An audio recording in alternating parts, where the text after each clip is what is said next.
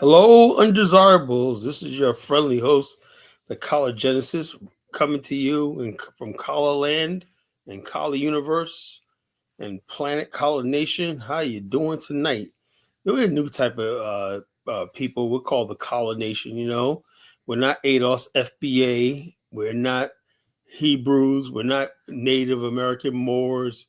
We're not. This is a Collar Nation, right? The Collar Nation is the keepers of our heritage, our keepers of our story, the story of the African American. You know, so we are the circle of keepers that keep our story alive for generations to come. And I'm the College Genesis, and I'm going to make sure our story stays alive for the world to see, so the world can know who we are. So the bottom line tonight is we're going to talk. Tonight's topic is Black America's best days are coming, and I'm going to break it down to you why I believe that is. First off, if you could like, share, and subscribe, you come into the chat room, please like the video because that pushes the algorithm. And then please, come on, Mari Shai. When the Ooga Boogas come in and whatnot, that's what they said. The Shnagalaga, the Ooga Boogas and Baruti wants me to speak Shnagalaga, he wants us to be Ooga Boogas and speak Shnagalaga. No, man, we're too advanced for that. We're the Collar Nation here. We're on the cutting edge of human civilization, the most advanced civilization the world's ever seen. That's going to be Black America of the future. Nobody else is going to match us in everything. Because like I said, our best days are coming. We went through a spit where we were misled into believing that the government could solve all problems, the political parties could solve all problems. And all we did was make a couple of Negroes rich and give them political office, so they could send their kids to the best schools and everything. And they left our communities in shambles, with this stupidity.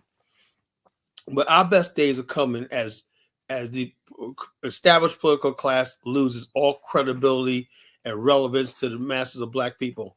It's going to be interesting as America regains a foothold in the world and everything. Black people are going to want to be a part of that in the future. They are going to want to be part of that, But yet and still, I see some stupid, dumb, ignorant, hungry Negroes online talking about they want to boycott Mexicans because they voted for boycott tacos, eat Mexican food because Mexicans voted for Trump. Let me tell you something, you stupid bunch of stupid, ignorant, dusty Negroes. People don't give a damn about you, whatever like that. Most people were smart enough to see that despite everything, they basically knew that Donald Trump was a winning team, and that the economy, everything was going to get better with Donald Trump in office.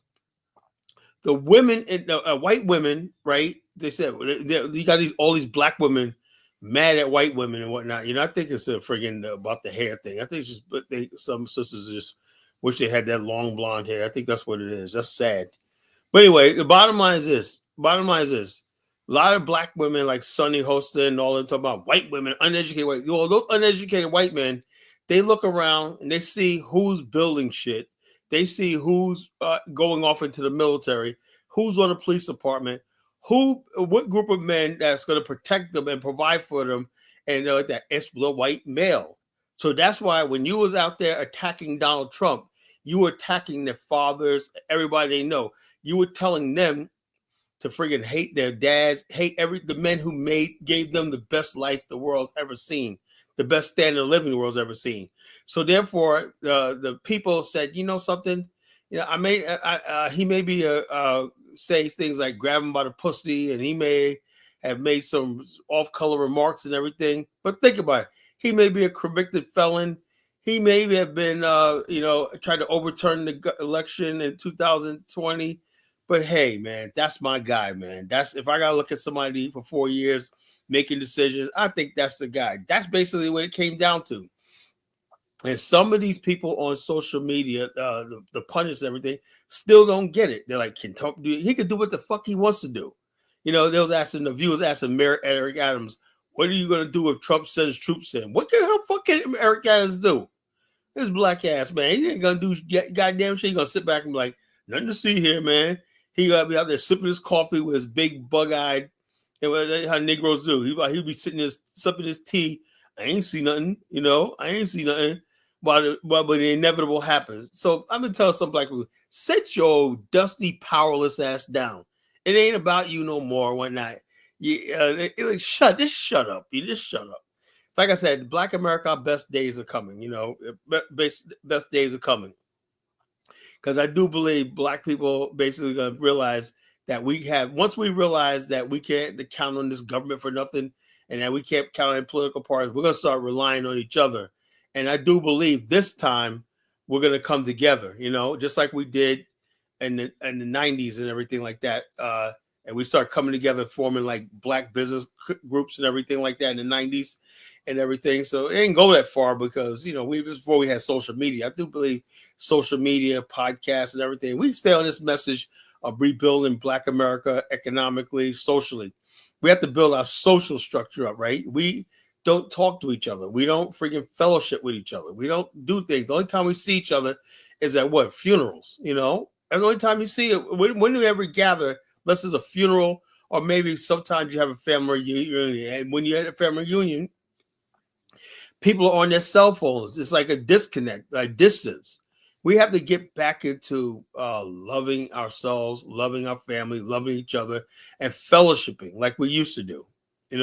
Once we do that and everything, all this other stuff will fall right in line. Business ideas, education ideas, whatever, politics, all that stuff will fall in line when we truly start loving ourselves. Stop loving everybody else but us. And I'm sick and tired of Black America. They always got to think. They always got to look for somebody else to love. Man, I love me some Nigerians. Man, I love me some Jamaicans. Man, I love the Chinese. I love the Palestinians. I love the Jews. I love everybody else. But what about yourself? Fuck me. Fuck black people. Fuck niggas. I love the white man. Jesse Lee Peterson. We're always loving somebody else. You ever notice that? When are we going to start loving ourselves? And when we start loving ourselves, and I do believe that's on the way, Black America going to see its best days coming. We're going to see our best days, prosperity, peace, all this stuff is going to happen for us and everything like that. You just have to believe, and we just have to go to work to make it happen.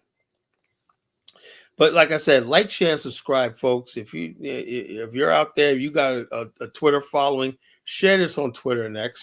Get the party started. I need your help, folks. We got to get the number of subscribers up and viewership up. This show is very, very important because, like I said, I believe in letting people speak their mind, even if you disagree with me. I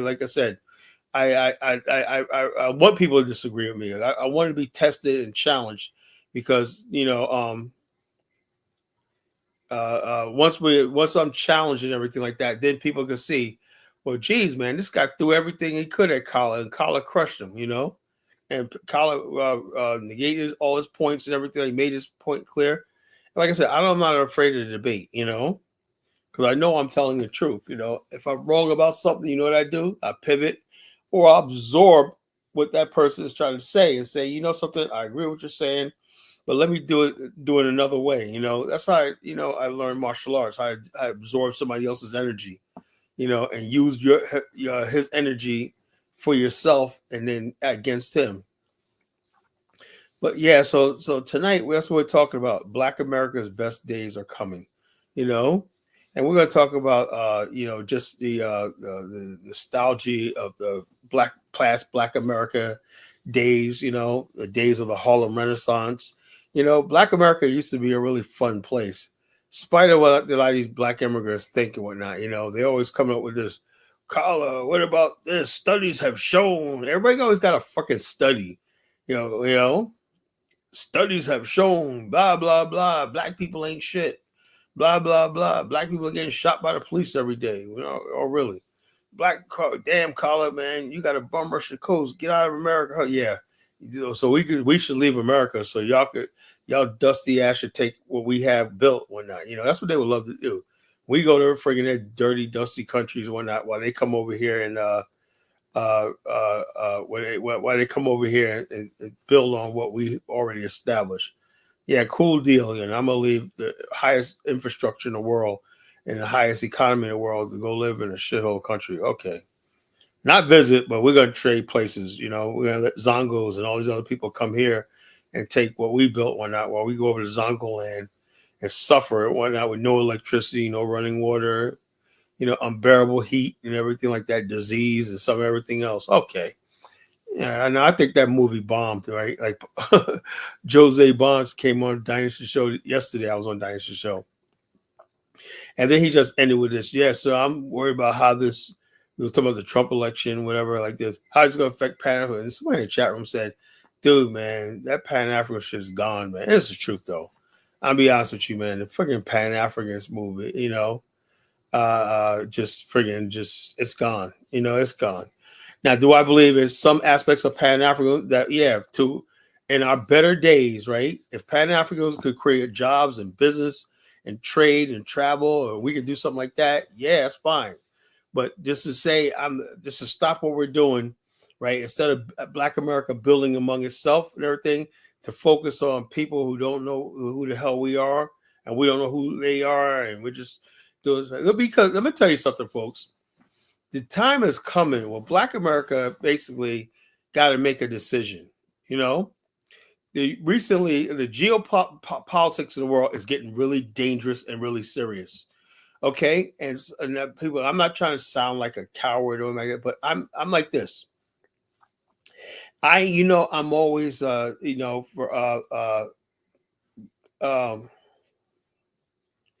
I'm always for the fact that something. I'm always a Pan Africanist. Black people stick together and everything, but we're living in a dangerous time period, right? And I'm saying to myself, what do we get out of all this? Like Chad, the country of Chad just recently said that they were not feeling America, and they want to strengthen ties with Russia.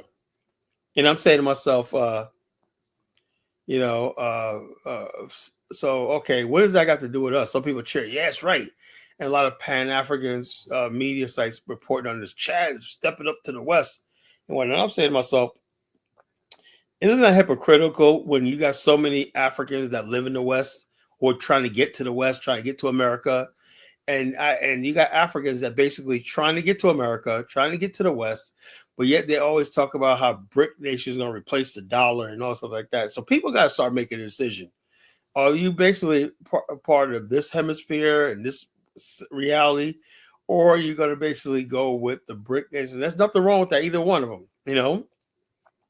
But us as African Americans, we have nothing to freaking gain from going along with these stupid, goofy Pan-African politics. But every time I listen to people like Dr. Mumby and all these goofy ass Africans and whatnot, basically pulling Black Americans, intelligent Black Americans, into this goofy ass Pan-African stuff that does not work, and it is not even designed for us to work. You know.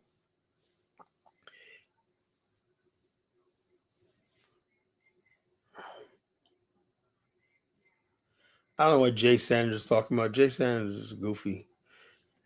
Crenshaw Grind says buy Black American products like Goody Farms, whatever like that. You know, yeah, I'm all for it. I'm all for black people buying wholesalers, not just individuals. I want to see Black restaurants buying from Black farmers. You know, can we have that happen? You know, can we basically start building Black restaurants so we have real business? But Black farmers got a ready-made market, you know, an industrial market like that. So basically, we do stuff like that, then we're on our way.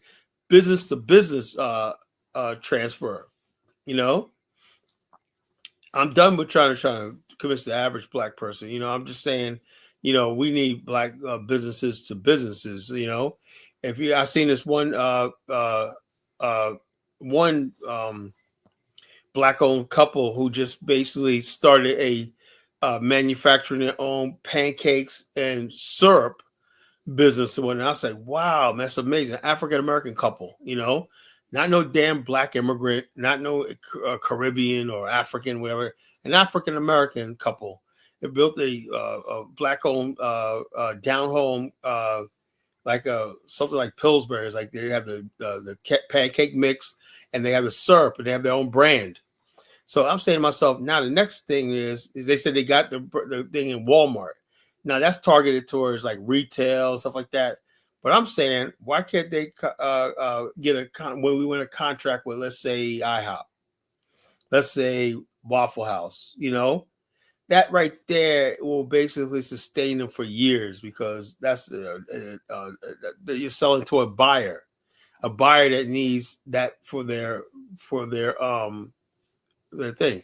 So basically, what if all the restaurants, black-owned restaurants or white-owned restaurants, whatever, said we're going to make this as our main our product that we're selling. We serve pancakes in the morning, but we're not going to go to Pillsbury. We're going to order from this black-owned company, and we start rallying around that and telling businesses, "Hey, you want our business and whatnot? How many black-owned products are you selling in your chains? Walmart, how many black-owned products do you have in your shelf? We did this one time before with Operation Push back in the 70s. Jesse Jackson, give him credit for that. Operation Push, where basically companies are required to buy black-owned and distributorships and stuff like that. Jesse Jackson's family netted a Coca-Cola dealership, a distributorship. So the bottom line is this, so therefore we have to basically talk about that sort of Black America again. I do believe that days are coming back. We were on our way until this Yvette Carnell comes along with this Adolf SBA goofball shit, talking about Jason, I'm just fucking with you, man. I don't know how goofy you are, but but Africans didn't reject me, whatever, about the Afghanistan. But the bottom line, I don't think they're ready for it, And the bottom line is, I'm not gonna. It says a lot of people just basically. I'm the original one that talked about building a homeland in Africa and whatnot. But there's a lot of people that took my idea, ran with it, and they failed. RJ Mahdi failed. Was a cable on. He tried to rip off what I started, and he failed. All these people failing, left and right. Because I said the only thing that's going to work is you have to build a geopolitical entity. That's why they call me the Collegensis, the culture critic, geopolitical pundit, right? Because the bottom line is, let me tell you something, folks. Anything I want to build, right? I believe my people deserve the best. Really, I do believe my people deserve the best. So if you're not bringing the best to our people and everything like that, then I don't want anything part of it. No, Marcus Garvey basically had an idea, but I was the only one in the modern times that said that said we need an African. We need a homeland that we control from top to bottom. The people who are slave descendants need to be able to return and have the opportunity to self-govern themselves on a territory. Now, I said like this. Now, the African could be in Canada. It could be in South America. But I said the ideal place would be on the African continent, right? Because there's plenty of room, plenty of territory, and like 99% of the continent is unoccupied, But since the very idea of that just basically Africa, it shows you that Africans aren't our brothers and sisters. That should have been like yes, that's a good idea. Even if it never happens, after you would think Africans will be on board with it too. Yes, you need to come home, build a state, But the bottom line is it says Africans basically, to me, the feedback I got is Africans are opposed to that, but yet we can't keep them out of America though. They can come to America and everything like that, but they want to covet Africa, But yeah, like I said, so the bottom line is I'm not going to fight over it no more, I'm not going to fight over it no more. So I believe that, look, what we lost in the Pan-African world, we're about to gain in America. I do believe Black America's golden age is coming. I do believe that, because like I said, we have actually nothing to distract us anymore. The African things have been failed. The Black political class, liberal Democrats have failed us and whatnot, So the only thing we have left is each other, ourselves, to build with ourselves. And so I do believe this time we got nothing basically focusing, nothing in our way, focusing, So the bottom line is no matter who the hell's in office, I don't give a goddamn if Obama, Donald Trump, whoever the hell's in office, we're going to be all right. We're going to be good. We're going to do good and everything because we're more powerful than these people are. I believe that. You know, who's real Donald Trump? Whoever this goofball is, you should get arrested for impersonating a person, the real Donald Trump. I plan for black people. We don't need anybody's plan for black people. We got our own plans, you know. So black Republicans have absolutely failed. They all failed, you know. What's sad about the black Republicans is this: most of what they say is absolutely right, but they don't know how to bring it home. They don't know how to bring it home. I mean, I listen to Candace Owens; she's brilliant. Most black conservatives are brilliant. What they say like this. What I'm saying about the black conservatives is, they've never gotten off the ground. They have never gotten off the ground. The black conservatives have never gotten their movement off the ground. They never had any following among black people, because the bottom line is this: if the black Republicans, what they have to do is this: acknowledge that, one of the biggest challenges of them is a Republican Party or the right wing is still the home to a lot of white supremacists and racists out there. I'm just being honest with you, right? And so therefore, if the black Republicans were smart, right, the first thing they're going to do is go after that element of the Republican Party, saying, look, make them pull out their cards, pull out their cards. If you're a racist and everything like that, why should anybody not? And then you basically, when you find out Republicans, if you find ones that say, we don't care about the black vote, then you bring it to the leadership of the Republican Party. Do you agree with what this person just said? Right? He said they don't care about the black folks, they're racist or not. Guess what? The Republicans know in the future, they're not going to be able to win without broadening their base. The demographics just don't add up.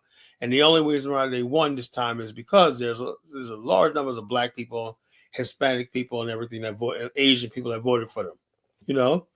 So the bottom line is this, but there's still that racist element of the Republican Party. It's not even just the ordinary redneck racists.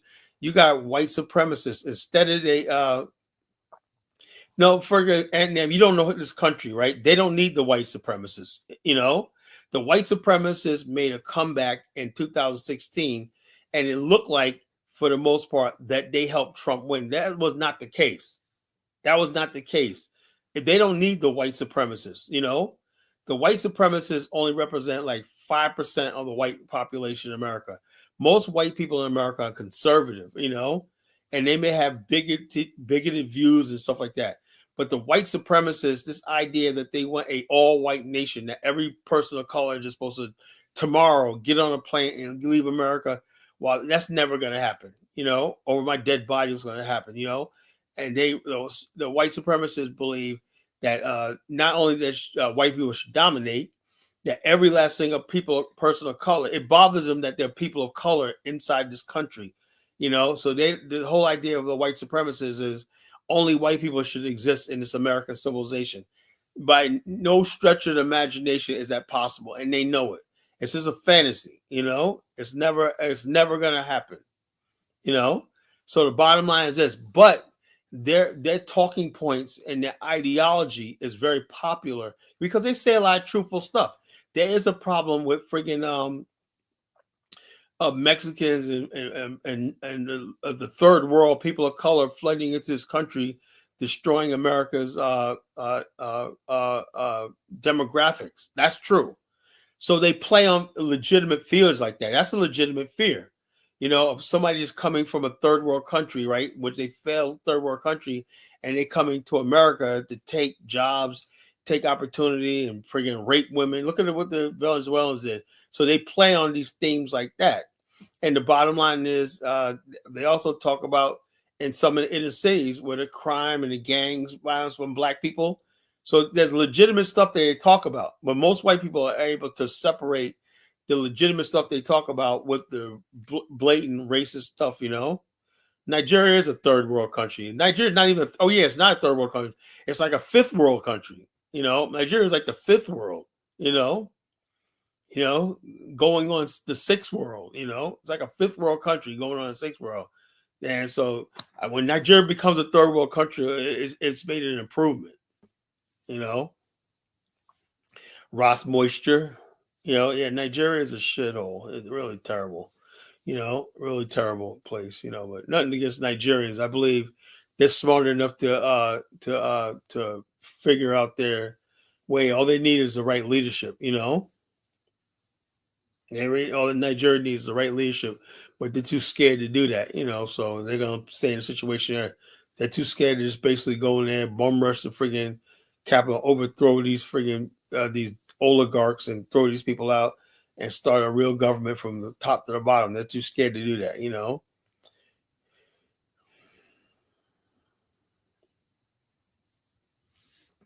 You know, so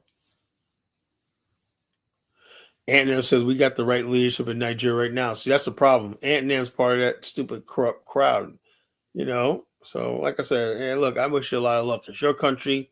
You say it's the right leadership. Hey, look, what can I say? You know,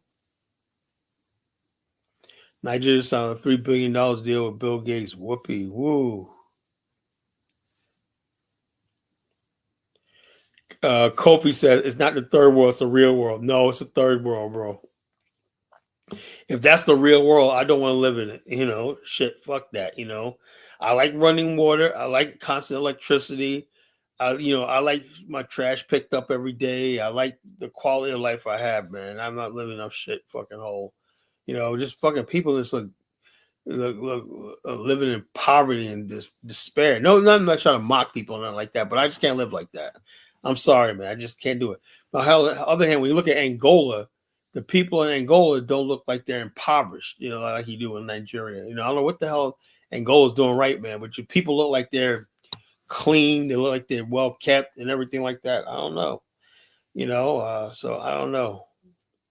And then Ant-Man's always pulling the friggin' Dangote card when that he's at a refinery, refinery up for months, but hasn't refined one drop of oil yet. You know. I don't know. Somebody keep bringing up Nigeria. Why every time I talk, man, Nigeria always comes up? What is about that? But today we're talking about the best days of Black America coming. You know, I don't know about the best days of Nigeria coming. If you say Nigeria's on its way, hey, I wish you a lot of luck. You know, I wish you guys a lot of luck. You know, wish you guys get that country together. You know, well, it is what it is, folks. So yes, we're talking about tonight. The best days of Black America are coming. I am dead serious about that. The record numbers of Black people who are opening businesses every day. And we're about to have a renaissance in Black America. I mean, the number of Black people who are earning college, higher education, the number of Black people who are opening small businesses. Just the only thing that's holding Black people back is the tension between different groups of Black people in America, male and female. That's the biggest thing. You know, the biggest thing is the Black male, Black female divide. In social media. Look, let me tell you something. Right? We was talking about this last night. And Dollar Bill was breaking it down. You cannot basically, and I tell Elvis, right? Oh, we need to build a Black family. You cannot have a culture where the women are legitimizing and normalizing hoe culture. You can't have a number one song called WAP, wet ass pussy, and all stuff like that, and then talk in the same breath talk about, oh, we got to build Black families and everything. It doesn't work. It does not work. You cannot friggin' have a hoe culture and just wild culture. You got women out there now on TikTok and everything boasting about how much money they getting dudes to buy and spend. Look, let me tell you something, dude. This is one that never happened to me. Maybe because I'm older right now. Ain't no chick getting no free meal out of me. Say, Carla, well, you're cheap. Maybe so. I got a wife. I don't care about that. But if I was, right, it was single, right, you are not getting one friggin' dime out of me. If you ever want to go out with me and whatnot, you're bringing your own goddamn money and you pay your own way. That's just the way it is. I might be inclined to buy some popcorn at the movie theaters. I might spring for the popcorn, right? But you're paying for your own ticket and everything like that, like this.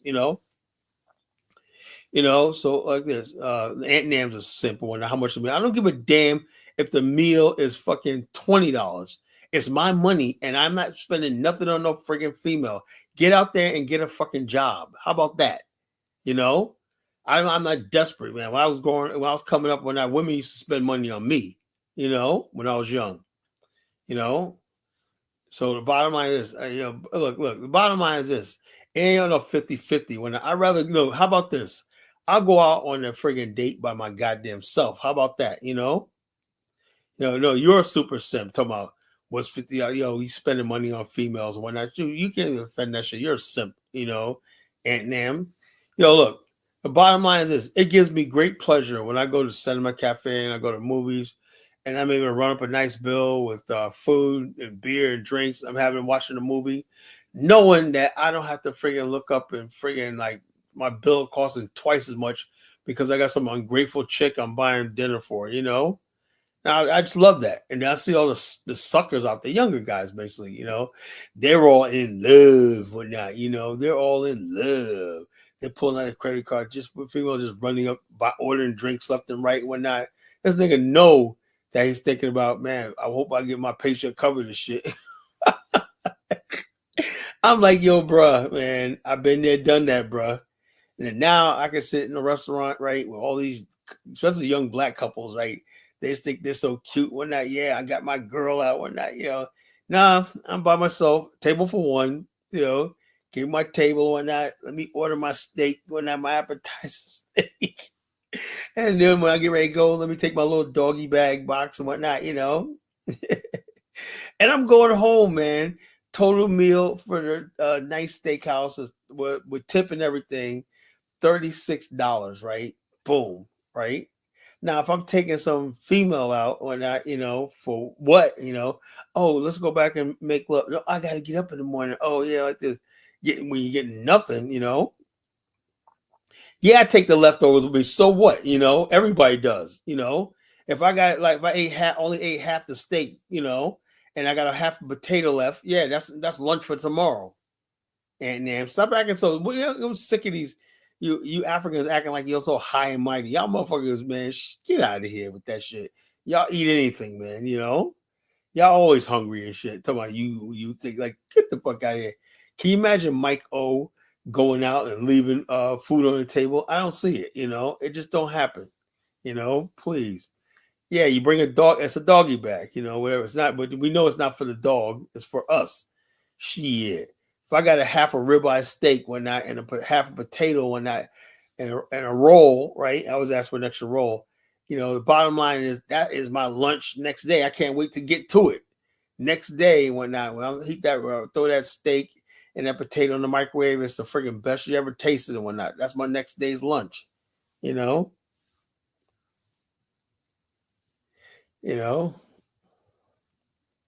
And stop being such a source for I'm just fucking with you, man. Stop being so freaking source for Africans are so self-conscious, man. Jeez. I'm just joking, man. Jeez.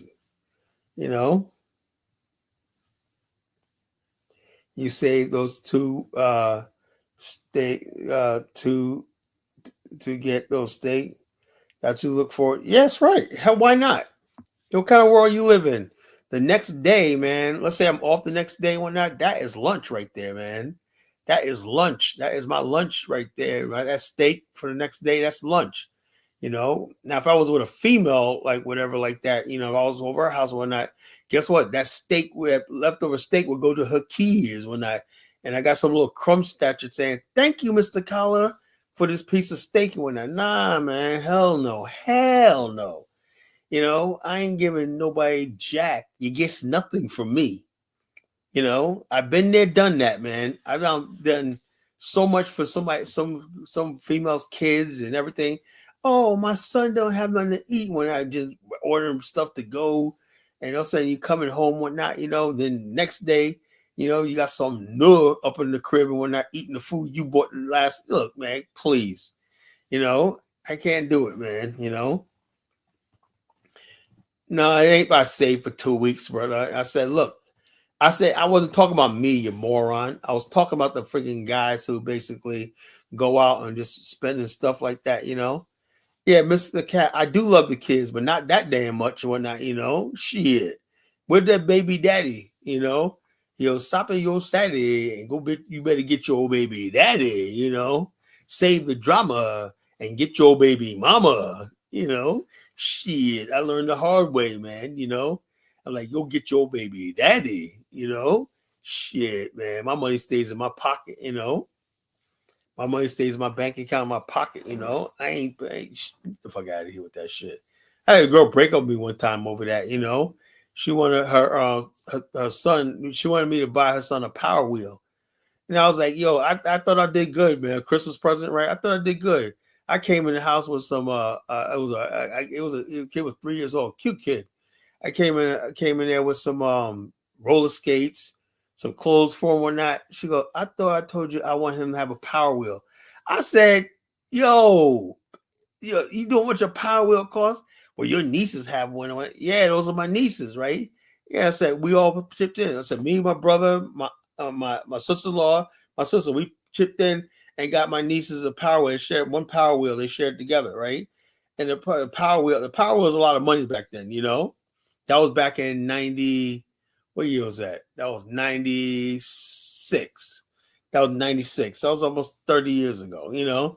And Power was a lot of money right back then, you know. It was a lot of money. So we just basically chipped like a couple few $100s. We was really chipped in. None of us were making a lot of money at the time, you know.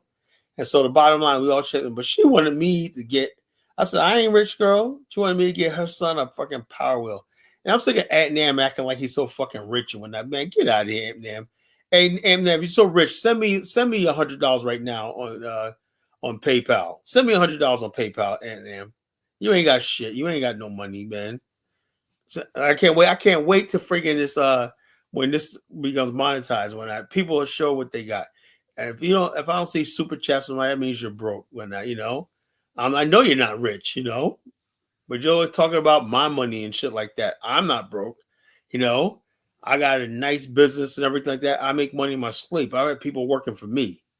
You know, I love what you call. I love it. You know, I love freaking doing what I do. I get all my business. I get all the perks and when I get invited to dinners and stuff like that. Hotel rooms paid for, transportation paid for, everything like that. Right? Because I produce numbers. You know. And so hopefully in a couple of years and our agency grows, maybe in like 3 years, we make partner with the largest marketing company in the agency in the world, and now I become a millionaire.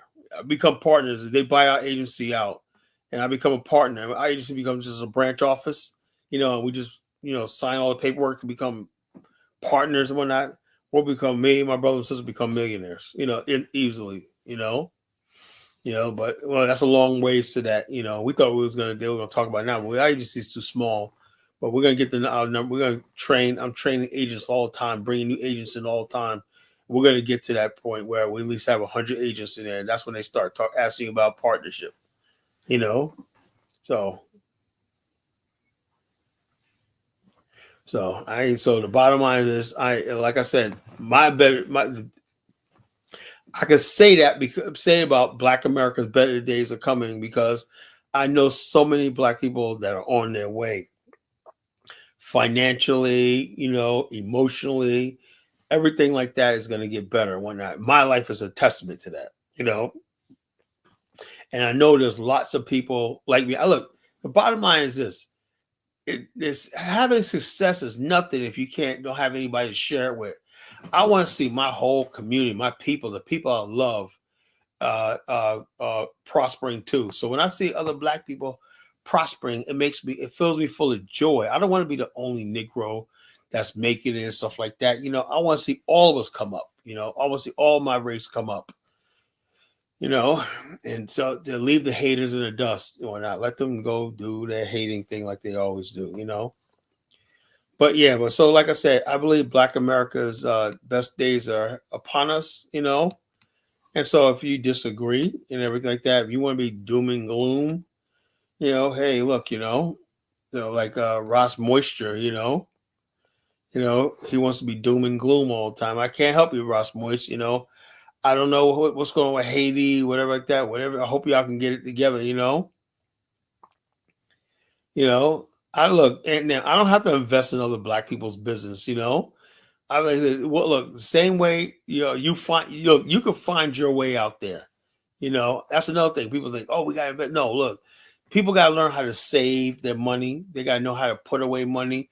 They got to know how to build their credit score up, all the stuff like that. All that stuff like that, budget their money and stuff like that, live within their means, all the stuff like that. So therefore, you don't really need somebody really investing in you, you know. Now, I like to have it so that, you know, when we start doing real investments, then we got real business opportunity. But a lot of stuff that black people that want to get into, they should be able to do themselves. You know, if you save for 2 years, I have this one story. I always tell this one story, right? You know, I have this one story.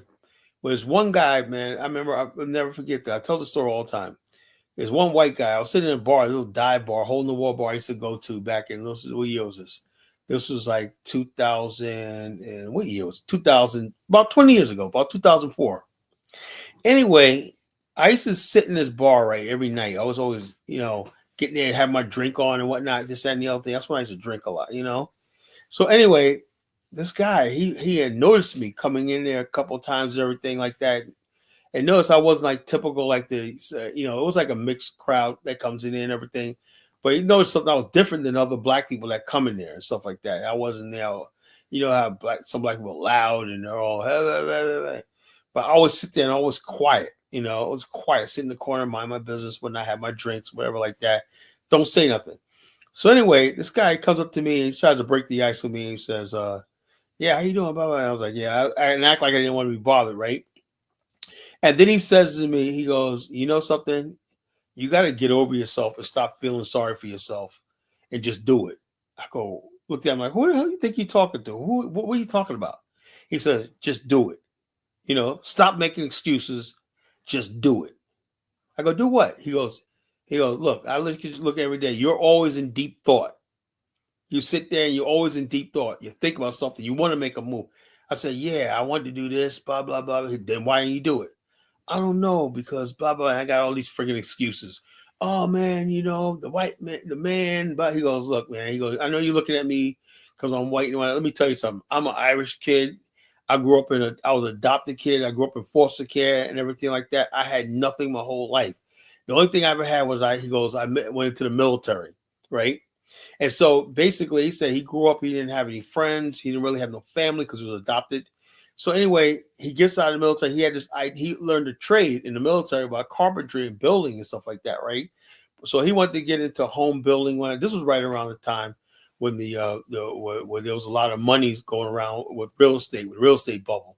So everybody was into building houses and stuff like that, you know. I wonder how he turned out, and when the market crashed. I wonder how he turned out. Would never know. Anyway, I'm sitting there, and he says, "You know something?" He goes, "I basically, it took me it took him 4 years, right?" He goes, "Look, I went to a bank, right, and I went to buy a property, right. The bank turned them down, right." And he said the reason why the bank turned me down because I didn't have any credit, you know. And so the bank would not give him $8,000 loan, right? To buy the property. You know what he did? He said, I got a part-time job as a bartender and a bar back in a restaurant, in a nightclub, whatever. I don't know, whatever. He said for 3 straight years, all he did was just save his money. And then basically he said his business partner was a black man, a Nation of Islam type of guy. He says, even though I'm white and he's black and whatnot, and we have different political beliefs and whatnot, you know, he was telling about he's a Nation of Islam member, black Muslim, whatever. He goes, they hit it off. They hit it off. He said, man, they found that they had a lot in common, stuff like that. You know, both military and stuff like that. They hit up, became best friends. And he said, yeah, and there you go. That's my business partner, right? And so he said, so far we flipped 25 properties together. I said, wow. He said, that's what we're doing. So anyway, he said, you can do it too. You know, he goes, you can do it too. And I said, how? He goes, look, you know, he was giving me like pointers on what to do and stuff like that. But he said, you got to figure it out for yourself. So anyway, these guys come in, right? He met these guys come in, these younger guys come in, right? And basically they were roofers and painters, right? and they were coming in and was like, somebody introduced him, right? So he met them at the bar, right? So the guy was like, yeah, how you doing? Good to meet you. We're gonna do such good work. We're not, that's fine, but we'll see. He goes, what you Jay Sanders, how would he scam me? We didn't do no business together, you stupid idiot. This is why I said you're goofy, Jay Sanders. You're stupid. So anyway, this guy comes in and he was basically talking to him, right? And the guy said, look, let's not have a drink. He said, let me buy your drink. He said, let's not have a drink because we have not done business together. Let's do business first, and then we can have a drink. He goes, okay, because this doesn't mean anything. I don't want you thinking that you're gonna get anything out of this because I expect the best. And the guy kept saying, yes, we do this on time, we do this, everything like that.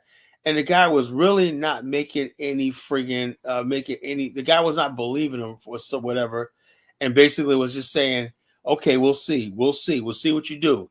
And the guy kept trying to say, yes, man, we got this, we did this in record time, blah, blah, blah, blah, blah. And the guy just kept saying, no matter what he said, he kept saying, we'll see. Okay, we'll see how it goes. We'll see how it goes. In other words, he didn't let one time. And then finally he said, yeah, let's have a toast. Let's not have a toast. This doesn't mean anything. Blah, blah, blah, blah, blah. So, but the bottom line, I learned something from that day, right? And the bottom line is, look, I keep seeing a lot of people that every time I come meet somebody, right? They always want me to toast with them or congratulate them or put them up, and they haven't done one friggin' thing. And I remember that when that guy was basically saying that, right? He was like, that's how you got to be in business, right?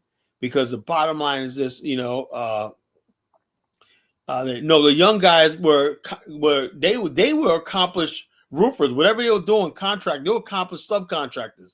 But the bottom line is they didn't do no work for him. So as far as he was concerned, you did not friggin' you did not do anything, because the bottom line, he said, look, I've heard this before.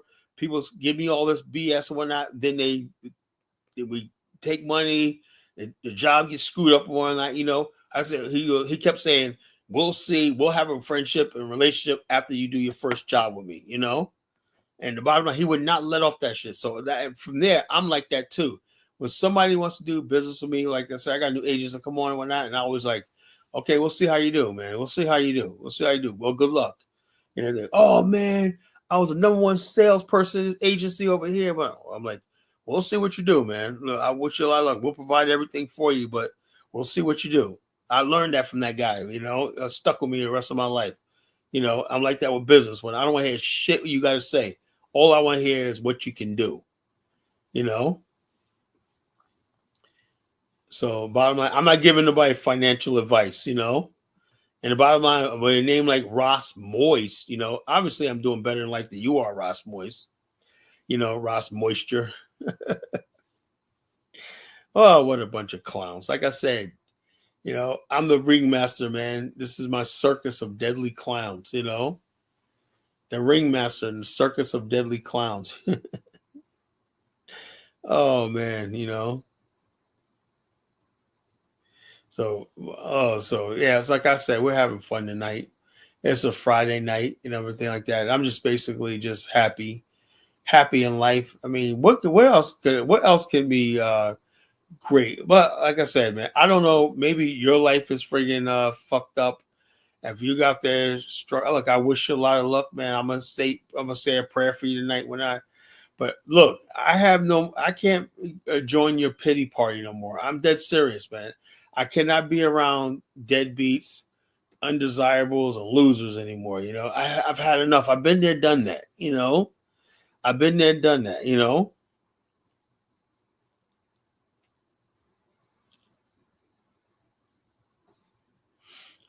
So I've been there, done that. I've been there, done that. I've been there, done that. Seen it all, man. I've heard it all, man. Right now, all I want to do is say, I want to know is, do you have a plan? Do you have a plan for a call? Come on, I tell you about the kid that used to be on the BL with me and whatnot. I was like, dude, man, I was checking. When are you gonna get that welding certificate? Well, I could be a mechanic. It's like, nigga, get that welding certificate. How you gonna talk about building a nation? You ain't got no skills or no nothing. You know, I'm not an insurance salesman, Ant Nam moron. I have a marketing ITC uh, agency, right? We just happen to sell insurance and group insurance, health insurance, whatever, right? In a large scale. So the bottom line is I'm not just some insurance. I have an agency. I have people under me, dozens of people under me. So we have an agency. We're a hierarchy. You know, so the bottom line is that I could basically go on. What I might do is go on the road and just basically, if I could probably have a GA. If I ever, I'm a MGA right now, so I could put GAs in every state, right? But if my sister ever becomes partner and I'll move up to SGA, then all I will do is go on it, or I will have an agency in every state. I will go in every state, have an agency, and give it a budget for sales budget and whatnot. I'll give it a budget and everything like that. And my God, I'd be a millionaire in like 1 year. If my sister ever become partner, I'll move up. Me and my brother and I will move up to SGA and whatnot. And so the bottom line is he doesn't even know what SGA means, senior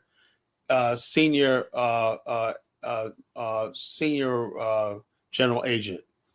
MGA means I'm an MGA means managing general agent.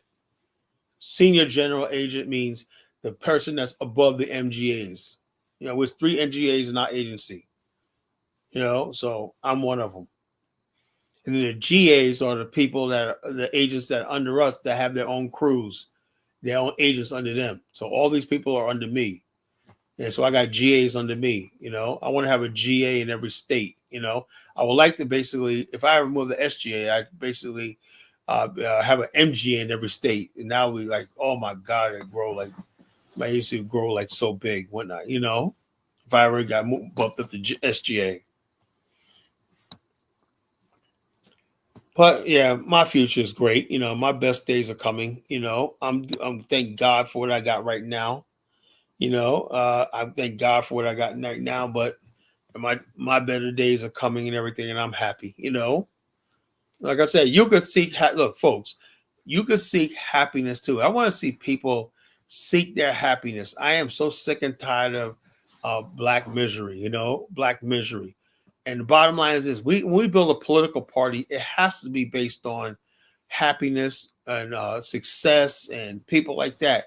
We cannot let the miserable among us, the downtrodden, miserable, just the losers freaking thing. The losers have too much power in the black world, Be like, man, I was growing up on Section 8 when that blah blah blah. We was poor when that we didn't have no milk when that. Okay, now I'm here to lead you. Nigga, get the fuck out of here,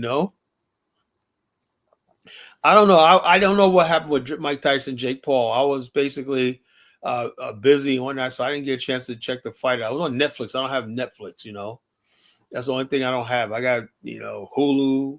I want to get Apple TV, but Netflix is boring, man. It's another channel you guys should check out is Tubi. Tubi has a lot of movies in it, and basically Tubi, I don't know if it's black owned or not, but they say there's a lot of black owned creators got their start on Tubi. That's a platform. The movie Providence about Liberia is on Tubi, because I don't watch movies like that, I don't have Netflix. I don't really. Tell me what is about Netflix that people like so much? I got a Fire Stick and I can go to pull up movies for everything that I want. Netflix movies are all freaking boring, man. And so once in a while, like now, I tell you what, I did get Netflix when Dave Chappelle had that special. That special Dave Chappelle had a couple years ago. That was off the chain. I mean, I was gladly got Netflix for that. I got a subscription for like a couple of months because of that shit. That shit was good. That was good. That Dave Chappelle special. But after that, I mean, I don't really see what Netflix has that I got to pay a subscription for.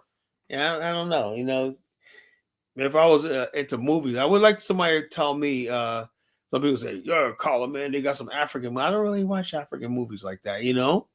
I mean, I really don't get it in Netflix. I mean, because like I said, they got. I don't know.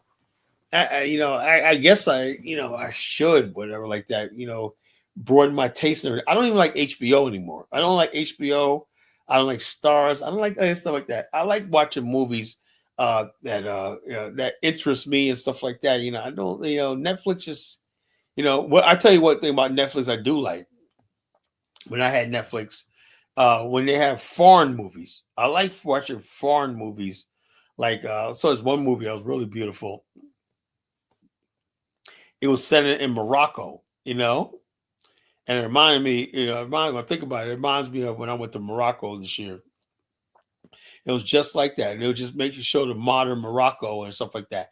I like when Netflix movies that are foreign movies, and they're showing like the modern side to a foreign country and whatnot, the good side of a foreign country that's modern and stuff like that. Like I've seen a couple of movies from India, a couple of movies from Philippines. I've seen a movie from Korea, and I like movies like that that basically take me out of America for a minute and take me to another land and take me to another place, whatever like that. And so that's one thing about Netflix I do like when the foreign films. That's the only thing I like is their foreign films because when I grew up watching foreign films, you know.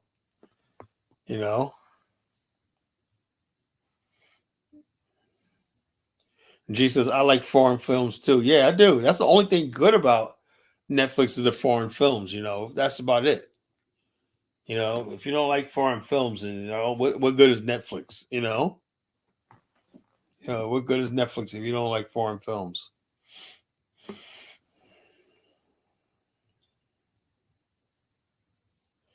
Do I like Asians on the low? You like Asian? Yeah, I do like Asian. I watch kung fu movies from the 70s and the 80s and whatnot. That's my favorite genre. Hong Kong based kung fu movies. And I like Japanese anime, and I like Japanese like Godzilla monster movies and stuff like that. I love that shit, especially from the freaking 70s and the 60s and whatnot. I love Japanese movies. I love it. I love it. I'm sorry. Shoot me.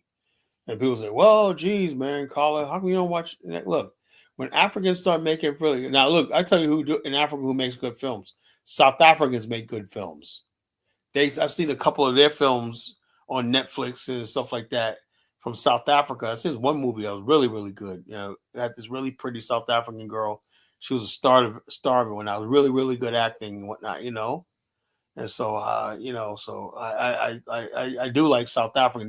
They know how to film make, but I can't see friggin' Nollywood movies on Netflix. I just can't do it. You know. So like I said, that's other than that. I love foreign films. Give me foreign films any day over American films. I do not like Hollywood. I do not like Hollywood movies. Because Hollywood movies, every time you watch a Hollywood movie, they always try to have some sort of hidden message in there, and they think we're too stupid to pick it up. Let me put an example I'm talking about. There's a movie called Deep Blue Sea Part 3, not Part 2, not Part 1, Part 3. There was a Part 2. I don't know whatever happened to it. I never seen Part 2. But I seen Deep Blue Sea Part 3, right? And it was about these Deep Blue Sea about sharks. Well, anyway, the shark were genetically mutated, right? And I said, "Oh, good story." And the sharks, bull sharks, they killed a great white and tore it to pieces. When I said these sharks are hyper aggressive, whatever like that, and then they drop it on you. They drop it on you. I know it's an old movie, but I'm just saying they drop it on you. Yes, because of climate change. They had to inject friggin' climate. That's another thing I get sick and tired of American movies. They're always talking about climate change and all these stupid things that don't have anything to do with anything. So what that does is when you got people like Elvis, oh, Colin, the climate is changing. Why? Because they're putting these messages in there that climate change is the cause of sharks killing people and whatnot. Blah blah blah. Oh, we're watching a movie about the volcano eruption and people are gonna dying from volcano. Well, you know what the theme is? The climate is basically caused the volcano. Everything they always try to link everything to some political cause, and I hate it. And then you look at who funds these movies. It's usually some environmental group, whether some environmental extremist group. Hey, you want your funding for your movie? Like, let me give you an example. My novel Journey to the Promised Land. I was offered $1.2 million by Lionsgate for the book published for book rights to my movie, for film rights to my movie. Only thing is, I would have to come up with a screenwriter and whatnot, and they wanted the screenwriter they wanted to use as their own, right? It would cost $200,000 for a screenwriter, but I would have to come up with 10% of that. I don't have 20 grand to come up with, for this one. So I just passed on it. But anyway, I wonder when I get in there and say, something, Kala, if you basically sign this deal and there's a couple of characters we want to change in your book, right? One is your character, such and such, we're going to make her a lesbian. And then what you call your character, Clinton and Rufus, we're going to make them they're going to have a gay scene in the bathroom. Okay, let me change that around. And the movie gets shot when there's all this stuff that's injected in there that I didn't agree to in the first place. But I'm back. I've been working with no goddamn Tariq. Get the hell out of here. I ain't working with no damn. I'd rather never publish anything if I work with Tariq. That's never gonna happen. So anyway, the people will come in there, basically will hijack your film, your movie and whatnot, add all that stupid propaganda in there. And then I said, now you're ready to publish or whatnot. You wonder how these movies get published, because the powers that be, they always got to alter everything in movies and music and everything like that. Tariq will help you with the funds. Yeah, right. Yeah, right. Yeah, right. I heard it all. Well, let me ask you a question. Has Tariq ever helped anybody in his life? No. Tariq has never helped anybody in his life but himself. So I seriously doubt Tariq is gonna friggin' help me. He's not that type of person. He's only out for himself. There's nothing wrong with that either, man. He's trying to make. He's a businessman, and he knows you Negroes, and he knows how to fleece y'all for money and everything like that. He has no other cause but just making money and making noise about nothing. Well, that's just what it is. But if he wants to do what he's doing, look, he's making a living at what he's doing, so I can't be mad at him. If people are stupid enough to give him his money or watch whatever he's doing, hey, so it's all good. No, it is what it is. It is what it is. You got people believing there's some sort of FBA, whatever the fuck that means. Yeah, we're the FBA. Where's our new label? Who created this? Oh, our Lord Tariq Nasheed. We're not. I'm a follower of the Honorable Tariq Nasheed. He says I'm a foundational Black American. Lord have mercy. What the Lord have freaking mercy.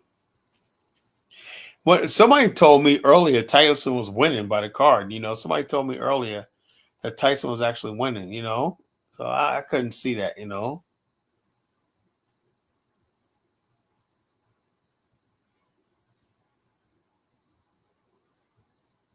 Well, Lefty is not a freaking lineage. I'm African American. Am I a FBA? No. How can it's not my lineage? So how can it be a lineage? I don't include me. You know. Look, Jonathan, man, I am not jealous. That's what another thing is. I'm sick of these effeminate niggas talking about jealousy. I am not jealous of Tariq. There's nothing Tariq has that I want. I would not trade places with him for nothing. He's doing his thing, whatever that is, and I wish him a lot of luck and whatnot. But but I don't want to go down that route. If I wanted to go down that route, I would have done that years ago. I'm not a grifter. I'm not a grifter. Anybody jealous of Tariq, man? Come on. That's female shit. Females get jealous of each other. When men don't get jealous of each other. All I could do was basically be the best collagenesis, good or bad, that I could be. I don't want to be another man. I just want to be the best collagenesis that I could be. And Tariq don't have enough for me to be jealous about. He's successful and everything like that, but he's nothing to be jealous over. Come on.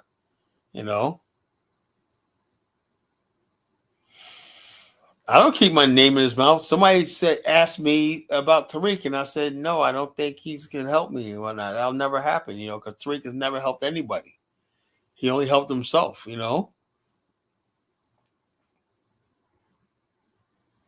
If it means I'm the best insurance salesman in Virginia Beach, that's what you think I am, that's fine. But I'm also a brother, I'm a husband, I'm a son, I'm an uncle, I'm a godfather, I'm everything.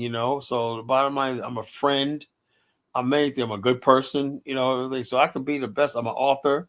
So as long as I'm being the best of what I could be, I'm a commentator, I'm a culture critic. So the bottom line is, as long as I could be the best of what I'm doing, I'm fine with that. So what is Zongo talking about? White man collar. Zongo, you are a goofball. Zongo is the biggest goofball, goofball everything. Jonathan Miller's tied for Jonathan Miller's what you call it. I think Jonathan Miller and Zongo are brothers. I think they're brothers. I think they're brothers. I think y'all are the same people. Have I ever had Jonathan Miller and Zongo on at the same time? Could they be the same person? I like to see Jonathan Miller and Zongo on the side. Prove they're not the same person. I think they're the same person. Oh, the fun never stops with these guys. Fun never stops with these guys. But yeah, so like I said, folks, the best days are ahead of us. And if the best days aren't ahead for you and whatnot, if you're feeling doom and gloom, I suggest you make a 360-degree thing. Do something with your life. Find happiness. Get with people that's positive and think positive and everything like that. And like I said, your best days will be ahead of you, and my best days are ahead of me. And everybody around you's best days ahead of you. Now, if we have a bunch of people whose best days ahead of we'll be happy. We won't have to worry about what Chukwo says. We don't have to worry about what Chukwo says. The misery merchants, like Chukwo says. You ever see these people like I said, I used to be like get my doom and gloom on. You ever go to these political meetings and watch my like, yo, Dr. Such and Such gonna speak and what do? You go there and get your doom and gloom on. Doom and gloom, whatnot. The world's coming to an end. Black books are fucked. Man, the white man is marching on. He's gonna kick our ass and whatnot. Hey, the bottom line, we got nothing, man. The economy's bad, blah, blah, blah. Police are killing us, blah, blah. You get your doom and gloom on, man. That makes you people, that's trauma bonding, getting your doom and gloom on. No more trauma bonding. No more getting your doom and gloom on. That's how we deal with this. Deal with this as we talk about success. We talk about building. You can't build whatever like that, then we shouldn't be listening to you. And like I said, the people that led us for all these years and everything like that, they are on their way out.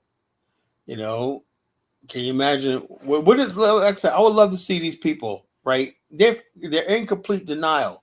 They're basically saying, "Yeah, man, yeah, Trump's gonna do this. Trump's gonna do that. Yes, he can. There's nothing stopping him. Yes, he's gonna have mass deportations.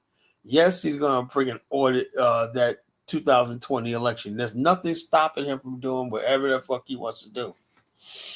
So the bottom line is, you guys, it was a definition. This election was a definition of F around and find out, because motherfuckers were fucking around with this man.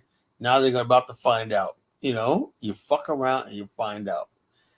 So the bottom line is, I think we're black people. What we have to do is sit back and shut the fuck up for once in our life. We're not.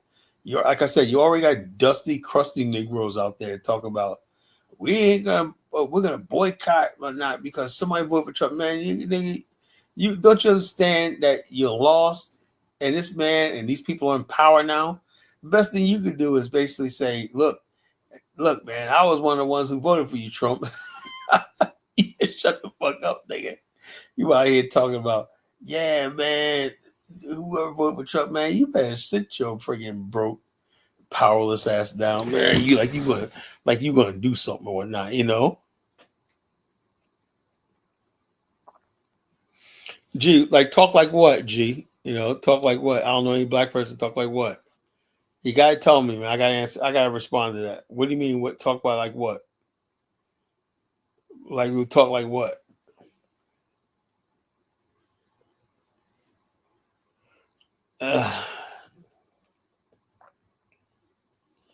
RFK is a good thing because we're gonna get down to that Fauci. Whatever thing is, I hope Fauci gets indicted and thrown in jail, under the jail, like he's supposed to be. You know, the best days ahead of us, whatnot. But I got to get my doom and gloom on, so let's me bring Elvis in. I can't have a night, man. Like I can't have a night all the time where I'm happy. I gotta get my doom and gloom on, you know. So here comes Elvis.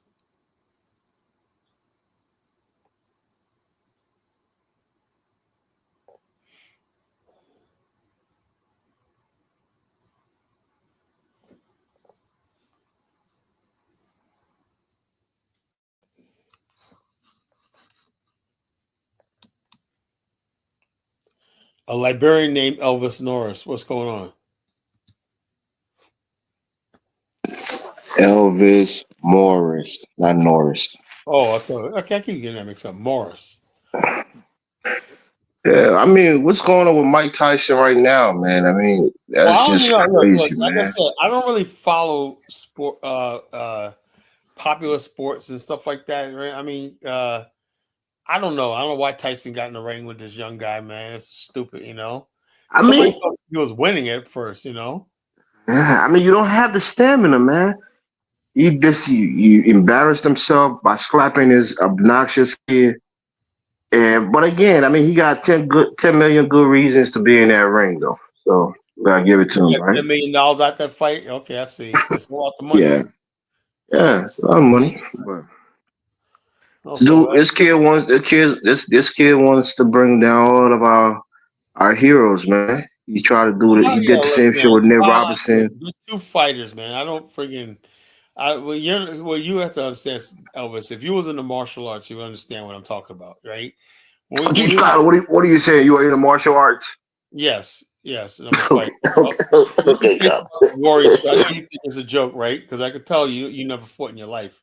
Let me tell you No, something that's about. true. Let me tell I you about never the fought. warrior spirit, Elvis. Right? When you see two warriors or you're a warrior or not, race and all that does not play one bit. Fighters respect each other, regardless of race or whatever like that. We don't see like because I had times where I used to train and spar with skinheads, you know, and at one time you have skinheads and you have other people out there training together, fighting, sparring together.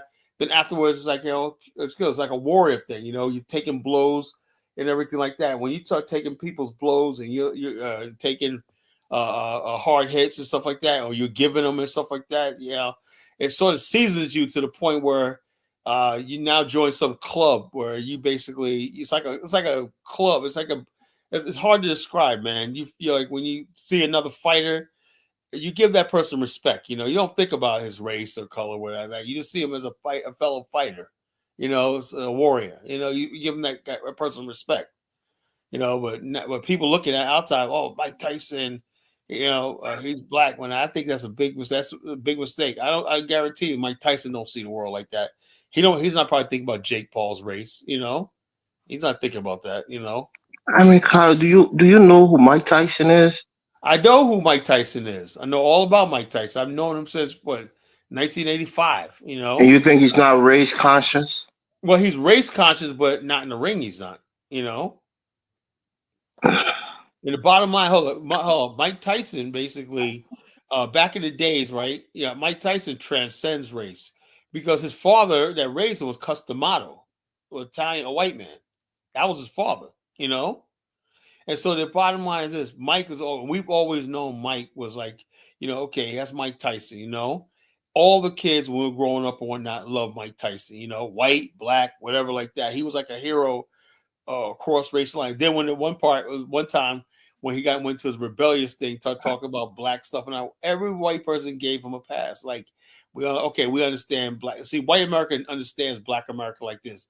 Okay, they're gonna go through their black phase, whatever like that. They expect it, They're gonna you know, go through their black their phase. black phase. Nigga, And, you black on all phase of your existence. What kind of no, phase is there? no, no. After you go through your black phase, what's the next No, no. stage? See, Elvis, that's what I tell you. You don't understand I'm African asking you a American. question. Don't No, preach to no, me, you don't Carl. understand. You don't After understand. you go through your black state, your Let me black tell phase, you. You what's want the to see next something? You want phase? something? You'll be quiet, and let me tell you, it's called consciousness.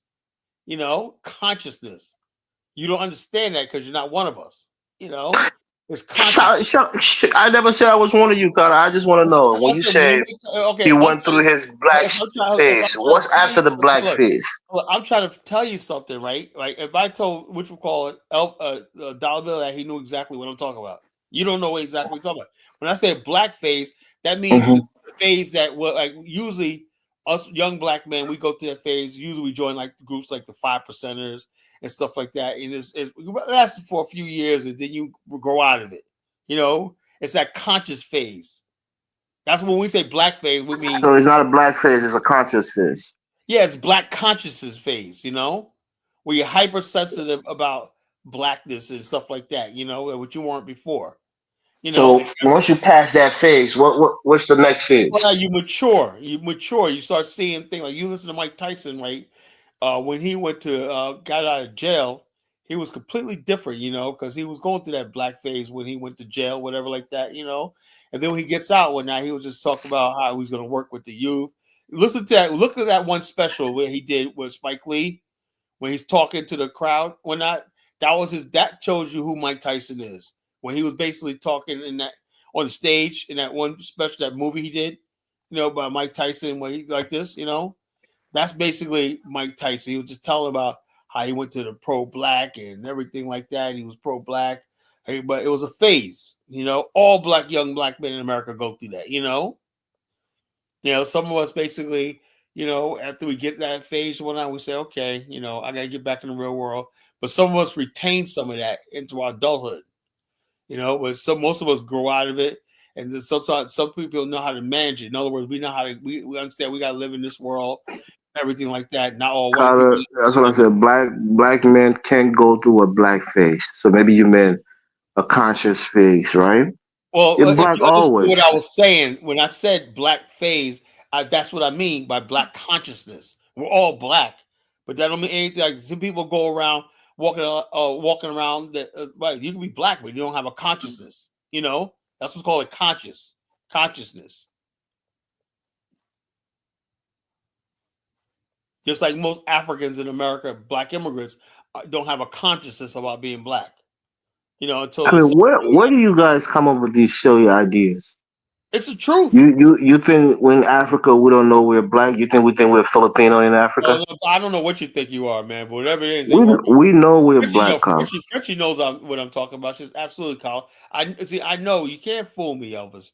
I don't know about that when if you're black, you don't understand the significance of being black. So on the Hold on. continent, when you go to Liberia, the people there don't know they're black. Well, hold on. Bottom line, hold on. Look at the history of Liberia, right?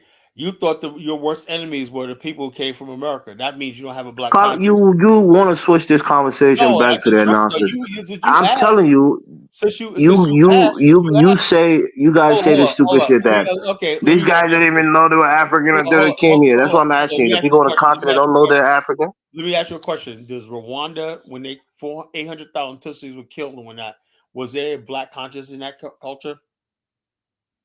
I mean, when you say black consciousness, what are you talking about? Garveyism, No, when Pan I say black Africanism, conscious are those means the things you consider black you know what black consciousness? conscious means? Black conscious means that we're black, they're white, we're not, they're the enemy, and we got to be together. That's what black conscious really means. I mean, that's your own definition of it. But they knew they were That is black the people. definition of it, really. Listen, Kyler, man. I don't want to even argue I tonight. would Frenchie. Frenchie, why don't you come in tonight and school Elvis? The people in Rwanda knew they were black people. They didn't Oh, think they I'm were sure they white. were, yeah, but they didn't have a conscience of it, because What why the would hell they do you kill? mean by that? Why would Tutsis? Look, I have friggin' people I that are in mean, Congo. do the people in Russia and Ukraine know they're white people, Yeah, or do they not have a consciousness how that about they're this? white? Well, how about this? Why don't you bring your black ass to Russia, right? and be walking around the rural areas of Russia and whatnot, and then I run mean, into what does that overseas. what does that have to do with this? I'm telling you, there can be conflict amongst people who know No, who yeah, they they are are. in conflict, but the bottom line is this: in America, You try to denigrate Africans as if they don't know who they are. They no, I'm stereotype saying, that no, I'm Africans don't know saying, who I'm they saying, are I know or they, I haven't know they realized they're know who black they are, people. but I'm saying, like, which go look, African guys agree. She goes, Elvis, Carl is right. Many people in Africa Colin, do stop not looking for believe we're all validation in the comment black. section and have the conversation with me. No, I'm just this is the feedback right here, Yeah, bro. no. I'm not looking at the comment section. I'm If saying you're telling me that the people in Rwanda didn't know they were black, I have no that's idea what that's they that's were. a The bottom line, yeah, that's a silly point. if they knew they were black, that's even worse. You know. Don't do that. These are human beings like any other human beings. White people fight each other. Black people fight each Yeah, other. They're right. human beings. Yeah, but no, hold up. Only Africans pull genocide against each other. That's the only thing. What are you talking about? Have you heard about Cambodia? Well, the bottom line, not on the level of Africa. Come on, let's Oh be man, yeah. Everything is worse with the Africans. 800,000, almost a million Tutsis were killed just because they were Tutsis. No political reason. Cambodia was political. The Khmer Rouge were not. Rwanda, it was not political. It was Do just you? It was not political. It was no, not political. You sure about that? no. Rwanda was about hatred. You know, hatred. I mean, Kyler, Tutsis were killed that's in why you see I 200. don't really like to do too much talking because you just like to rile me up with your talking points. It's the truth. Why are we pretending that he's not right? Africans reject the idea of being called. What's Frenchy say? You know, reject the idea of being called black and identifying with other tribes. That's the truth. That is the truth. I hate to say it, I wish it was different, man, but you know, it is the truth though. So when I say conscious Tyson have a black conscience, that means he went through that phase where he's black, then he got out of it, you know. He's all people are people, you know. He endorsed Donald Trump. Who's his man for the presidency? Make America great again. He sees himself as an American, you know, a hero, you know. So that's what I'm talking about. You know, he's not the same, you know, Mike Tyson for a couple of years, you know, when he was in his early 20s, you know. So if you know, you know. You don't know, Elvis, just say, look, Kyle, you taught me something today. You know? What are you talking about, Carla? I'm a continental African. Hell yeah. Well, You're not I'm a sorry to hear, continental I'm sorry to African. hear that. You don't know how continental African think. Yeah, I do know. Guys think. No, Well, you don't. hold up. No, you I don't. got Because another concept for you're not Africans. from You know, Africa. You don't know our culture, Jakes Carla. out, Jakes out. I don't look. You're not I one of need us. I'm thinking, You thank understand God. that? You're not one of Thank us, God. Carla. Thank God. Anyway, Yeah. Ola, what's going on? What's on your mind, brother? Good, Kyla. Good day, Elvis. What's up, man? Kyla, we know we're black, but we just have our tribal differences. You know, we know we're the same, but if we don't know we're the same, how do you think that sometimes we marry each other there, and we expect to have the same type of person that will come out of both of us, but we just have a divide by a name, ethnic name, clown. That's just the difference is there. You know, then the person colonize you. If you meet a francophone, if you come across if you come across a francophone country territory people, that's where you see the colonization of different type of white people that colonize us. You know, francophone person we act first as French in his behavior. Then you'll be shocked. You know, he will see you as a stranger. That's just the truth. You know, I've come across a Togolese who act as French in behavior. I was like, whoa, love a crew, you know, and and that's on that level of tribalism anyway, very far cold, you know, towards I don't know because I speak English. But if you come across the francophone ones, you will understand this color of a thing is just there, but there's a very big difference in mentality. So we know we're black consciously, but we also behave according to those that colonize us. You know, imagine a French francophone will eat croissant. with Stockbrood. Me as an English person, I don't know those names, until I come across them somewhere in Europe, But they already used to it, So we found there's a very big differences, especially if you come across, seeing the culture first. Look, their culture come last. What you're seeing is the French culture in them first.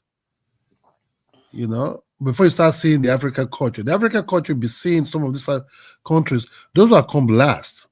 Those will come when you start really knowing them. Like deep. At first you see the French culture. Because what they will throw towards you at first will be the French food.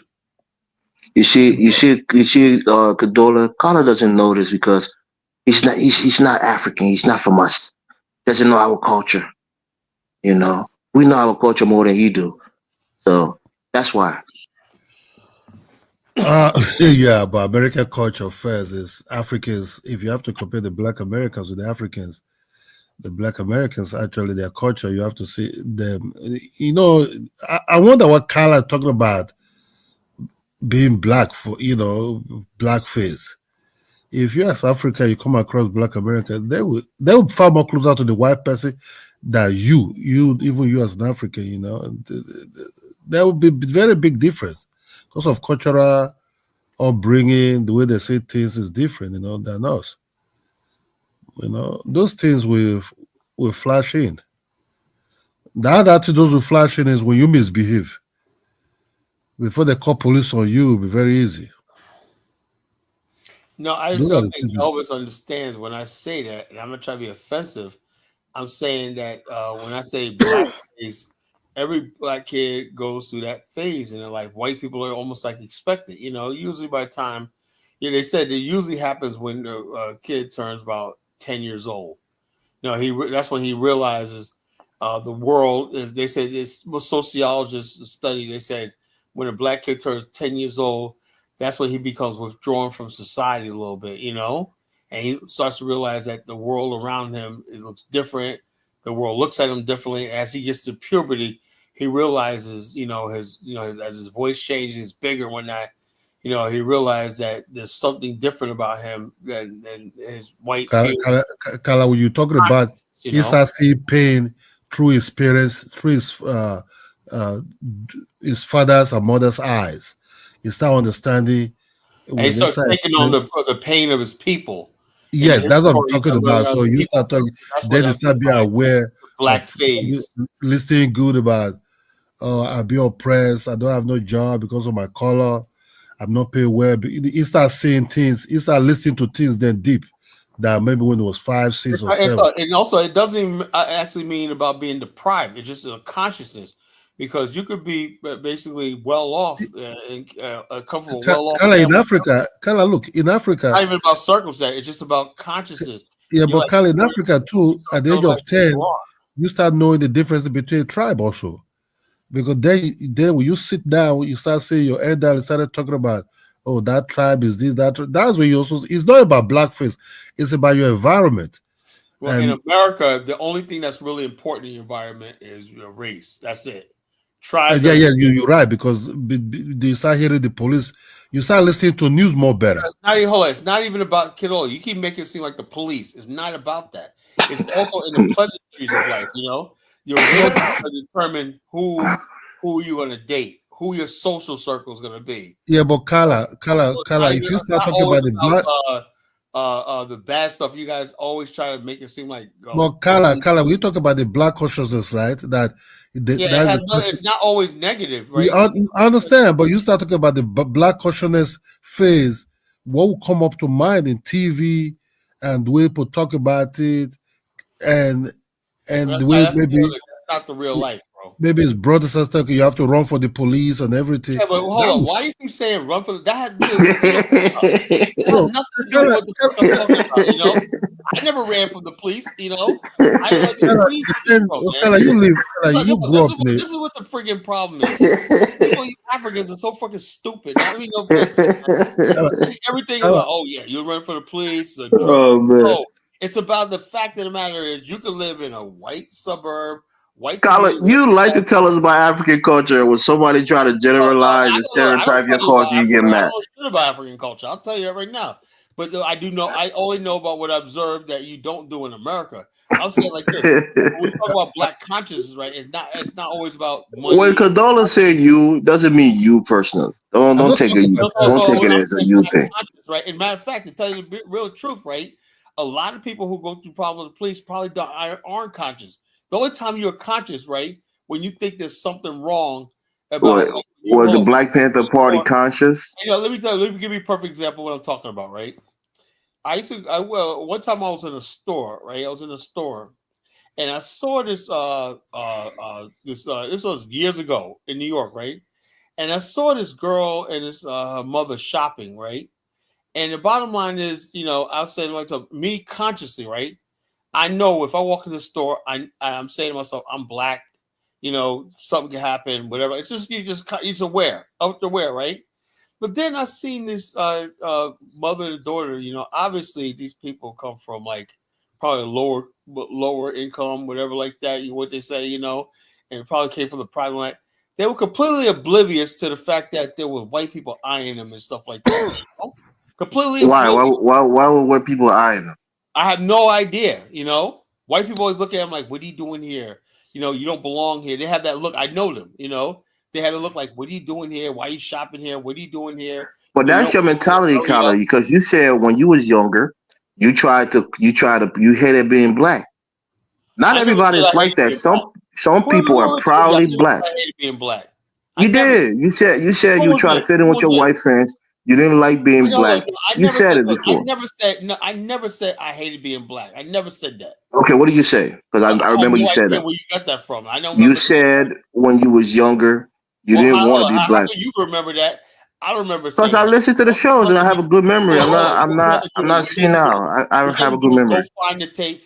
They play it back and whatnot. Not clarify it. People listening have I did heard you not say say it, that. and I people did took not. offense that you even said I did that. not say that. But the point is, Carla, proud black people can walk in a room of all white people and be proudly black Yeah, and proud of hold on. No, themselves. no, you miss a hold. Especially if You it's miss not a a hold. job You miss interview, if they're hold. not trying to You miss impress them, they can talk the way hold they on. You normally missed talk. You missing They what can I'm walk saying. and dress the way they normally walk. They're You not trying missing to what impress hold white on. people. You're missing the point I'm trying to say. I'm saying that these women or the daughter, they were so wrapped up in what they were doing, they probably didn't notice it. But me standing from a distance, right? I'm watching the But whole thing. why would they care about what if white people are watching them? No, They're I'm not black. saying they should. They are who they I'm not are, saying, regardless of who's watching them. I'm not saying they should. So, But but the bottom line is, you was conscious that they were watching you, so you acted no, check differently, this out. right? You acted differently No. around those I did white not people. say they're watching me. I'm saying I'm sitting over in the distance watching it unfold. I'm looking at them with the And you clerk. noticed that the white people were watching them, and What are they you didn't doing? seem to What are care. you doing? This and the other thing, and they're completely oblivious. And I'm like this. This is the way I And am. that's how it should be. Why should you have to act No. differently if white people Hold on. are watching you or not? I'm like this. I'll basically I felt somebody watching me, whatever like that. I'll go up to them and confront them and say, "You got a problem?" Nah, no. Yes, I would. That's the way I am. I've done it before. Elvis, we're not cowards like you guys are. The point, no, it's Like not. It's not even about going up All to them. right, but That's you do escalating not it. If somebody's start watching the you, just go you by your versus business. us them shit today. Just keep it personal. he tells me, he Right. said, "Oh yeah, you look, dude, man." I was like, "Look, I'll go right up to them and say, you got a problem? What the hell are you staring at? You got a problem? That's me." But Elvis, I understand with Carla.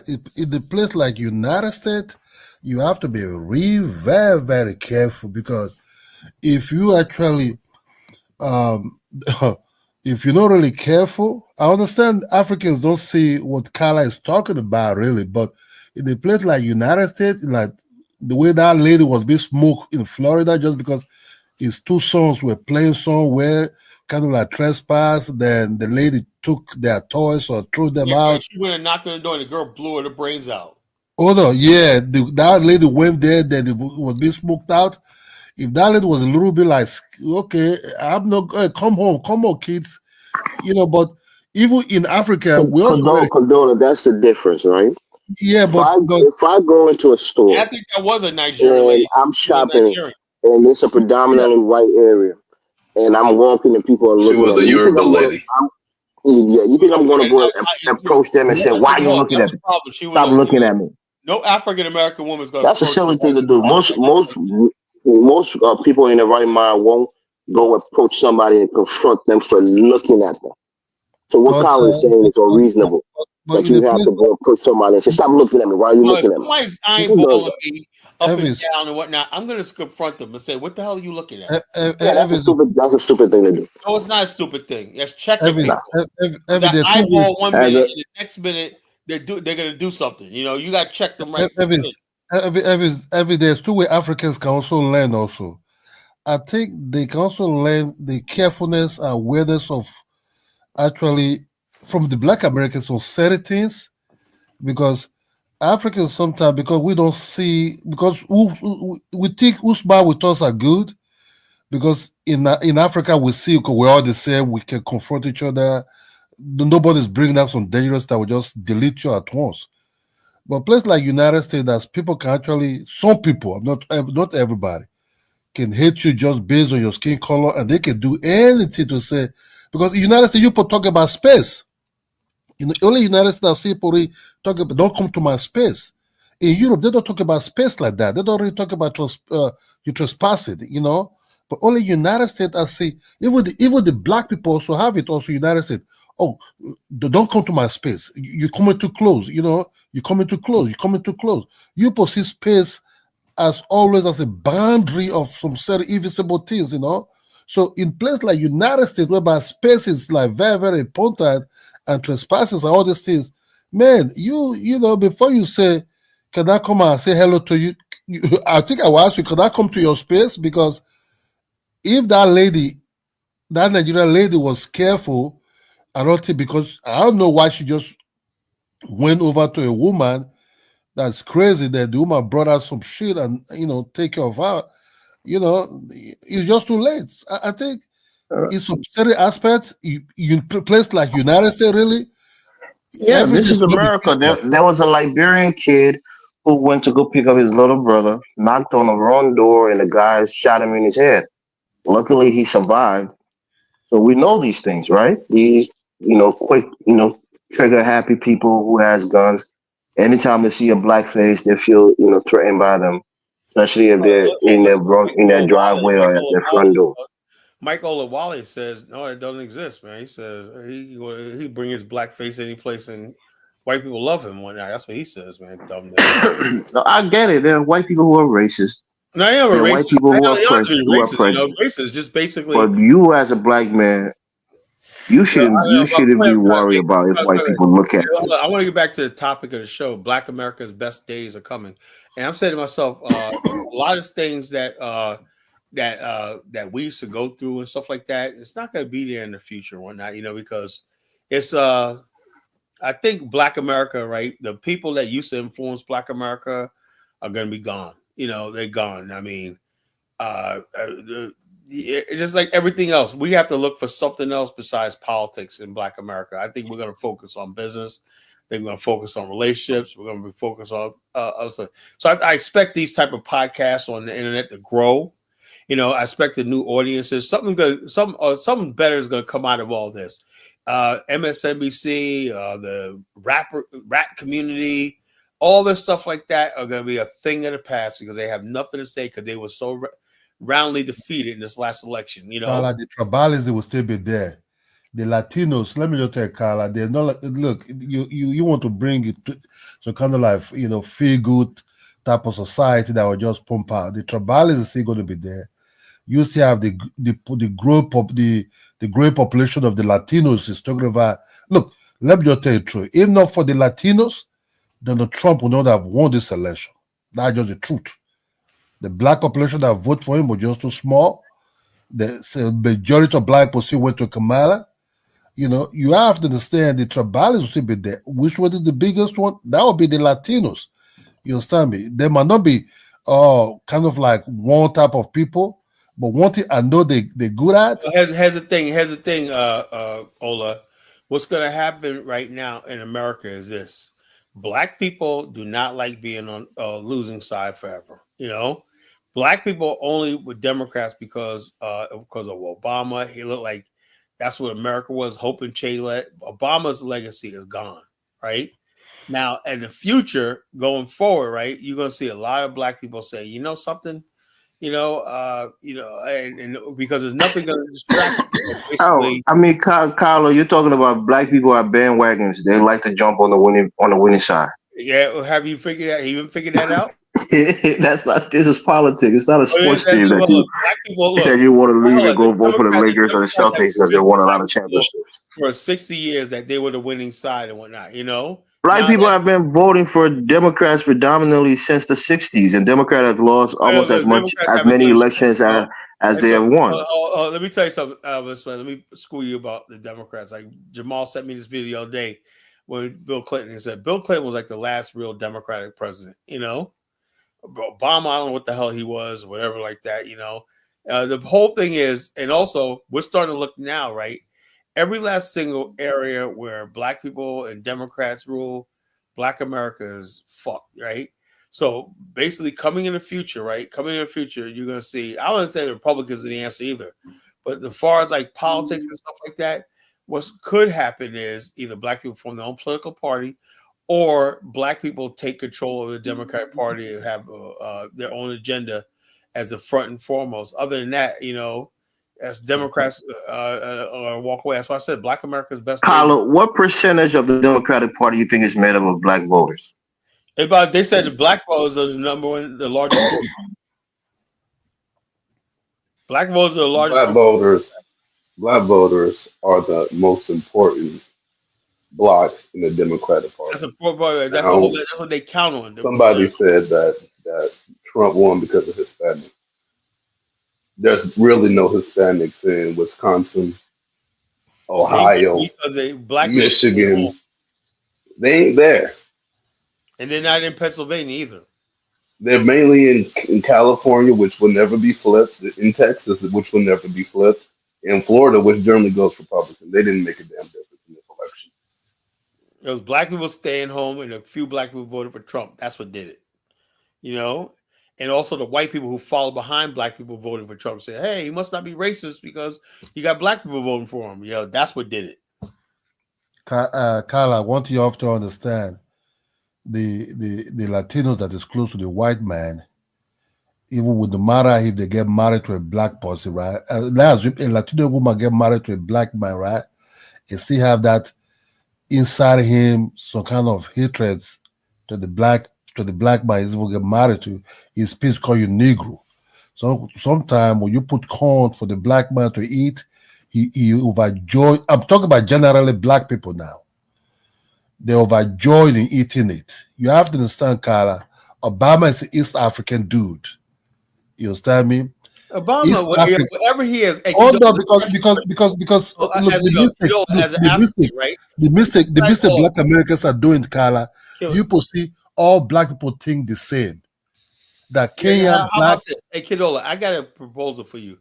What if you guys could recruit Obama and Kamala to come over to Nigeria? No.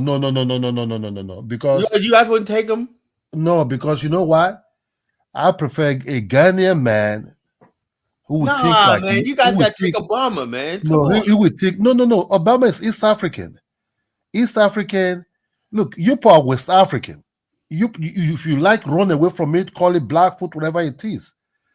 If I stand and look at Black Americans, I can say West African is them. The way they're built, the way they are, and just their shape alone. But you see, all blacks are the same. You don't expect an East African person to have your feeling, just the way. Look, that you see the problem between South African and some other African countries, because South Africans actually don't see themselves the way we try to bring so-called African in them. They call other people Africans. They don't see themselves as really like Zimbabwe even, that is even close to them. Kidola, check this out. Let me ask you a question, right? You every time you call in, do you you always have your electricity? Do you have a generator or are you on the grid? Solar. Okay. Yeah. Because they're having a debate in the chat room about like Nigerian electricity. So you guys don't have electricity. And you have solar panel. You know? Yeah, I use I have a solar panel. I just brought in Ant-Nam got to stop saying like Nigeria, African guys keep saying Nigeria got electricity. Y'all got solar panels. There's nothing wrong with that. But the bottom line is this, what you call it? You got, he makes it seem like all Nigerians got a converter box in the back of the house hooked onto the telephone pole and shit, and they got electricity like it's boiling out of control. I mean, Carla, not many places in Africa have stable electricity. I'm sure there are places in Nigeria where the electricity is more stable than others. So please. Yeah, there's one location they have electricity 24 hours a day. But it's a small island. Yeah, but they come look the area I'm staying, the estate, they have a generator. You can get. Yo, I remember when I used to call John Cashin, right, in Nigeria, right? What the hell is that noise in the background? Whatnot? He goes, I got. Carla, you've been to Liberia. I'm sure you hear generators everywhere. Well, no, not Liberia. No, not Liberia's getting smart. They're all getting hooked up to the grid and whatnot. I like what I like about Liberia. They're all getting hooked up to the grid. You don't see it last time all day. I didn't see a lot of generators there.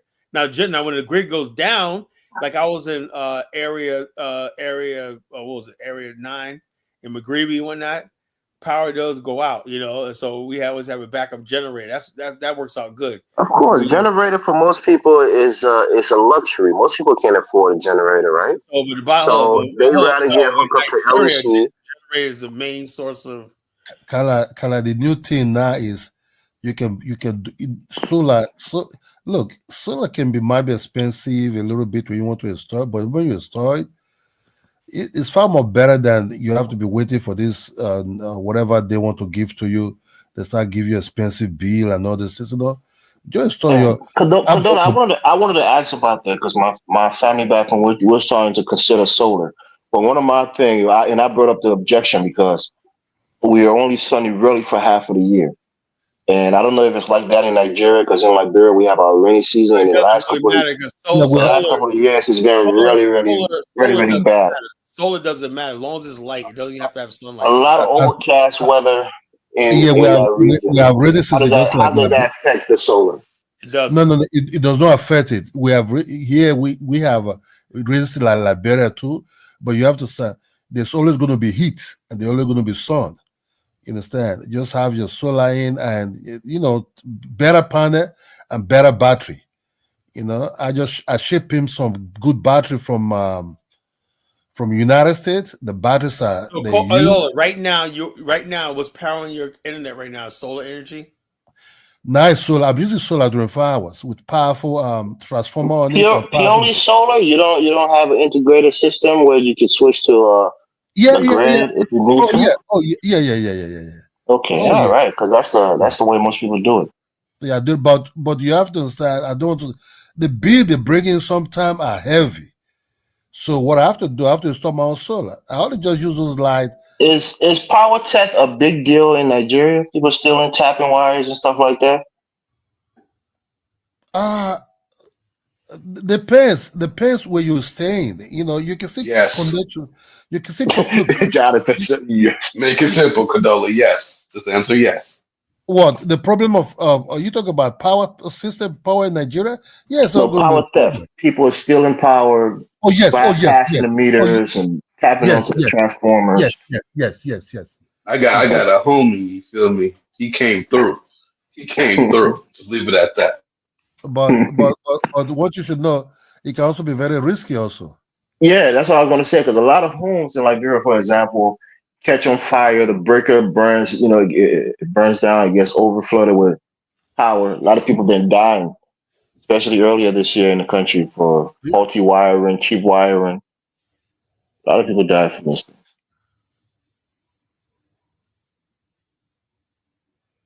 Kyle, what do you think, man? They said Mike Tyson lost, man. I mean, some people say he's getting paid $20 million. That's good for him, though. Like I say, but that legacy is tainted now, man. Losing to some kind of influencer. The bottom line is $20 million. He ain't lost no damn legacy out of that. He ain't lost. He's still Mike Tyson, man. I guarantee you one thing. I didn't watch the fight. I just hope he didn't get humiliated. If it was a close fight, and then you won on points, that's fine. But if you was knocking him down and really I making was him look watching. like I was watching it, He man. wasn't knocked down that one time. I was watching it on okay, Netflix. it's not bad. It's 20 million. It's that guy's Yeah, that dude that's a lot of money though. I think that. fighting 27 years old boy, 58 years old guy. It's going to be different. The fast, the speed. McTass is out of those kind of. His mind is not there anymore. The only way McTass will take care of that guy if that guy threaten his life. Be this kind of boxing skills and everything. Only when you threaten him or his family's life, they will go out on you fully. But this kind of skill of boxing, jumping, everything, McTass can't do that anymore. He will get tired. Just Were like you watch this on Netflix? TV. And Netflix? Yeah, I mean, I'm surprised Netflix can do live things. Is this the first one, or have they had a live event like this before? I don't even have Netflix. Their shows are still up. I got like Amazon Prime, They HBO. have I live was watching it. events. I was watching it when I wake up, but Oh, really? yeah, but I didn't like seeing him being kind of like he's okay. He used to be. I like McTass when McTass was fighting. Is it Chris Tucker? Way back early 80s, late 80s or something like that. Chris Tucker. Yeah. It's not Chris Chris Tucker, Tucker. the actor. Is there another? No. It's not Tucker. Somebody talk. There's one boxer with Jerry haircut that was, it was this kind of fancy looking dude. Mitch Green. Yeah, McTass was fighting at that time. That's the way I come across McTass. He lost to Larry. What is his name? Larry Lennox, the guy that he lost in his first fight, and then he had like a few fights that he lost after those fights. So he did have a losing record at the end of his career. $20 million is a lot of money, man. I mean, sometimes the way boxing purse works, some of that money might come on the back end after the viewership and all of that. But I think with Netflix, it's not. It's technically pay-per-view because those people who are watching are subscribed to Netflix. But if he get his $20 million upfront, that's a win-win for him at least. Because I don't think it's an official fight, right? Like it's not an official bout from WBC. It's just something for entertainment. It's like a showbiz fight, man. They all make money. That's it's money making shit. There's nothing else. 20 million, that is huge. If you give me 20 million, man, damn, I'll be hiding somewhere in the box, man. Peeping out from the window, look at what's going on there, That money is big. God damn. It is what it is, Kala, have you ever tasted fufu? Yeah, I don't like it. Mm-hmm. I'll be honest with you, right? I said I don't. I had fufu. I will not eat it. Where in Liberia? Yeah, in Liberia. Yeah, I don't like fufu either. And I come from a people on my mother's side who loves fufu, especially my grandma. She used to cook our regular food and then cook fufu for herself and eat it. I don't like it. My sister loves it for some reason. I guess I don't know because I'm a man. I just don't like having to swallow shit like that. Like you got to cut a little piece of it, put a little soup on it. Like, oh shit, I hate it. Kala, you see why I said Africans can easily just get married to themselves, especially this West African people. Because they eat similar type of food, Kala. Well, hold on. Anybody could adapt the food. What I would like to see, forget it. To be honest with you, like give you an example. Now, if you get married, we're not adopting the food. No, I'm not adopting the food. If you I don't know if you tried it, Jonathan. I don't like it. All the African food. I tried it, and I said, "What the fuck is this?" And that's Nigerian so fufu. Yeah, Nigerian fufu is maybe different. I don't know what they fish theirs with. We fish ours with a variety of different fruits. Sometimes we use breadfruit. Sometimes we use cassava. I don't like it at all, man. Sometimes we use what is it called? Was it potatoes or some other means too? Yeah, but Elvis, fufu is fufu. You can use plantain to match it.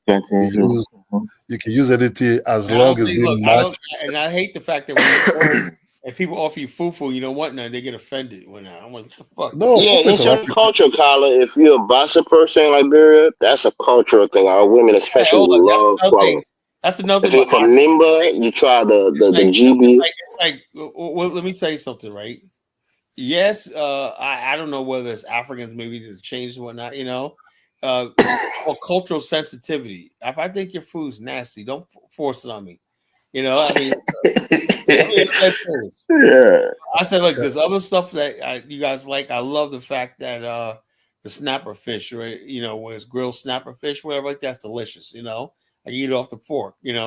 I said, give me something like that. The jollof rice and some snapper fish, or just regular white rice with potato greens, whatever like that. And Yeah, plankton. those are the kind of soup I like. The fried rice, the jollof, potato greens, the stews. But And so you know, the bottom line is, I'm not gonna like everything you cook and everything. So that's what it is. We're gonna say I would love to see some African restaurant take off in America, right? And that's all what prove me, like you have these Africans to say, "Oh, we're so successful in America." I have not seen no successful restaurant chain yet. Kind of the way they will catch you in Africa, by the time they start, you start claiming Africa, they put food there, you can't really eat it.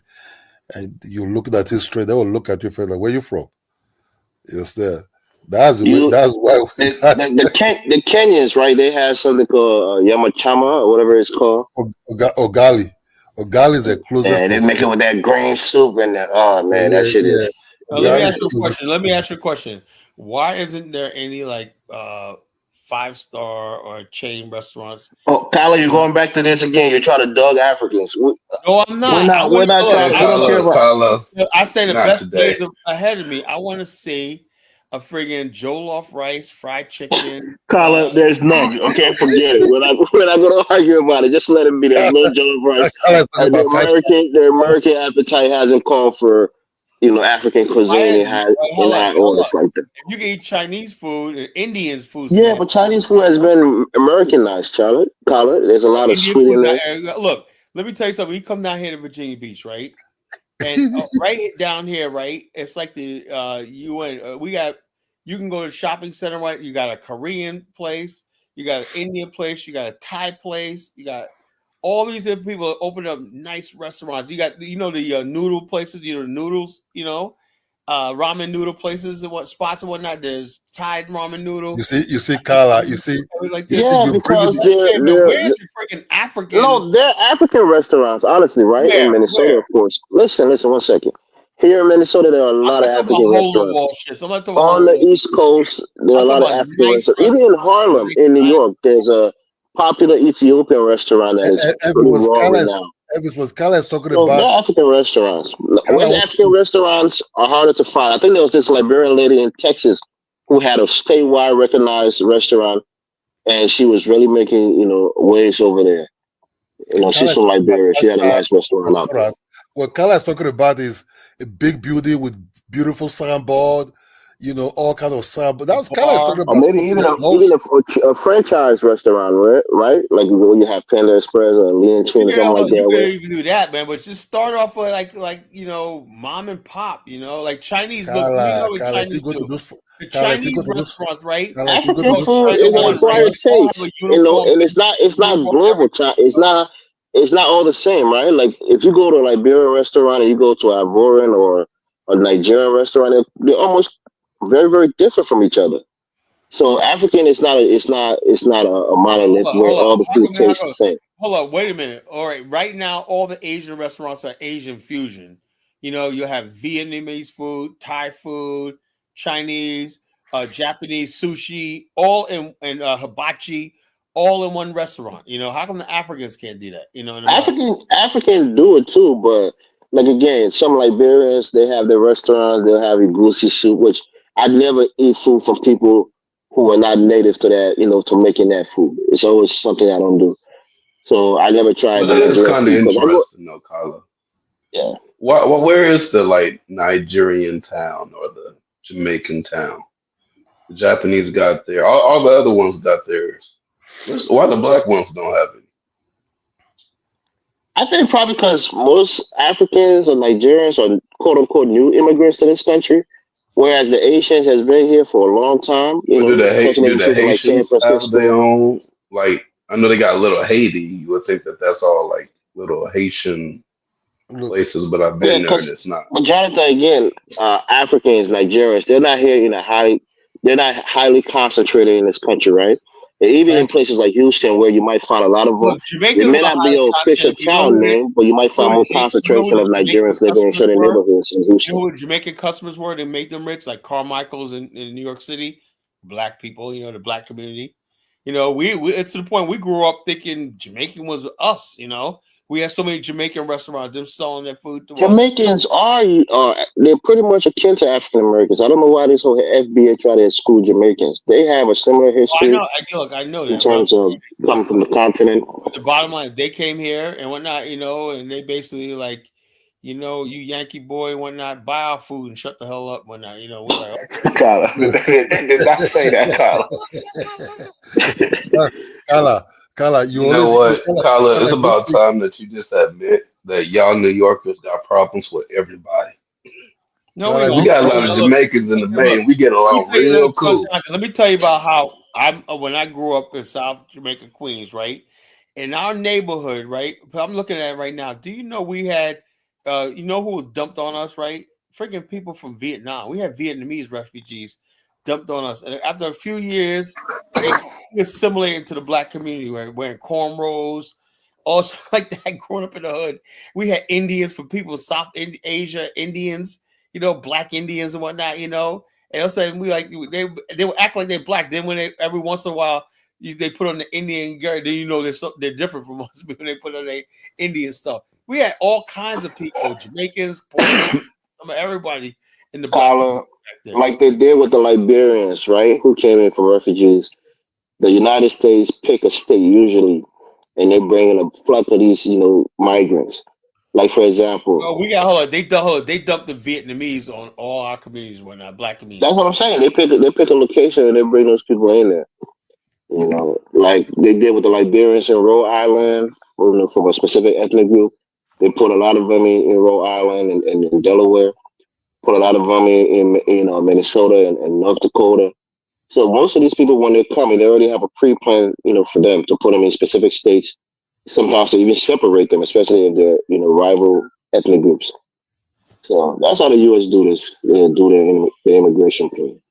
Yeah, because in Oakland they had a whole Ethiopian projects. Now I look back at, I'm like, that's fucked up. And in that project, there was like straight up poverty. They were like literally like separated from everybody else, and it was full of crime in that neighborhood. Hey, Jonathan, do you think, like I said, I believe Black America's best days are coming? Will the black, like you said, the immigrants, will they be part of this coming Black America? I believe Black America's best days are coming. I do believe, because I don't see where else. There's nothing in front of us anymore. We don't have a black political class anymore. They're done. So I mean, the best thing that ever happened is, I mean, God bless their soul. We appreciate their service, but them old, Democratic sellouts are dying away. They're passing out. Yeah, they are. So with them going, that makes it better for us. These people just basically, for the most part, I think they did what they thought. Like this, they only call it civil right. They call it silver. That's silver, right?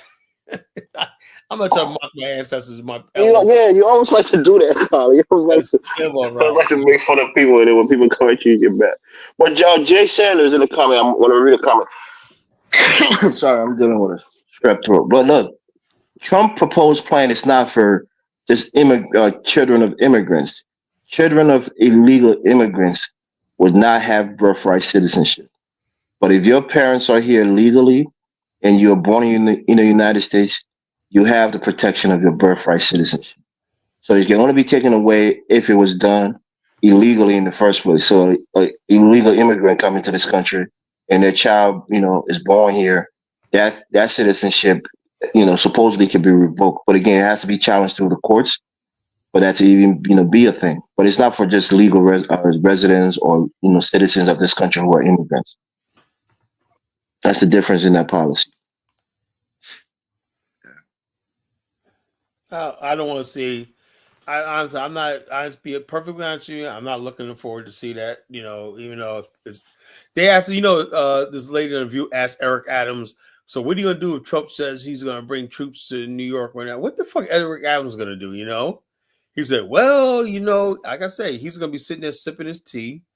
With his bug eyed when not looking up, his big lips and his bug eyed looking up, talking about ain't nothing to see here. That dude is under federal charges. His ass ain't about to do a damn thing. But open up the floodgates. He said, what are you going to do? What are you going to do, Eric Adams, when Trump says he's coming to New York? What the fuck is Eric Adams like? I ain't saying shit to incriminate myself. What the fuck he asked me a question like that? What the fuck can I do? The moment Trump came in office, he ended the whole free food program for the migrants. Like Trump told him to, he's like, yo, fuck y'all, man. So he'll get him on. So it's like, hey, it's gonna be interesting, man. It's gonna be interesting to see. Look, the whole thing is this. I don't know. Like I said, there's some people say, no country. I just think personally, I think America has a responsibility because America does a lot of meddling in these countries. It causes all this in the first place. I believe that. I mean, how is it that Japan knew that if it didn't invest in Southeast Asia, they would have millions of Asians. They're all Asians. They did not want millions of people and junkies and folks flooding their islands, So what they did was they invested in, they took a lot of yen and invested in Singapore, Malaysia. They gave them capital to develop their industries, and South Korea and everything, because they didn't want all these people in their freaking country. It's not the Japanese. Let me just tell you the truth. The Japanese never want, if you're not a Japan, they will never accept you. And there's nothing wrong with that. I agree with you. Hold on. Why you gotta remind Carla of his blackness? There's nothing wrong with that, Kidola. Before you started claiming Japan, Carla, let me just tell you something, Carla. United States is a multiracial kind of society. No, it's not. I hate that. Yes, it is, Carla. This country has a quota on every year for allowing immigrants to come in. This country is just white and black. They just had a diversity visa lottery program. A lot of people from all around the world playing that program. We got to get rid of all that. All that. Elvis, no. They let more white people over here every year than they allow Africans and those. No, I know that, but I'm saying they have a quota, right, for the amount of people they allow from each region or each country. So they do have an active immigration policy that is geared towards bringing diverse groups of people in this country. Elvis, do you really think that we need more immigrants in here? I don't know, Carla. I don't make the plans. I don't make the immigration plans. But I'm sure Americans, in their wisdom, think that they do for some reason, whether it's for Social Security, whether it's for the labor force. I'm sure we don't need the labor force. We don't need. Okay, Carla, you take the Africans out, right? What stuff have you done that concluded that you don't need them, Carla? It seems like the Africans are going to retreat to you, Carla. To do what? Carla, you take the Africans out, right? You see, the Africans might be irritated to you. You have a neighbor. Look, I have no problem. I never said Africans. Hold on. You have a huge neighbor. Africans jumping up there. Every time I talk about immigrants, when I said Africans being quiet, they go jumping up to about. You have a huge neighbor, right? You better keep your mouth shut, man. Y'all gonna you have a huge neighbor that is close to you there, which is Mexico. You also have other neighbors countries. You think this was not the United States too? They will be coming in. And Mexico, hold up. Mexico, basically, the difference between Mexico and a lot of other groups right here is that Mexicans come here, right? They work and they send money back to Mexico, and they're building Mexico. Over the last couple of years, Mexicans come here. It's like a business. They come back and forth and all stuff like this, but they're not destitute like these people coming from Honduras, Guatemala, Venezuela, and stuff like that. Mexico, it's just like a business thing. They come across. It's because America fuck up their countries. If not for China. Now we're getting illegal Chinese here. Let me just tell you the truth. If not for China, that is bringing some kind of what. Look, let me tell you, Carla, we don't really need anything much from United States like that anymore. As those days that you have to be getting Amos jeans, you have to be getting like K Wood, you have to, their societies. Oh, is that for United States? China will produce anything. TV. China cars have become more popular now in Africa. You understand me? So if Donald Trump thinks that the way you see United States has Oh, 70s, what's the that's name going of to the be. What's the name of a Chinese car? No, oh man, so Chinese cars have There's they're very strong. there's Hangqi. You know, That's the You luxury actually gotta brand. know the name of a Chinese car. You gotta be kidding me. no, look, Yeah, I they know the name do. of China. Colin, just because you're not exposed and you're American centered doesn't mean other people don't know other things about other countries. You know, Hangqi is it's a luxury Chinese brand that makes electric cars and regular cars too. Oh Lord. yeah. So It's a if you come popular to brand. Nigeria, Carla, if you come to Nigeria, you see a lot of Chinese cars now. Beautiful Jeeps, beautiful things also. How do people China, afford them? They got financing? they just import. They bring it in just the way they Yeah, used to most import in from Africa Europe. people buy car cash. I don't know if It's most people cash. You finance don't their buy cars with cash in cash. Africa when the average And that's what yearly I'm saying. In salary, Africa, in the the United average yearly States, you can salary, finance. the yearly salary is like $500, man. That annual salary. Carla, there are a lot of wealthy people who have hardcore cash in Yeah, Nigeria but that can hold on, buy what's a about the 30,000, masses? 40,000, even $100,000 car with cash. Carla, Africa don't Yeah. buy on. You can't buy They don't nothing buy on on loan car here. payment. I mean, maybe there's some places where you can do a payment plan, but most of the time, most people buy their car cash in there. Carla, that's why sometimes I think gone are those days whereby America can just impose some kind of sanction on you that will just cripple you. The China man, Oh, look China! at You Russia. see China right now. Okay, you guys get your hopes up about China. They said China is really suffering. It's middle class. Let me find a video. China's middle class is really disappearing. You know.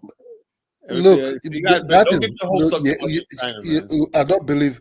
You see the propaganda of this news, what they did against Trump. Kiddo, you're funny, man. You're drinking a Kool-Aid because Donald's trying to snap you out of it, Oh Colin. Don't Lord, listen to the because propaganda, Colin. Okay, let's see. No, Colin ain't drinking no Kool-Aid. Colin, right? because sometimes we It's fall a back on. difference if you look at mainstream news, but if you look at the Financial Times or you look at something that you actually pay for, they not allowed to lie to you. But the They all mainstream lie. news they'll lie to you. They all lie, bro. Nah, Kadola. Depends They on their got their interest. It limitations. depends on their interest. Depends on their interest. You understand me? Depends just on their interest. America operates on interest. If they want to go on Kadola, weekend, let me give you an example. MSNBC and CNN will be like, Ukraine is winning. This is what's happening. And this is how many Russians died. And then the financial news or Bloomberg would be like, this is the exact number that has died so far. yeah, They'll completely contradict everything that the mainstream news is saying I've seen because where they're not all allowed the to lie. as They can I've get seen where sued for lying. look, I've seen where all the whole news, all the whole Western news was speaking in one tongue. I was like surprised. Oh, Ukraine is winning. Out of the blue? Oh, the Russians are there. Look, the truth of the matter is, sometimes I've listened to propaganda from Voice of America and BBC a lot against Africa's country, like especially Nigeria during Abacha time, and they all lies. Sometimes I wake up like, where am I really? Am I in my own country? They just blow your mind, and they will start repeating this for years, and you start believing them. You understand? You start believing them. That's just the way it goes with Western news and propaganda. They will use it against you. For Whether the decades, the Chinese, growth of China's economy was described as a miracle. Cities, industries, opportunities boomed, fueling the rise of a new and massive middle class. These are less confident days for most of China. And much of that middle class is confronting slower growth, an economic slump made more painful by a property crisis, stock market rout, and a youth employment rate so high the government last year stopped reporting numbers. What it means for Li Junwei is something she thought she'd never encounter: uncertainty. In January, she was laid off from an internet company. She's 39 with a mortgage and a toddler. Suddenly, there's no income. What should I do, she says. I still feel quite lost. I get advice from friends and mentors, but I'm constantly looking for solutions. Lee posted a video about what happened to her on social media that went viral. In it, she urged people to put more into life and less into work. Now, to be clear, China's economy is still growing, officially 5% this year, though it's a target some economists regard as ambitious. The way they see it, A recovery here will be driven by Chinese consumer spending, but data show the savings rate hit an all-time high of nearly $20 trillion in February, and consumer confidence is near its lowest point. I don't have breakfast anymore. Really? Yeah, it's To save money? save money and save more time. Jia Kun Liu is hoping things will get easier. Since getting his film degree in the U.S., he's been eager to work. But here in Beijing, he says there's more competition for fewer jobs. Before, I was paying more attention to my life, but right now, I just pay more attention to my survival. A lot of the nervousness brewing here is among people living in big cities and white-collar workers. Official numbers for layoffs are hard to come by. But one unofficial indicator, more working-age people using libraries. Social media users say Kyle, they're we now gotta know better by hotspots now. for job searches, applications, or just to have somewhere to go during the day. In Beijing, restaurants that usually offer low-cost meals to seniors say they're now serving a younger crowd. Wang Ran tells us that eating lunch here costs her half of what she would pay at most places, what she calls a downgrade in spending. The rise of a middle class here helped China's government build a reputation for sound economic management. But post-COVID, Beijing has been putting money into backing businesses and industries and not giving a boost to households to get them spending again. It's feeding a trend called reverse consumption. It's sort of like budgeting out loud. My spending don't play the philosophy whole is to game. save where I can and spend Yeah, where Tyler, you necessary, stop it says now Vika before there Chen, be a who strike works in on. public relations. She says she and her friends share clothes, travel and shop wholesale or discount platforms. She says Well, this is a great China y'all talking about. They're struggling, man. You know, basically, you got it. They are struggling, man. The bottom line is, China. man, people. China, Yeah, don't you well, hear That's on the macro economy. Yeah, but Their hold on, economy is still the second largest economy In other words, on the basically, macro. that money China invests in Africa, they're coming for that money, man. They're coming like, yo, y'all China, gotta don't you hear about the saving ending it 20 up, man. trillion? You buy China, that don't you hear cars about now, man. Pay that? later, man. It's a Carla, don't you hear about they have saving about 20 trillion in their bank account, but they don't spend, so the government have to might be have some incentive for them to spend Yeah, that for a money. country with almost how many billion people, man? That's not a lot 20 of money. trillion, Carla. You see they're broke? That's not a You lot know, of they money. don't own no credit card there. You know, That's 20 not trillion. like No country has infinite jobs and infinite growth. But China There's has always about going to be a 400 million slowdown. people. That's in the middle class, but China has almost 400 million people still living in fifth world poverty and shit. You know, Oh, Colin. it's the truth. You know, it's the truth. Carla, Yeah, we know there are poverty people poor in China. We get it. No, I'm talking about not even into the economy. When you talk about the middle class, that's the modern world. That's people have jobs. They consider outside of America, anybody who has a regular job and they can afford a restaurant once a month Carla, or let me go tell you out to eat something. or have a bike or a car, it's called middle class. You know, Elvis, very relative. Elvis, Yeah, if you yeah. order something now in China, right? Let me just tell you the truth. What China is doing now in Africa, maybe other type of South America or countries. In Nigeria now, right? I don't know what is going on in other places, maybe also in other places in Africa. If you order something now in China, like all this their website and everything, within a week or 4 days, you have your product. Yeah, that's true. Now in China, do you know how big that? If I order something now in United States, I will not get for the next 1 month. Really, Cadola. Huh? That's a good idea, Cadola. So you think that Cadola, what do the you order? shipping lanes? Yeah, the shipping lanes are faster from China than it is from the United States. Yes. Look, I'm gonna take you on a word. I'm gonna import stuff into Liberia, right? Now, you telling me I can get it from China better? Are you telling me now, that? you see how Cheaper. You can get it probably cheaper, Colin. Yo, you see how okay, the okay, China we'll have see, penetrated the we'll whole see. I hate when business people and love people everything. say that. You can't really I'm say trying Colin, to- America is not number one on everything. America Here is we good are, for a here lot we of are, things, here but we they're are. not number one on everything. Now, which Ross Moisture says that China, America owes China. No, look, you gotta say so. He does not understand how money works. I mean, United States is a currency reserve. China buys the American currency because they know they're going to get paid for it. You know, they know America's not going to default on it. Africans have already defaulted on their money, and that's why they're going to come and basically take the ports in Zambia. They own half the infrastructure in Zambia right now because they defaulted on loans. You know, that's not going to happen in America, Ross Moisture. But Why do but people what you should know, Carla, what you should know is this: America is the only country that is. They say they're doing well, but with other people's money, really. You understand? But that's the way it is, you know. No, People, because come a time, right? American economy. You look, when No, you have a come a 30 time, it's not going to be like that anymore. $30 year economy, you can print as much money as you want.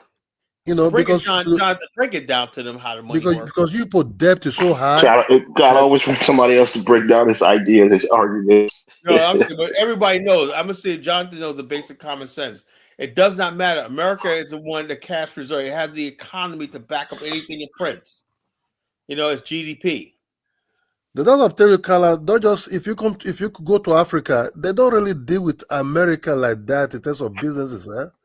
They're more China. Everything's China. They don't deal with America because America doesn't want to deal with them. You know, that's really what it is. People are becoming multimillionaires just by working with Chinese alone.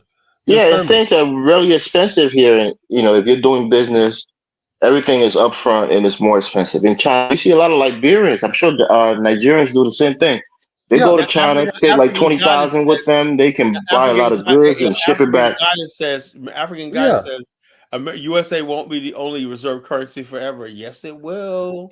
Now, I know y'all hope the BRICS. Only a fool would think like that. It definitely won't be forever. BRICS is falling apart right now. BRICS is not going to be no more. How? No, what? Because the bottom line, there's no use for it. Donald Trump's in office, man. Forget Donald Trump. We will make it more faster for them. Oh, okay, sure. That's just the truth.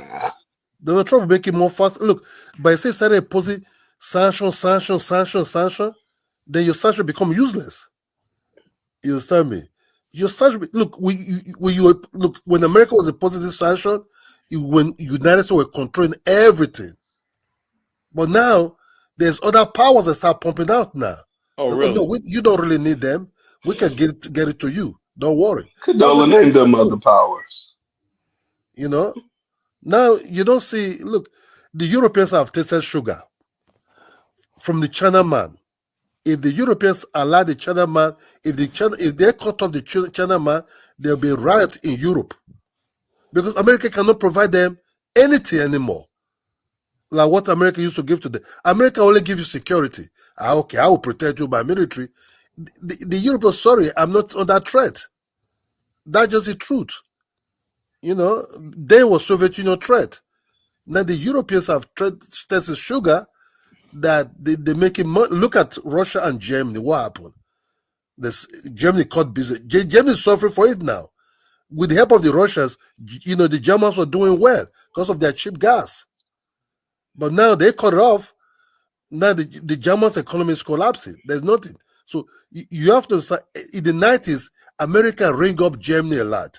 If you go to Germany, that's where you see the way America ring up Germany.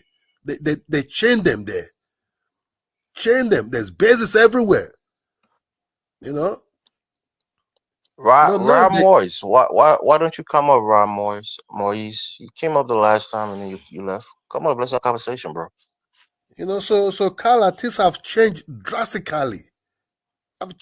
You see a China business. Look, you can talk to a China man, right? He can even give you goose. Okay, celebrate my money. Yeah, they do that. They do their own concession too. Yeah, they're very aggressive. China is more business friendly for emerging markets like Africa. Yeah, sure, thank you. That's what I'm trying to say. You know, that's just you know, you don't need the United States to get your furniture. You don't need the United States to get your t-shirts. You don't need the United States to get your sneakers. Nothing anymore. Yeah, you don't need the United States for that stuff. No, look, the TV now in Nigeria are all full of Chinese-made type of TV. Yeah, and Condola. Yeah. I tell my family members in Liberia not to buy anything Chinese. They got these little like Bubo, Dada, funny name TVs that they got those like 6 nice months. Chinese cell phones that just stop. No, but Elvis, their TVs are very good though. Really? Yeah. What are some of the good brands? I know in America we have Hisense, which is pretty good. You know, it's like a budget TV, but it's good quality. Like TCL. I think TCL might be a South Korean brand, I think, but the Hisense is a Chinese brand. I don't know what kind of brand you guys have in Africa. You have the lesser brands in Africa. No, we have Ascent. You know, there's Ascent is very good TV. They have all kind of Chinese TV. That's what I'm saying. Then after Hisense, then you have lower, quality TVs like these. You know, I don't even know some of the names. They are colored. They have a special type of advanced color than. They have high saturation, right? And that's not. Yeah, they have. It's pleasing to the eyes, but it's not accurate. So it makes everything too red, too green. They're very nice. I'm even using some Channel TV even here. So their TVs are good. I've been using them for more than 2 years. And what brand are you using? Let me look at it. I'm using right in front of you, Cadola. I'm using TG. Is it? I'm using TG. And what's the name of that TV again? Something TCL. Yeah, that's what I'm telling you. TCL is. I think it's. Yeah, I'm using it. I'm not sure. It might be South Korean because that's what it is. Hisense and TCL compete against each other for the luxury budget TV in the United States. So you have TCL and Hisense, and those are the two decently made Chinese or South Korean TV that I would buy. So TCL is almost like having a Hisense. It's pretty much on par with each other. So yeah, I've been using that TV for a long time, and man, the color is good. Yeah, TCL is fine. You got one of those my Tassia and that. You got one of those Roku's built into it. Is it a Roku TV? Roku TV. Those are like a Nollywood type of movie on it. No, they got a streaming device called the Roku, but some TCL's TV will come with the Roku built into it, so you can watch and install apps and things like that on it. Yeah. Okay. Yeah, I have Netflix and all kind of something on it. It's smart TV. Yeah. All kind of. Yeah. Google owns the operating services. Yes, for that what kind of smart TV though? It's a nice TV. I like. No, I think with Hisense, right, Jonathan, you have the Android TV on Hisense operating system, and then LG. They're on TCL too. They're on TCL. Roku is an Android base. I thought it was more like a. I've also have Ascent TV 55. Just like when they have all of these Chinese phones, but just have Android services on them. Right. So in one way or another, you see have everything. American in some kind of way. Everything is in what you can get your Netflix, you can get your YouTube, you can just watch anything. Only that the power of his colors are heavy, and it's cheaper than if you have to go and buy like I don't know, some of this like Dutch type of TV like Philips and but this is better. It's cheap, but still All right, let's go back to the topic, Carla. You're kind of in the background. So you said Black America best days are ahead. Do you agree with that statement? Look, I got 2 TikToks I'll show you. They're like 50 my God. We want to go back to the topic. Let's do this has everything to do with the topic. This is a black woman business I just discovered on TikTok. This is what I said. This is why I said TikTok is going to be and social media. Biden is talking about shutting down TikTok. So I don't know how there's a lot of black people getting rich off of TikTok selling their products. Let me show you this one video right here. It's just a sample of what's going on. Don't worry, when TikTok goes down, another one will pop up. No, I don't think so. Not as popular. It's gonna take years to get popular like this again. Carla, Vine was very popular and then went down, and TikTok came in. Snapchat was really huge. I never used Snapchat. That's for kids.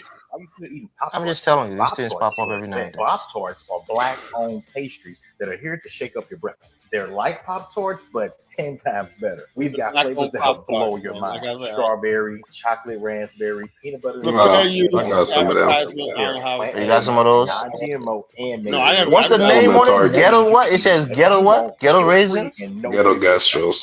They sell them at Target. Is the maple apple cinnamon bop tart. Okay. As long as it sells, right? Why you gotta put ghetto on And it? it Though? only gets better when you get to enjoy something that tastes. Hey, look, they Try can hold all it. their And flavors, people always click get the link called below ghetto, to grab but they our make variety it into pack. something It chic. comes with 2 boxes of Collar, this shit Yeah, is. I support it. 2 boxes. This ain't no of new chocolate shit raspberry though, Collar. It's just and been 1 out for box at least 3 You know, or 4 Collar's an years. old man. He probably just discovered these things in On sale 2020. now I in the discovered it. TikTok All I shop. know is, like I said, White City Pop Tarts. this is Bop one of Tarts many with things that I'm Bop seeing right Tarts now. I'm are like, God, I'm black-owned amazed. pastries that are here to shake up your The orders are breakfast. going They're through the like roof with Pop this Tarts, guy. It's looping now. You got to show the other one. blow your It's mind. already looping. Strawberry, chocolate. Let's see. Let me see the other Yeah, one. come on, Collar. That's just been out for at least 3 to 4 There's years another at one. Target. There's another one. He has a white guy in the video. Hold up. Can you guys see it? Spectacular. Give me 14 of them right now. Really? Bop. Collar, what is this? That's black-owned pastry. Black-owned I pastry, may have overdone it, but damn. But Collar, you aware that we have black-owned water companies that sell bottled water? But the bottom line is they're not on And you mix TikTok them and they're together blown up like to this. make it healthy. I just had to try. They're literally at Vegan, grocery stores. You can buy it. and they got bold flavors. Yeah, but the too. boy is Sweet it blowing up? potato, brown sugar. I'm just looking at the optics of this, man. Before, you would have to, if you had a product, you had to go get it on national TV. You had to get all this stuff like this. Now with TikTok, you can reach just as much audience as before. So this is a game changer right here. I fully expect more black products to be coming in the future. Colin, Jonathan is telling you this is 2 or 3 years old. It's not a game changer. It's been out there for 3 years. It's good we can support it. I might go look for some for my kid and try it. I'm just now discovering it. I didn't know it was black owned. That's the key. If I see things in the supermarket and if I know it's black owned and it's comparable to something that I usually buy that's white owned, sure, I'll try the black product. If I know it's black owned, so now I know it. I'll probably look for it the next time I Two of go. my favorite things in the world: Pop Tarts and sweet potato pie. And you mix them together. Sweet potato pie. Man, I'm definitely get that one. Kyle, I think one thing you can do on your platform, even though you're going to be doing it for free, and maybe you might not want to do it for free, you can look for these things and share it with us and have us go out there and patronize these businesses. The bottom line is, these black businesses. I had this black-owned app called Blaps, right? A black-owned. Collar, please stop the video. Yeah, it's looped again. You can stop it now. The power. Blaps, right? Black-owned businesses, right? Blaps, BLPPS, PPS. Anyway, my friend of mine, that the BAO guy, older guy, I tell you guys about, him and I always go to the app and find a black business in the area. We found this one. I found this one business in my neighborhood, right? I thought it was white owned because I naturally assumed before I saw this that if something is in a nice suburb, it must be white owned, right? So they said no. Southern Flair is a black owned, but I said, I wonder why I see so many black people hanging out there. It's a black owned bar and a restaurant. Food's good there. I went there to have lunch. But anyway, my friend Ronald, we went to this place called Black Eyed Peas. We found on the app, right? Black Eyed Peas is friggin' good. It used to be at Uno's, right? And it's right outside the mall, and it's a black couple, they run it whatnot. I mean, not the best. But you know the problem with black owned businesses, Carla, sometimes they're either regional or even statewide. They're usually not national. We have a lot of black-owned restaurants in this area right now, and that's what I'm saying. They're regional, right?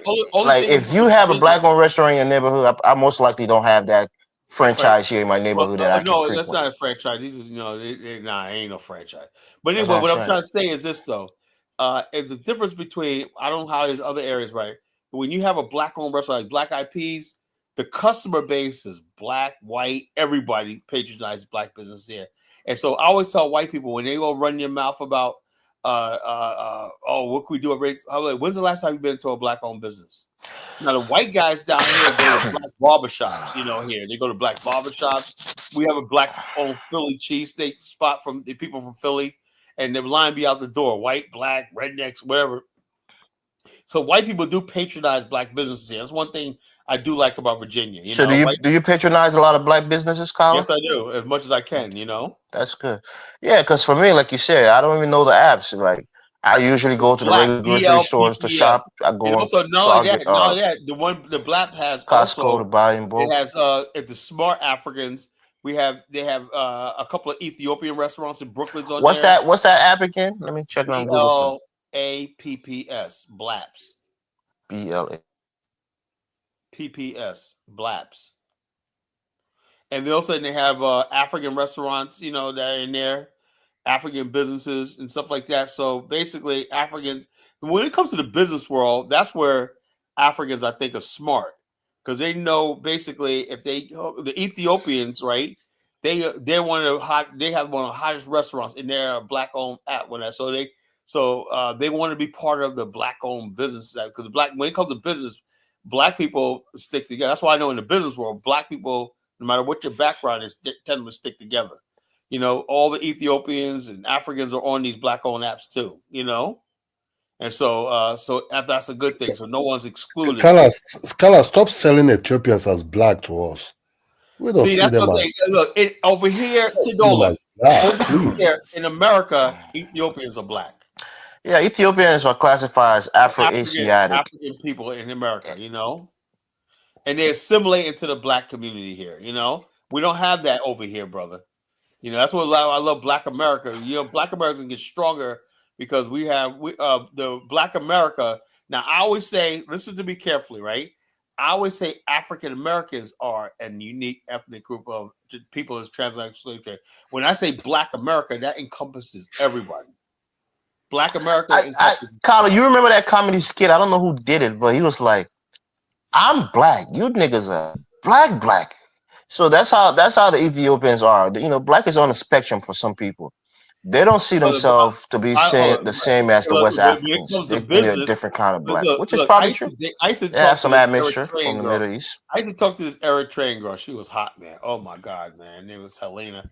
She was hot, man. Anyway, it was a couple of years ago. Anyway, she was basically like, yeah, you know, the men are not. She didn't like to see like each Eritrean guys. These guys will always come around when I used to be talking to her, right? And everybody come around like they act like her bigger brother. Yeah, so she was like, she ain't interested in these clowns, whatever. But anyway,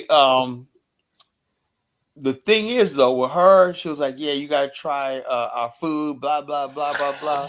And then, but the main thing I'm trying to say is like, especially her older lady, is they're part of the black community, like they go to a black African American church, you know, stuff like that. Well, you know, Kadola is telling you from experience, right? Kadola, you've had experiences with Ethiopians, right? And even Somalis, they don't call themselves Africans.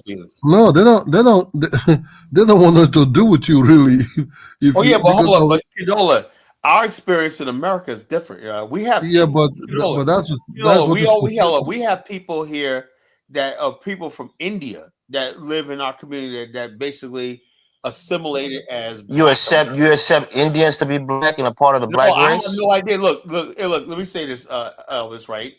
If somebody moves into your community, right, and they're out there playing handball, double dutch, and stuff like this, we had Vietnamese, Chinese, and stuff like that, and they're basically like that. Not that we're saying they're one of us, but when people assimilate with you and they go to your church, they go to your school, they're speaking the same stuff. You talking about they go into the corner store. They getting pickles off the. They run to the ice cream truck like you're running. They get pickles for the pickle jar. You don't know what pickles are. Say you ain't African American. You don't know what a pickle is. Kala. Yeah, I don't know what a pickle is. African. Let me tell you something. Let me bet you a pickle game, right? Jews used to come around in our community, right? And they sell I don't know what a boiled egg is in a jar too. I don't know what that is. No, they would basically come in the barrel, right? And they would go in there and they put it has his black that to color. And you eat a pickle, you know. I don't know what a pickle is, Kyle, because I'm African. Africans in Africa who knows what a pickle is. You think you gotta be African American to know what a pickle is. Have a boring life, man. You know. That's why is those kind of pickles you eat sometimes? It's a pickle that you know. We have Puerto Ricans. We had. Is it talking pickles you eat sometimes? Yeah, the pickle. You know, pickle is a process. To pickle something means to pretty much. A pickle. We talk about dill pickle. You know, hey, John, right. That's what I'm saying. When you pickle something, it's actually a process of preserving something. John, that's what I mean. Because there's pickles you can eat. You can pickle a lot of different things. They're a little bit sour or something like that. They don't pickle nothing in Liberia. You don't know that.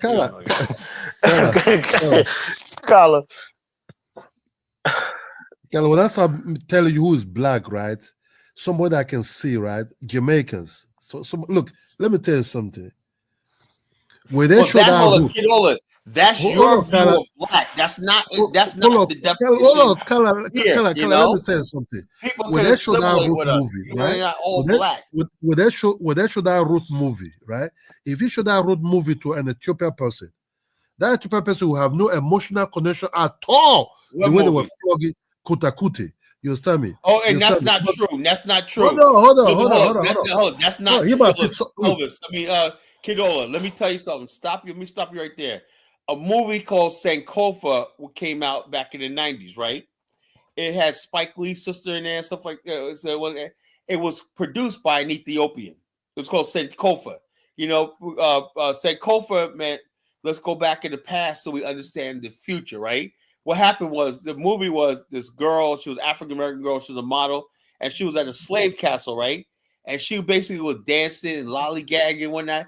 And then out of nowhere, she fell asleep, right? And the curse, the spirits of her ancestors cursed her. And the next thing you know, she woke up and she was in the 1700s, right? And she said, wait a minute. And she was thrown into slavery. But that was produced by an Ethiopian couple. So please don't tell me. Kala, let me strongly tell you, Haile Selassie, the system the Ethiopians today are using is all about business. It's all about business-like type of approach. There's nothing else. Haile Selassie didn't really like the sub-Saharan Africans.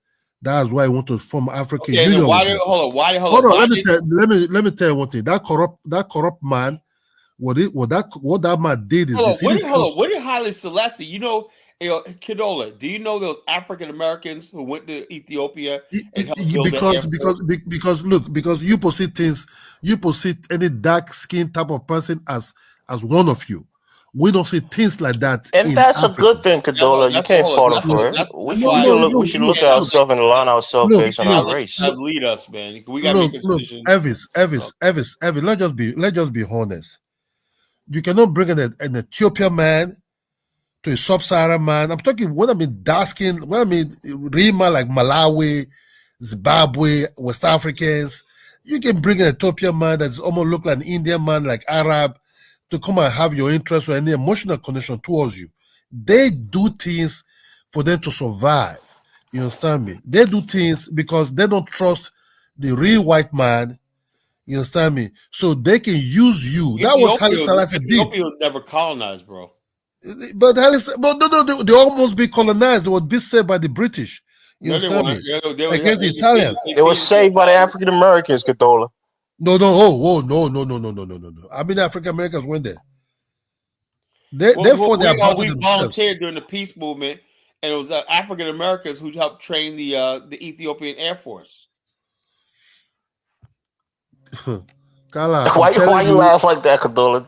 Don't take away the credit of the strong African Americans that went out there and helped. No, I'm just telling you the truth. Kala, you can see them as one of you in Africa. I never said they wanted me, but the bottom line is, Ethiopia is far from anything. You know, I mean, Kidola, let's be honest, right? Phenotypically, they're different than us, right? Like the Libyans, who are mostly, Arab looking, but they have some mixture of African blood. The people on the Horn of Africa, most Algerians, Moroccans, they look a lot different than Africans, but for most of them, you can tell they have some African ancestry. Then we that come from West Africa and South Africa and certain parts of East Africa, we look quite, I won't say homogeneous in terms of our phenotype, our phenotype, but we look similar. Broader nose, thicker lips, the darker skin, coarser hair. So we do look different than Ethiopians and Somalis and people from Djibouti and Eritrea. Y'all really don't though. Unfortunately, Ethiopia, they have they have a dark skin class. Yeah, they do. Once you go outside of Addis Ababa, they start looking regular African. Yeah, that's true, and that's what I'm saying. That the Ethiopians that we see on TV are not those, really coarse Ethiopians. The main Ethiopians. Those are just the one that you get presented to you. Right. But the Amhara, the people from Tigray, the Oromo, they're the ones that have that admixture, the lighter skin, more straighter hair. And then there's another group that is mostly the quote unquote black Africans. I don't know their name. I don't know what ethnic group they come from. but I see them too. That looks more West African than the other Ethiopians. Yeah. For me, I will never see because these people, man. Yeah, have you had bad experiences with them, Kadola? No, because they're just like the Moroccans and the Algerians that have special names. That means to say they will tell you they hate the Africans. Look, if you meet an Algerian person, a girl with kind of like open mind, they will tell you. Sometimes they might call you Kushi. Yeah, they call you a kind of strong name that it's a derogatory term. It means that you descend their of dog. Kush. They will treat their dog better than African, and you can see that in Libya. Man, you can't keep going to these people's country, and you gotta come there from I don't. You know what, Kyla? What I actually learned is that Africans are very overly tribal. When they especially when they come to the West. They just can't drop it. You gotta learn to drop that shit. Yeah, like damn, like geez, Damn. Tribal shit, Because I want to be tribal for. Let me tell you something. I have this one Ethiopian family that lives in my neighborhood, whatever like that, and real nice people. I talk to the guy all the time, whatnot. His daughters, the kids are like regular Black American girls. When they wear their hair and completely, so they got all Black African American friends and whatnot, and completely assimilated. Now the father and mother, because he works in like 7-Eleven, and I see him in 7-Eleven and whatnot. Father and mother probably owns it. They wear more traditional clothes sometime, and he has a thick accent. You could tell he's a foreigner. I mean, when you listen to him, for distance, you can't really tell, but when you hear him talk, like, okay, he's a foreigner or whatever like that. But his kids basically don't have any accent or anything like that, so they're completely like Black Americanized, But the bottom line, and here in this country right here, that's what they do love about Black America. We don't really care about stuff like that, because we know. I have to come to Kadola's defense, right? Because I think what he was saying is, for example, take a Nigerian, a Ghanaian, and a Liberian, for example, right? When we see each other, obviously we might know we're from different countries and we have different culture, but we look at ourselves as brothers, that we're Black African, West Africans. We understand that amongst ourselves. Thank you, Evans. That's what Kadola is telling you is that the way these people who have admixture, whether they're from Morocco or Ethiopia, especially the light-skinned ones who have the straighter hair, they look at you different. And this is not based on tribal, tribalism. It's based on appearance. If you look different than they do, they treat you different. They have a different mentality when it comes to you. Now, tribalism is in Africa, of course, we know it's bad. But what he's trying to tell you, you can even be classified as colorism. They might know that they're Black people, but they're not black. They're not really dark-skinned Black like the West Africans from Nigeria or from Ghana or from Cote d'Ivoire. So it's not about tribalism. It's just that you see it on YouTube, right? I think some Somalis or some Ethiopians say, we're not Black. Don't call us Black. We don't consider ourselves Black. They've said it. To me, I find Nigerians saying that. Somalis, I like y'all Black, man. To me, you're Black. Somalis are dark than a motherfucker. We know that Frenchie. We know. Did you know that, Carla? We knew this. That Angel Reese. You knew that she's Liberian. Who? Angel Reese, the basketball player. She's Liberian. I have no freaking idea. Really, that basketball girl? Yeah, she's like. I mean, most Liberians love to name their daughter either Angel or Princess. So most of the time, and I seen her. You see her nose? She's an African. That good basketball player, that Black girl. Yeah, she's mixed. Well, I think her dad is Liberian, but her mom is African American, so she's mixed. Wow. Mm-hmm. Carla, you see, Carla, you see what that guy. You see, Carla, there's a lot. You see, that guy was calling from Liberia. He live in Nigeria. We don't see differences. Okay, women okay because of the accents in Liberia, but I will sit with that guy, eat with him. I would know it's like my brother. Yeah. Hold on, let me ask you a question, Kadola. Right? Like I said, the point of discussion was, I said that every group of people are on this app, right? Ethiopians have one of the best restaurants in New York. they understand black people, African Americans, basically they just pay so much money because it's really popular among African Americans. Should we basically, according to you, petition that Ethiopian restaurant get kicked off the black gas because of They should go. They can hang out with the Yemenis and. No, so in other words, basically, because like everyone's happy. Ethiopians are mostly Muslim, and they tend to align with the Muslim. The Amharic and the Tigrarians. Yeah, check this out. I had a neighbor of mine, right, where I used to live at before Beach. His wife was Ethiopian, right? They invited us to. One thing I didn't like about the fact that they invited us over. You got to eat with your fingers. That shit they eat with your fingers. I don't like that. I didn't like that shit at all. But real nice people, man. Real nice. His wife was Ethiopian. He's African American, and so. But bottom line is, I don't really see that. So it's all about. Kala, you see Shaquioni? You see Shaquioni? You see Shaq? That is African man. That's I see Shaq like I would say. Shaq from he's from New Jersey, right? Yeah, that dude. That Shaq. That if I say Shaq, I would know Shaq is part of me. I mean that's the black people when you see them. They like Colin was trying to diss Trick Daddy the other day. When you see Trick Daddy, you know that nigga.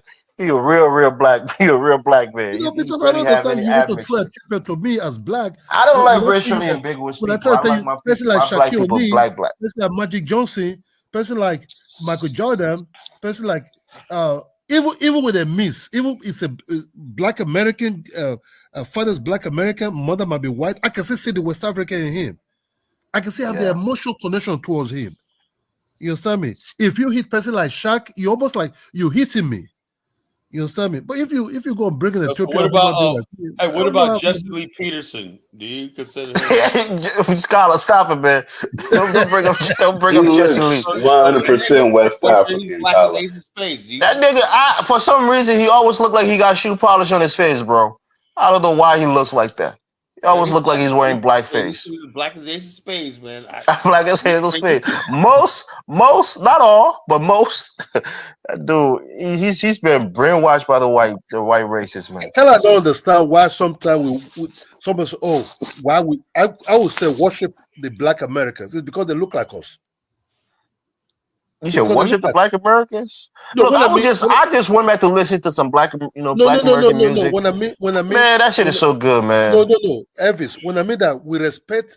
Sometimes their view, we see the way they talk, even the way they dress, and the way who they are. Right? I don't mean worshiping them, but I mean in a way we are attractive towards them because they look like us. You understand me? And we know they are part of us. You understand me? All of my favorite black celebrities, African American celebrities, are black. No ambiguity about their racial makeup. Yes, so you don't like Mariah Carey? Kamala, nope, I don't even consider her black. Elvis, you tried to impose Kamala on us, man. You said she was black, man. Come on, Elvis. Hey, bro, like I told you, my underlining point was I'm a Democrat. I align with her policies. You tried to pass on. No, I keep saying that. If you say she's not black, like most people are saying she's not African American, which is true. She's not African American, right? But I supported Joe Biden. He wasn't black. I supported Clinton. She wasn't black. So it's not just based on race. But I'm talking about my personal like sports heroes and people that I admire. They're all black. Like LeBron James. That nigga black. You know. When it goes to the NFL, Jalen Hurts, all the black QBs. I like them. They're black. I don't even like what is his name? What's that guy from Kansas City? I don't like that dude. Mahomes. Yeah. So we know who is black. We know who is us. We know people that you see them, your emotions, your everything about you, your intestine, we reflect towards them. That's what I'm talking about. That's all fine and dandy, but I don't feel like me. That's okay. Person like you, Carla. Person like you, you look African. You're African. Don't tell Carla that. That's an insult. Don't tell him he's African. No, Carla is African. You can't deny it. You can't take it out of him. And they want to rock with us and whatnot. Yeah, don't insult Carla. No, Carla is a bloody African. No, Carla's not an African. Carla is an African American. It's a difference, Kadolo. I'm African American. He's a double A. Carla's a damn African American. I'm not African. I'm African. He's not African. Get it right, Kadolo. Carla, Kala, you can say don't force the African on Kala, bro. Okay, You don't like that. Okay, Kala, you're sub-Saharan black man. I am black, yeah. Well, we understand that. So Ethiopians are black too. No, don't come and say me Ethiopia, Kala. You understand me? Kala, when you went to Nigeria, hold on, Kala. Wait till Nigeria, you call yourself an Ethiopian. Do you think that Nigeria can waiver? Look, if we're gonna have any definition of black, right? Now, if somebody says, you know, something, I like I was talking about Indians and all these people who are in our community, they're not Africans, they're not black. You know, I get that, even though they may be in our community. Ethiopians got a claim to blackness because they hail from the African continent. Okay, right? Kala, what type of black are you? What type of black are you? Kala is standing up for his Ethiopian brothers tonight. Okay, no, I understand. Look, what type of black are you, Kala? African American, right? But Kala, do you have West African blood? You say Black America, Ethiopian. Okay. Do you know that the Abyssinian Baptist Church was in Harlem was founded by Ethiopians? People don't know that. Yeah. Building with Black America, you know, a long history. Kala, you say you currently do. Kala, you say you're not African, right? What kind of blood do you have? African like you are. Condola, leave the African thing alone. Kala don't look at himself as African. You know what I'm saying? He's American first and African by a long, disconnected, ancestry. Whatever like that, you know. We're a little different, you know, just a little slightly different, you know. Okay. It's not even slightly. The admixture is a lot. 80% the culture is different. So it's a lot of difference between us. We're different, you know. We're different. Yeah, it's true. We're different. It's different, you know. We're different. We're continental Africans from the continent. And Kala is an American African who's been detached from the continent. You know That's the difference, and I accept that. That's why I was saying, you know, on the show the other night, I couldn't really talk. I was in the back, but I agree with Trick Daddy, and I think what Michael Lamont Hill said too. I agree with him. But you got to understand where Trick Daddy's coming from. He's saying that basically, when he doesn't want to be called African American, and he says the fact that because Africans don't like us or not, you know. You cannot basically say, you know, something. He don't even want to be associated with the word African. And he has a right to not be associated with the word African because he has no connection with that word because he don't feel connected to the continent. So let him do that. Kala, he's not the only one. Tariq Nasheed said the same thing. Yeah, there's a lot of people that don't feel connected. Right, and they have a point. African, he acknowledged African, and then he went to Africa and he found out that they were lying about giving African American citizenship, and they were doing janky business. Then they came back and said, "You know what? Fuck that." All right, Carla. So don't take it away from them. You are not an African, but you choose to call yourself an African American. These guys are they're bypassing all of that BS. They're saying I'm not African at all. I'm not going to associate with Africa. I'm a Black American, which I think is appropriate. Hold up, like I said, the Kala Nation. Listen to this very carefully, right? I said, my job is to tell the story of my people. Yeah, my story of my people didn't begin in America. It did not begin here, and my story of my people will not end in America either. So this is just a passing. But Kala, see, you see, that's where there's a divide between me and you. You live in the continent of America. All your things are there, right? Right. So what you see now. That's what I always said. Be careful, because why I said be careful, who Africans have to get married to, especially if Africans, not because you're dark, that I have to get married to you because you're Black, because that can also be very deceiving also, because where you stay in America, there's a freedom of things that I can do what I want to do. You understand me? And I don't give a damn shit about what you think about it. But in Africa, we have what we call a lot of moral code that might be hurt you later in whatever decision you make. You understand me? Condola, for some people, right, which again is also appropriate, their connection to Africa goes, they look at it as, I haven't been connected with the continent for hundreds of years, for centuries. So thereby, I don't feel, a kinship with the continent. Let me say this. And as such, I'm not African, which is fine. For some of us who've been on the continent and who are recently connected with the continent, we can associate ourselves with the continent. Elvis, let me say this very clearly, right? Whether we have connection with the continent, that's not irrelevant, right?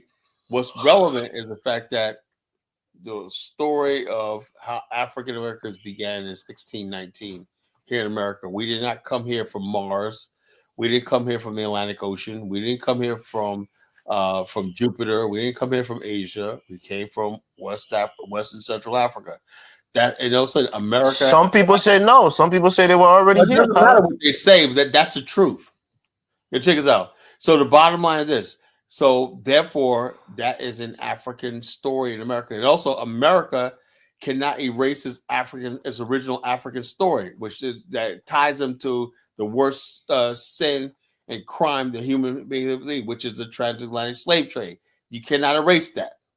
You see, I agree with Jay Sanders, right? Jay Sanders said, I'm a mixed up American.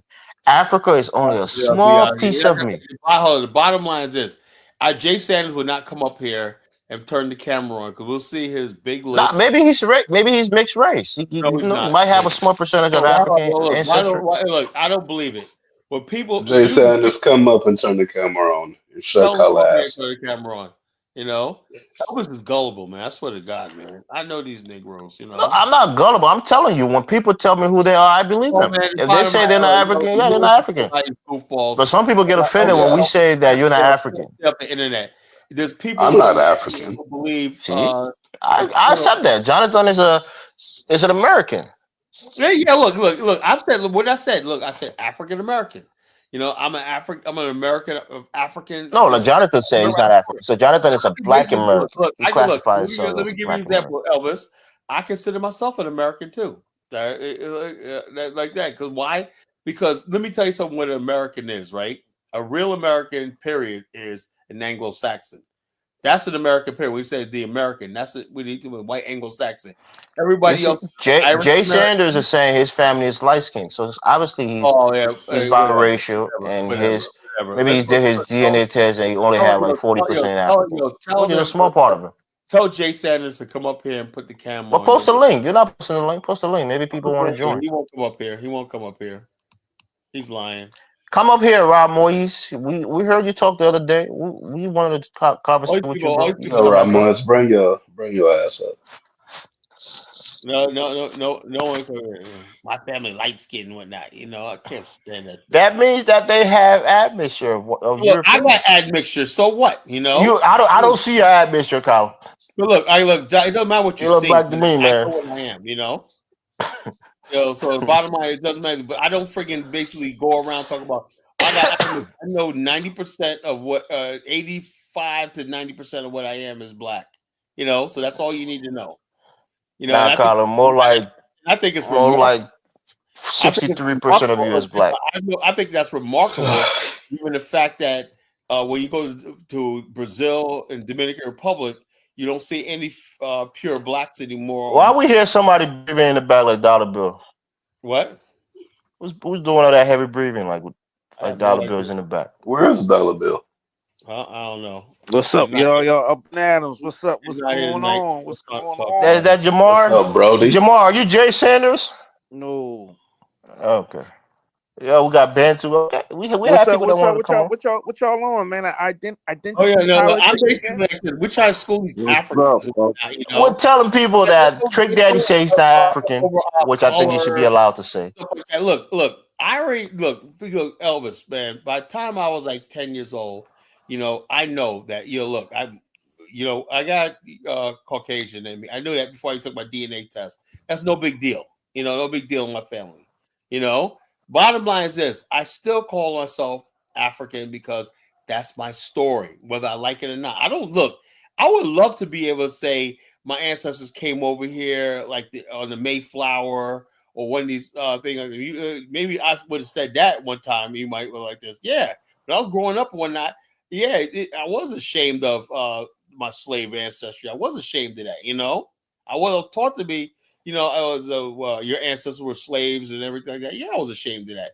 You know, my white friends, they came from Poland, they came from Italy, They came from France, and they were from Germany, and they would talk about. So, Kyla, what Jay Sanders is saying proves my point when I said that the other side of people got hurt.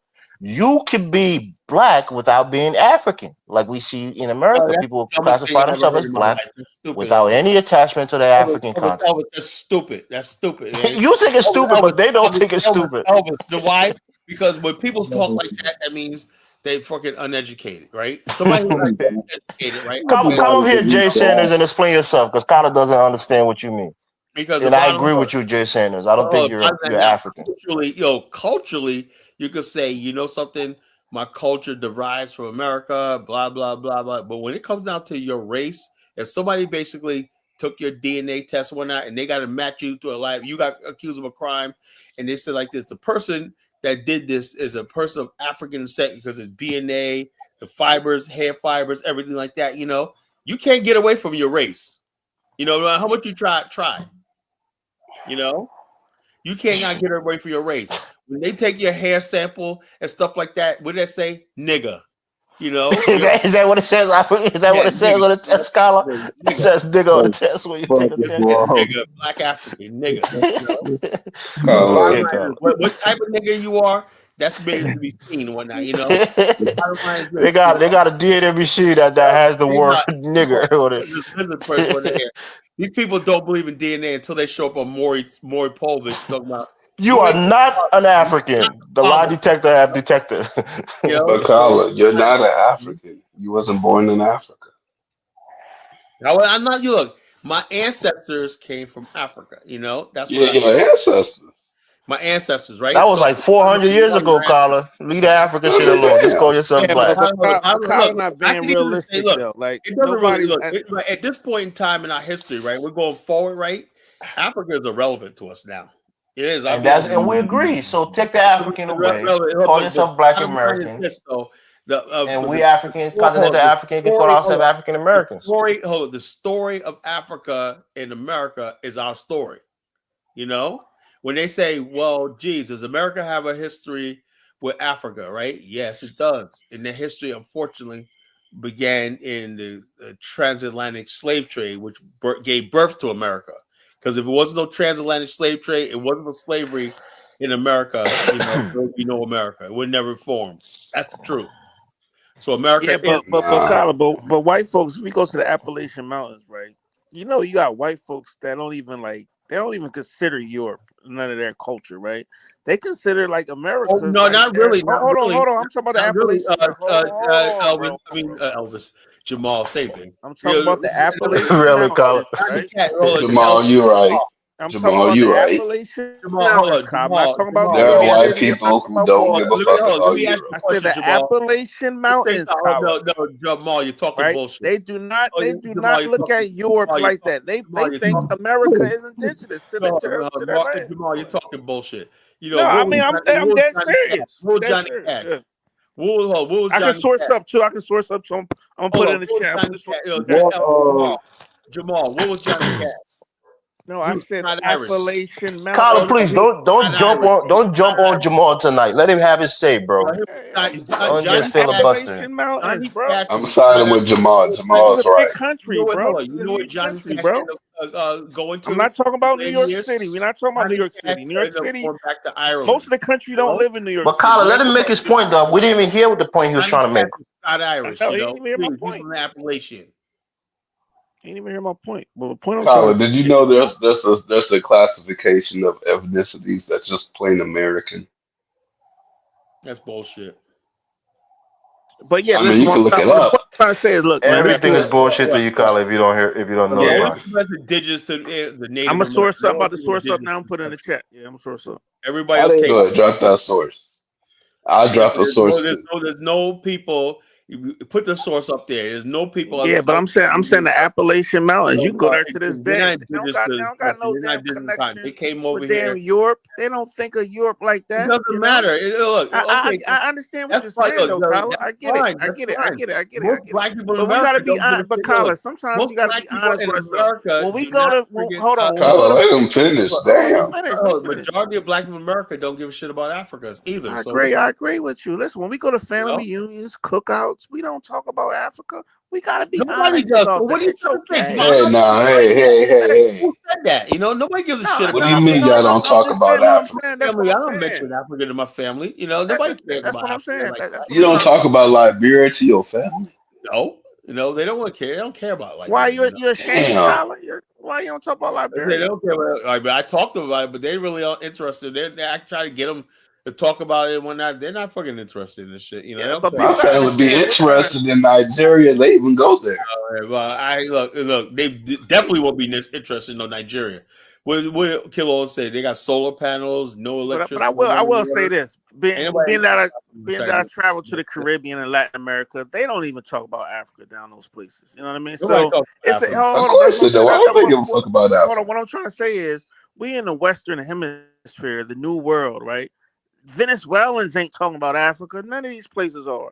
And it's okay. You know, we've been here for hundreds of years. Nothing wrong with that. I know who Jamal. Who's saying that isn't wrong? And nobody's saying I'm not I'm not talking to you, saying like this. Tyler. Why? That's I'm what I saying even in general. I ain't talking to you Look, in general. I can give two shits about what people claim and whatnot. All I know is the story is the story. You know, it's the start of the story. Yes, somebody yes, like it's the Life start of the says, story. Yes. Jay Sanders, Malcolm X. Whoa, it's getting. I wish this person would call in. Jay Sanders. We say we are Africans. We are not Americans, you mongrel. Woo! Shots fired, man. Whoa! Who's this black nationalist person, man? Yeah, that was 100 years ago too. 100. Yeah, 100 years ago. That was fucking 100 years ago. That was like 60 years ago, bro. Not 100 years ago. God damn, that was Yeah, 100. yeah, more like Nobody, 64 years listen. ago. Calm Hey, down. whoever wrote that, man, they was born in the wrong era. They was born in the wrong era, man. Nobody talks like that no more. You know, 100 years ago. That was 62 years ago, I bet bro. whoever wrote that, they probably like 70, man. They 100 years ago. Well, let me guess, Jamal. Nobody talks like this no Jamal, more. you're just a Philly, right? You're just a Philadelphia, right? Man, my grandfather, 90 years old, he was born in Philly, man. That's Yeah, all so I you're know. just a Philly, man. That's all You're I know is this area, man. That's all I know, bro. Yeah, so of course you do. That's all you know. That's all I know, bro. That's all you know is Philly. You know? Yeah. Ain't no shame in that, man. That's all I know, bro. You from Philly, you feel me? You ride up over there, he slide on them niggas in Pittsburgh. Nah, well, if most Philly people don't even go to Pittsburgh, man. That's so far away, man. That's the Appalachians, man. Slide on the people in Erie. Nah, man. But Kyle, we gotta be honest, man. Nobody's at the cookout talking about Africa, man. I never said that, you know. I know. I never said that. I never said anybody gives a shit about Africa. And the bottom line is this: we ain't got no investments on the continent. Let me ask you a question, Kyle. When you go on a date, right? Do you tell a girl like? I don't look. My wife's African. I ain't been on a date in 20 years. You know what I'm saying? Do you tell people you African? Do you say you're Black American? No, look. Bottom line is, I say I'm African American, and I'm part of Black America. That's all I say. You know, I never say I'm African. Get the fuck out of here. I say I'm not an African. I'm African American. That's a unique ethnic group and a story. You know, that's a story right there. You know, my story is not the African story. You know, because I didn't come here voluntarily. My story is the African American story, the descendants of the transatlantic slave trade. That's what that's my story. Now, if somebody else had another story, that's fine, but that's my story. You know. Yeah, that's what's up. That's what's up. Yeah, so I don't care. You know, look, people say, "Oh, you're not African, Carl." That's fine. I know I haven't been African in 400 years. You know, I'm an African American now. Something new. You know what they told Melvin Foot? You know what they told Melvin Foot, Colin? Who's that? Melvin Foot was in a meeting one time, right? And the motherfuckers from Africa told him, "Oh man, you ain't African." He was around a bunch of Africans.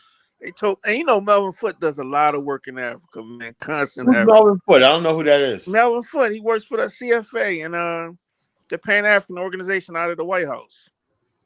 You know, the bottom line is this. Like I said, look, Africans told him. They said, Melvin Foot, you ain't African. I want to discuss something, right? All right, the president of Chad basically is making a bold move, basically taking shots at Trump before he takes office. I'm going to work with Putin. Now, let's look up Chad's fucking GDP. You know, Chad, the country of Chad's GDP, and see if this guy got any wiggle room, you know? Let's look at these fucking, the country of Chad Chad GDP. Oh wow. Let's see. God damn. Chad's per capita income. But you got to tell us what he said first before you go to the GDP. Okay, what did he say? He basically said that he's not impressed by the U.S. He wants the U.S. out, whatever like that, and he's going to be working with Russia to strengthen that. He basically had another meeting with Putin. Said, "I want to strengthen ties with Russia." That's geopolitics, Colin. He's not telling you that he's better than the U.S. in GDP or he can compete with the United States. He's just aligning himself geopolitically. Let me say this, right? Let me say that's fine. That's fine. Russia can have Chad. We got Nigeria on lock. Sovereign people, they can make the sovereign decision themselves. But when the United States decide to drop bombs on this motherfucker, right? Don't come crying to us, like, oh well, because you fucked around, you find out.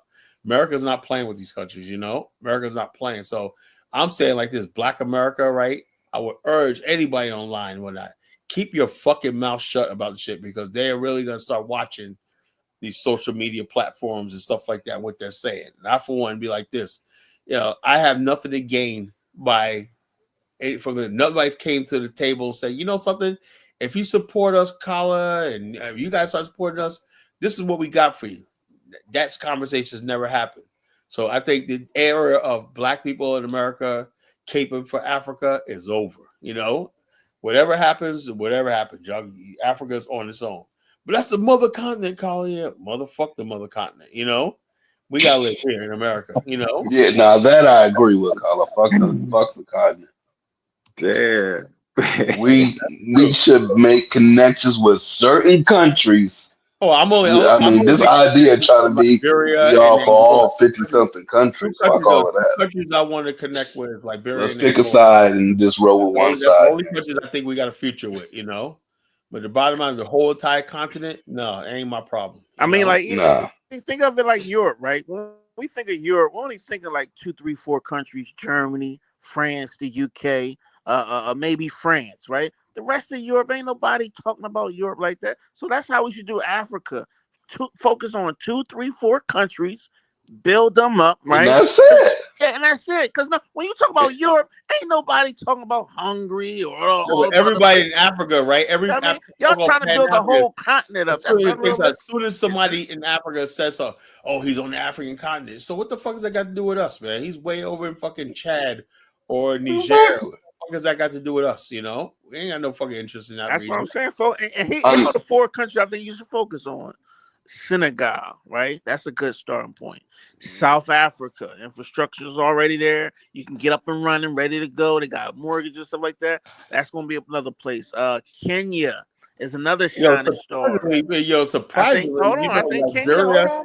Liberia got mortgages too. They got mortgages. He was not going to mention Liberia, Carter. Don't throw Liberia up in there. Let him finish with his 4 countries. I'm surprised Nigeria doesn't have a mortgage system. I don't think. Let him finish, bro. But listen, I think Senegal, right? Senegal, Kenya, South Africa, and maybe like a Botswana or something like that. I think those the places you should land at, man. How you soft landing, There you go, Carter. Those are prime location for Afristan. Go try to get it. I don't care about no Afristan no more, bro. I don't give a shit about that anymore. I mean, Africa's there you go again. Now you're saying it on this platform. When we bring it up, you would say you never said that you don't care about it. The more I'm dealing with, hold on, Carlos. Say that one more time. Let's screen record it. Say it one more time. Let's have the evidence. We can refer back to this moment.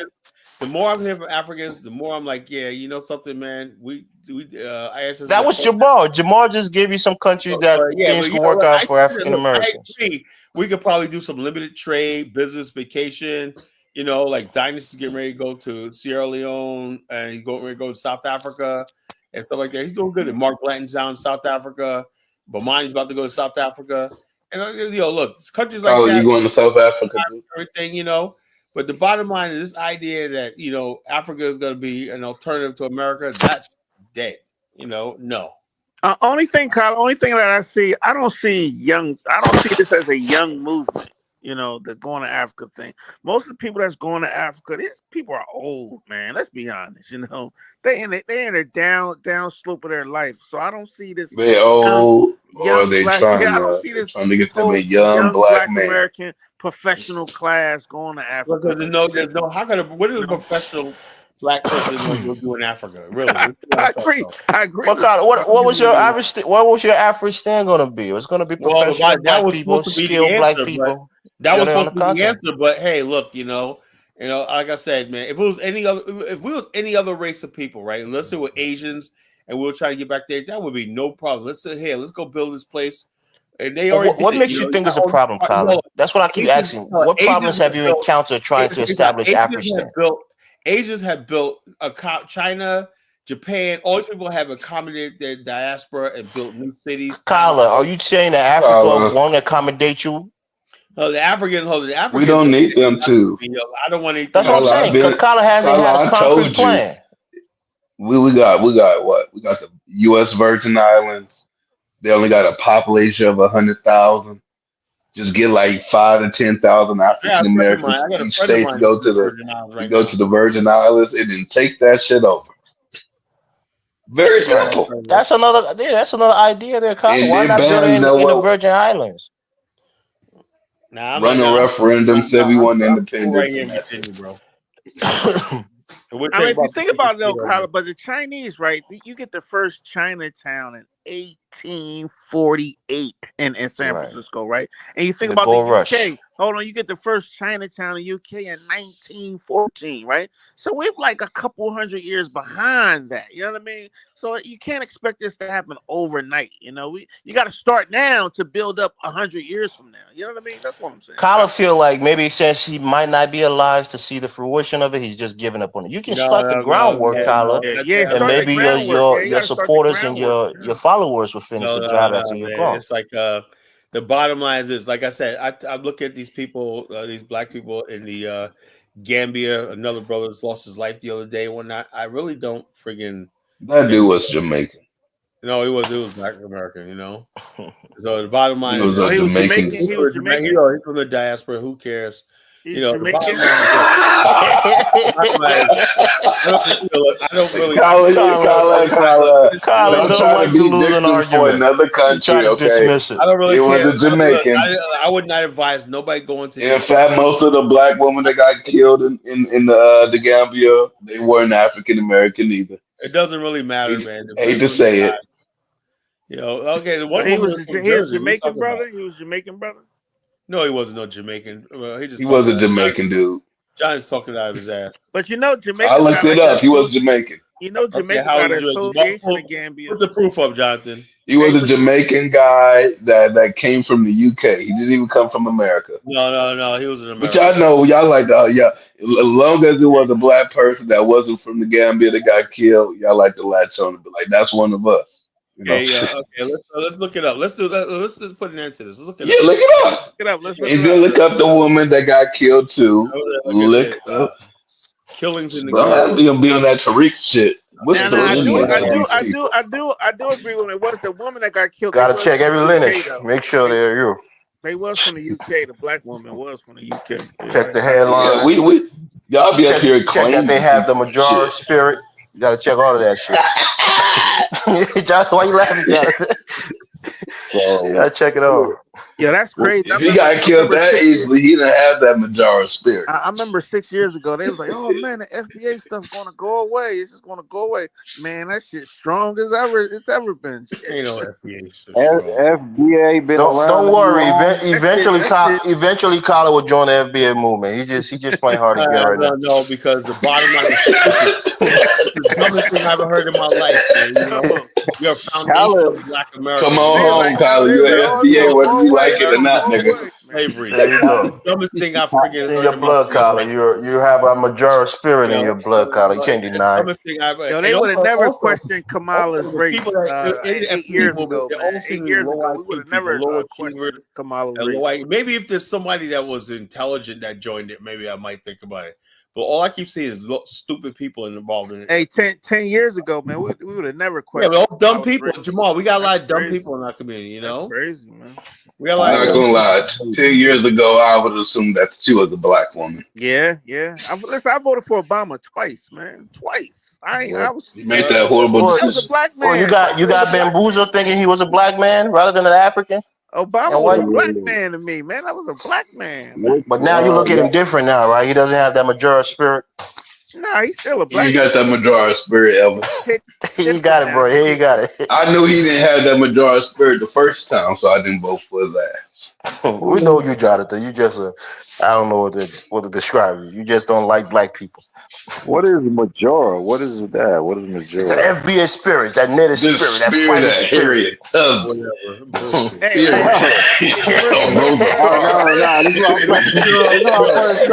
you agree with that? You agree that that's the spirit of Harriet Tubman?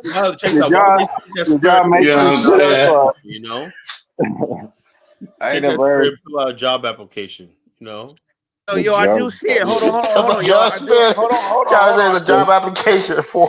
Hold on, I do see it. Yo, he was Jamaican. I got an announcement from the Jamaican Association of Gambia for the concerns of the government of people getting killed. Yeah, he was Jamaican. I'm reading it now. And the person before that was also a non-African American. But you know, y'all niggas like to just claim everybody's American. It doesn't really matter. It doesn't really matter where he's from. That's Colin. Colin think the people in the Gambia has it out for African Americans, man. They have it out for expats. People who are going there and not from there. That's all. I wouldn't go there. What? The Gambia is too small, man. Gambia too small. That's the land of Afro dumbass. You know, I wouldn't go there. Shit, fuck that place. I would go there. So y'all think I'll go there and knock a couple. Here, go right here. Fuck out.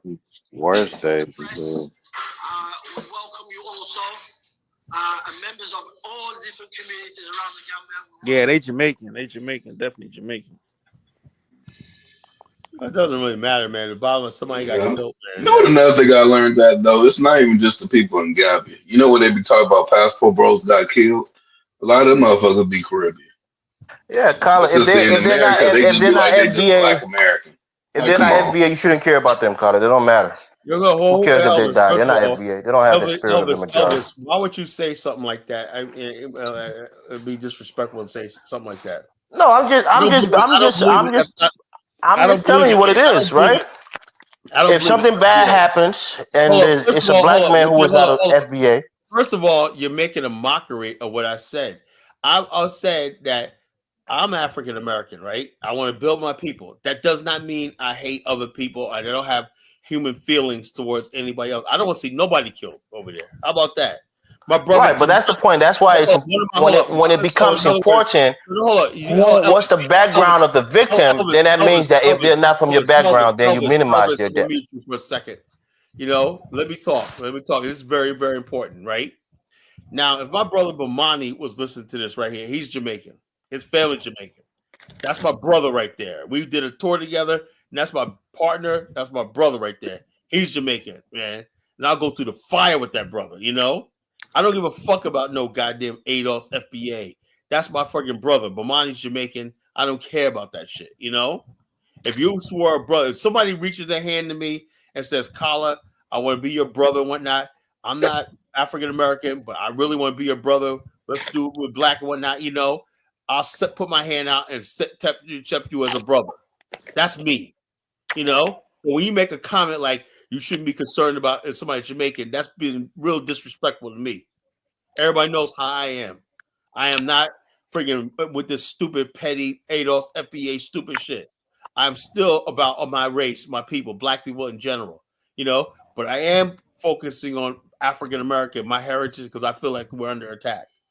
You know, I agree, but Kyler, you should be honest in your statements because you assume that guy was an African American. Well, yeah, of course, because the bottom line, of course, I'm partial to my own immediate community when I. But the fact of the matter is, Elvis telling me I shouldn't be worried about him because he's Jamaican. That's disrespectful. You know, my friend. Do you care about the Africans that died in Gambia? Huh? What Africans that died in Gambia? A lot. You don't think the Africans, the Sierra Leoneans get killed in the Gambia? I don't know. Look, yeah. Do you care about those people? Nigerians get killed in the Gambia. what you hold up? What you? I don't know about any Africans dying in Gambia. How about that? Well, I never heard. There you go, Kyle. You prove my point. Unfortunately, Kyle, if they're not your people, or people don't finger on your people, you don't care about them, or you don't know about them. African lives don't matter. I don't know about them because African lives don't matter. You know what I mean? Yeah, you really believe that? I think African lives don't matter. No, it don't. I don't believe that. You know. All I know is basically a lot of people don't believe that. Kyla, when the last time you got angry about a Nigerian being killed in Saudi Arabia? I have no idea. In the Congo. Hold up. Basically, I did a couple of years ago. Did do a whole expose about African women being abused in Saudi Arabia. By Jamal remembers that. We were talking about that for a long time. You know, and we always talk about African women getting abused in places like Dubai and stuff like that. Please don't try to put that shit on me, you know, because I am not that type of person. Anybody suffering when that's particularly women and children, I have a soft spot for. You know, I don't. Carl, let me ask you a question. Why do a lot of people in America they on this Palestine stuff, but we forgot about the Congo? This was we was never on the Congo. We never on none of it. You know what's hypocritical? I had an argument with that dude Mitchell London. You know our boy. What's that boy? That Liberian dude that I call Eco Mouse. What's his name?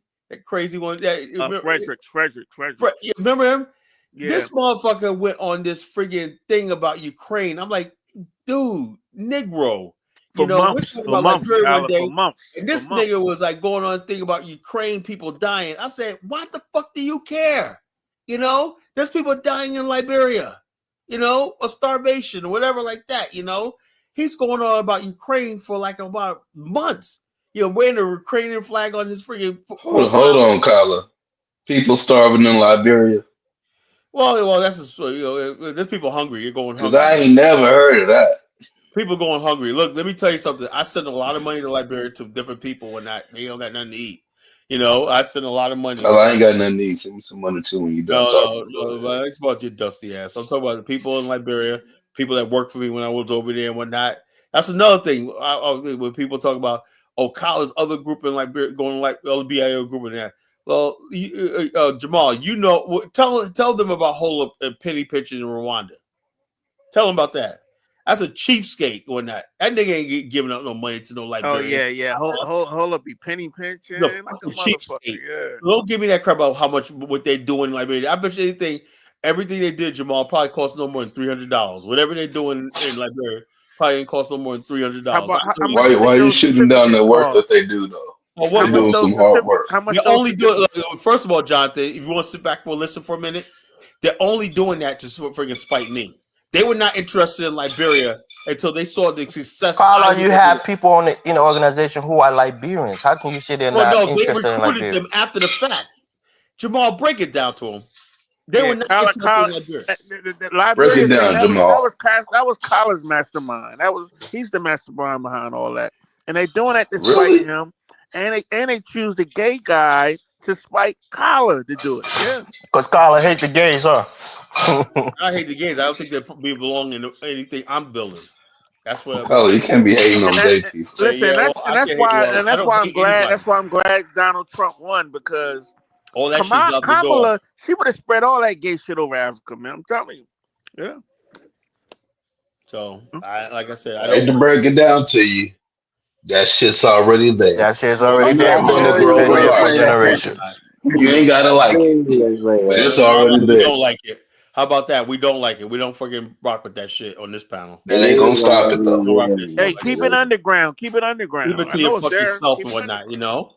Y'all ain't seen the gay the gay Niger the gay Nollywood series. You know? We don't fuck with gays and whatnot. That's the way it is, you know. Now, if you want to do like this, nobody's basically saying you can't do what you want to do and whatnot. But the bottom line is this, you know, anything I'm building or I'm around, like we do our tour to Liberia, you ain't bringing that shit with me, you know. Carla, let me ask you a question. What? Carla, do you know there are gay people in Liberia? If a gay person said they would give you $10 million to help you run your project, you reject the money? I don't give a damn how much they gave me $10 million. I don't fuck with them. If you think I'm Okay, joking, Kyler. If 10 white racist people, hold on, Kyler. Somebody who's known me for years, Jamal. If 10 white racist people were jumping on one transgender black man, would you not help that transgender black man? No. I'm gonna kill all of them bitches. No, I wouldn't. You out of pocket, nigga. Yeah, you on your own. You know. Sexual preference does not triumph race. Hold up. It really don't. Hold up. Check this out. Why should I basically put myself in danger for somebody who fucking basically acting like Colin, let's just go and call it what it is. So 10 white dudes were jumping on any black person. Colin, you think your Afghanistan won't have gay people in there if you establish a nation? You don't think gay people will be in that country? Bottom line is, look. Anything that I'm involved with, it won't happen. Trust me. If I have the power and whatnot, trust me, it would not happen. You know. Yeah. Carl, you gotta change your life. Man and woman. Men do not kiss men in my book. Kyler, you could firmly be against homosexuality.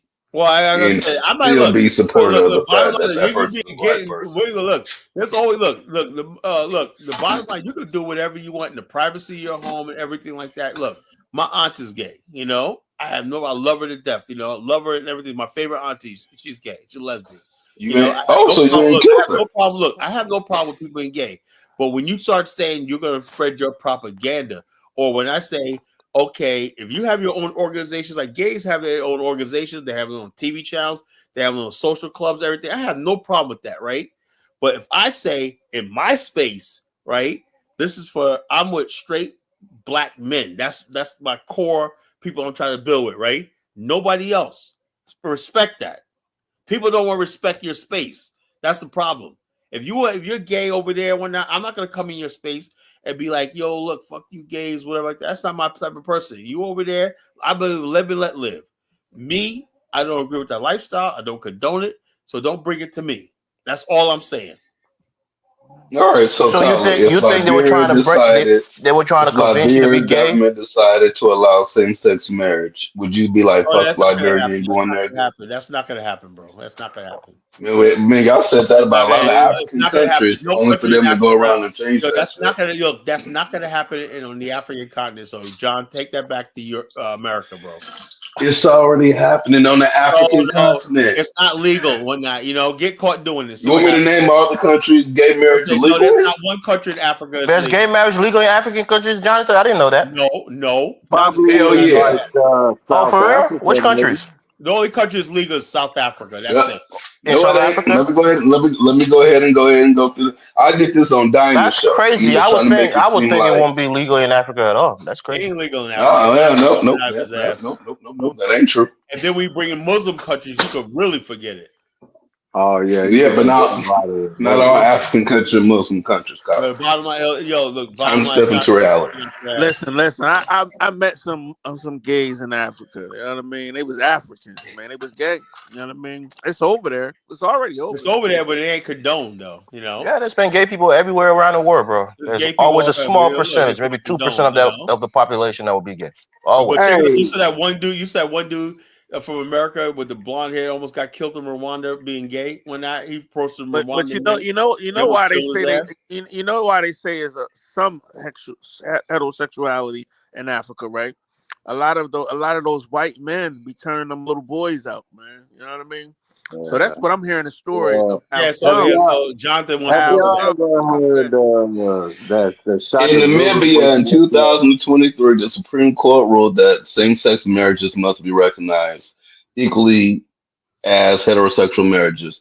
Botswana decriminalized homosexuality in 2019. Gabon decriminalized homosexuality in 2020. Angola, Mauritius, Mozambique. All they say is the government stays out of it. But by custom and de jure, it's just not accepted. Simple as that. It could be legal. Kala. That's all it takes for it to not be criminal. Yeah, so I don't think it should be criminalized either, man. So what are we talking about? I don't think it should be criminalized. If you want to do what you want to do, that's fine. I want to criminalize thing, but it does mean that like if someone says that I don't want to make a cake that says happy wedding, Steve and Larry, when I don't have to do that. I can't be forced to do that. That's the other argument. Right, because when I was in Tanzania, they used to have movies, Kyler, where if somebody was gay in the movie, they beating him up the whole damn movie. Like, you know what I mean? So it's not really culturally accepted in those. No, it's never gonna be culturally accepted. Yeah, legally. no, but y'all do realize I was like, that. I felt bad for the guy in the movie. I'm like, damn, they just beating him up because he everywhere he went at. Do y'all realize that though 20 years ago, being gay wasn't accepted in the black community either? It's never accepted in the black Nah, community. but we wasn't exactly. But hold on. But 20 years later, but we wasn't beating people up in the streets. Black people have never been to the point where we hurt people for being gay. We always had gays. Yeah, why we want to hurt somebody? I don't want to hurt nobody. We're not savages now. Calm down. I don't want to hurt nobody. I'll be the first to tell you, if you're gay, whatnot, you're gay and you mind your business, stay. You will never have a problem with me. There's no problem with me. But the bottom line is this, like I said, everybody has this space. Everybody has this thing. If I tell you that I'm out here and we're doing this, and we got this is a gathering of men that we're here and having a discussion like this, and we're basically straight men, whatnot. We want to talk about straight men things and whatnot. I don't think you'll be comfortable around us when I respect that, Hey, but Colin, say if you had a gay donor say, "Look, I want to give $1 million to the BAI." First of all, it never happened. Why would they do that? Get off your feet. Let me hold on. First of all, so Colin, your thing is, have you ever seen gays give out money like that? No, because gay homosexuality is death. Actually, yes, Colin, I have. Okay, what? Homosexuality is death. And when you donate something, right? What you're doing is you're continuing life. You're saying, I believe in what you're saying and whatnot, for our posterity. Yeah, I hope you like this. When a person is homosexual, that's the end stage. That's death. Kyler, I think what you just said is profound. And I actually agree with it, right? On a reproductive, it's death. Issue. It can't reproduce in its state sexually. So it is in a way. You don't have any reason to continue on life or be involved with anything positive or not, because that's all you are right there. It dies. You dead. When somebody basically says, I'm gonna give money to the arts and everything, he wants something to live on past them. Gays don't think like that. Well, Kyler, some of these people would tell you that they were born like this. This is just how they are. I don't believe it, But the whole thing, let me say something, Elvis. Now, if somebody says they're gay, that's their lifestyle. Hey, look, I got no problem with that, What I do have a problem with is like Pete Buttigieg and his so-called husband being normalized. When I talk about they're gonna have a child, and I don't know where you think you live, Colin. You live in America. Well, no. That right there, my friend, is gone. That was the Obama America. That Obama America is done. Kyler, you like to use the Democrats. Dick Cheney's daughter is married to a woman. Everything Obama did as far as like the gays. There are gay people in this country, Kyler, and they're on both sides of the political spectrum. There are gays who are Republicans, there are gays who are Democrats.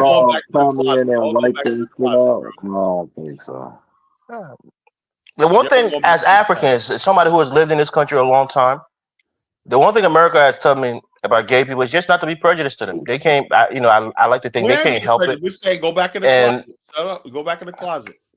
I don't know, Colin. You have a family member. You have an auntie who you say you love dearly. Do you tell her that she's not accepted and she should go back in the closet? You tell her that?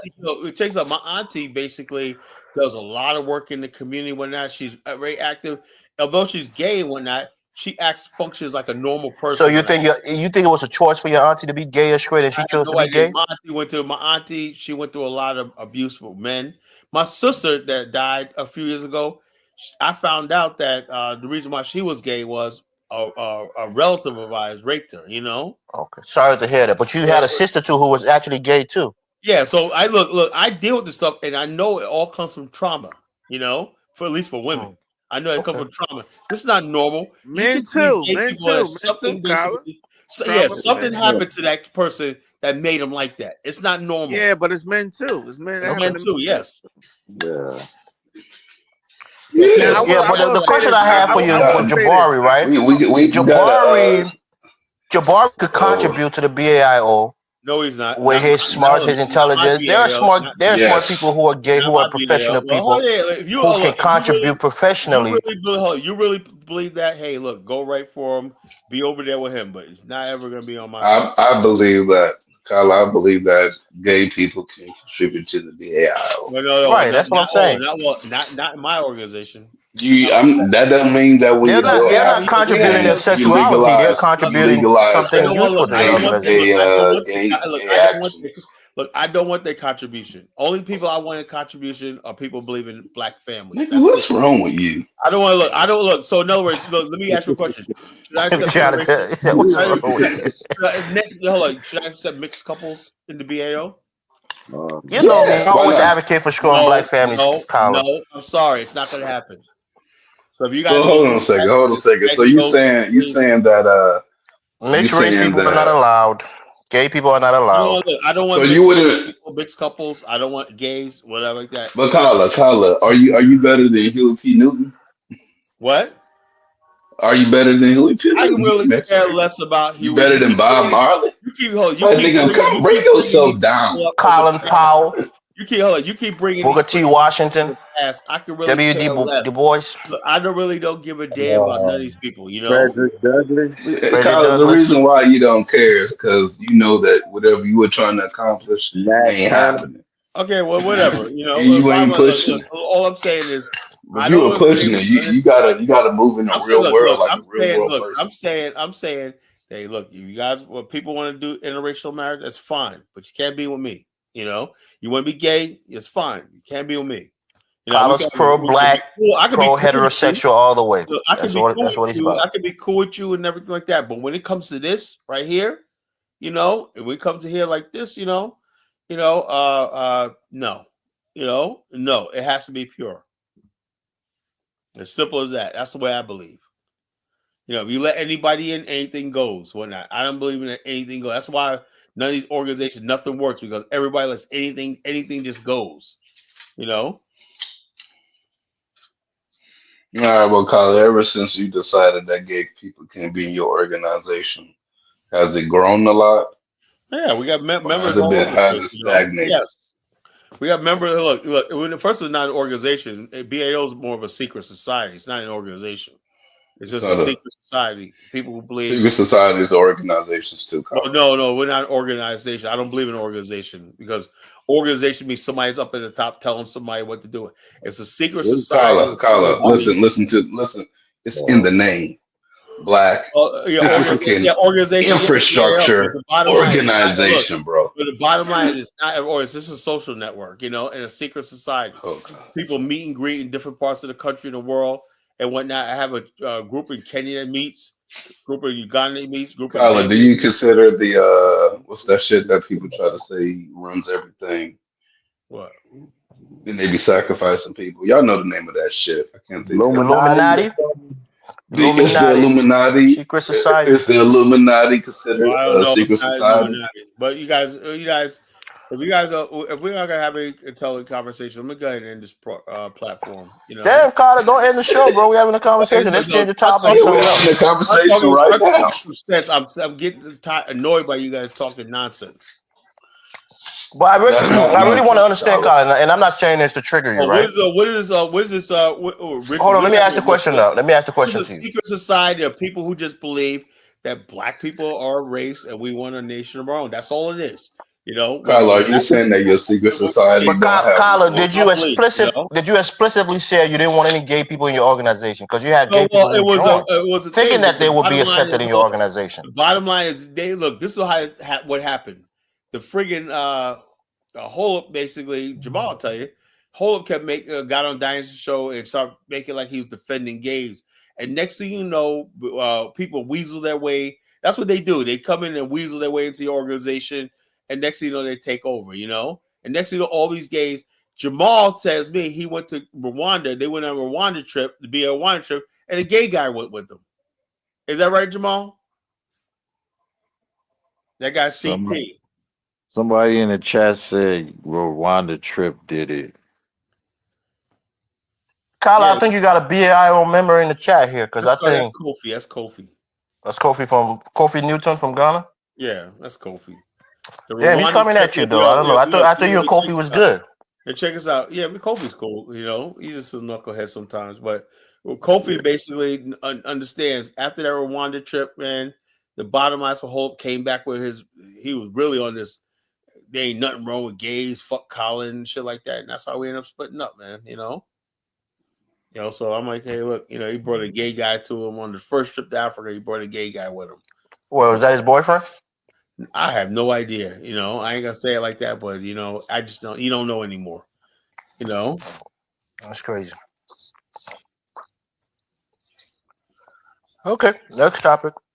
So get back to the topic. Which y'all think the best days ahead or the worst days? The best days are definitely ahead. And the bottom line is, like I said, all this. Look, let me tell you something. All this stuff that we was afflicted with for the last 10 years, where this WAP, wet ass pussy, this hoe culture, and all stuff that destroyed basically the black community and whatnot, and the politics and everything like that. What the hell does Al Sharpton got to do with us or whatnot? Black people have not made any progress in 10 years. We lost ground under Obama. We have not made any progress. Everything we turned away from business. What? We've been making progress over the last 6 years. Not politically. No, we haven't. What's progress? Electing some Negro's office? We haven't made no progress. Black people are freaking politically weak in America. Black people's income has steadily risen throughout the years, Carla. Socially in America, black people are irrelevant. So what the rest of what world do you live in? Do y'all think it's the best? I live in the real world. The real world, black. And look, you in California, you really aren't relevant. Y'all like you believe that, Carla? Y'all got no power in California. Y'all are the most pitiful black people in the country, man. Black California. Hey, I'm sorry, man. It's the truth, man. Hey, Bantu Madika, don't mind him. I know. Don't mind him. I ain't tripping. Jay said this is black California obsolete. It's crazy, right? That I can go somewhere in San Francisco and Oakland or Richmond, and I can go to a whole street full of black businesses. I can go to black tech companies all over the place. Just because your ass can't do it in New York. But I'm trying to figure out why would you say that? Because California, man, is because he don't get out nowhere. He's about, we gain. I'm looking at your state, man.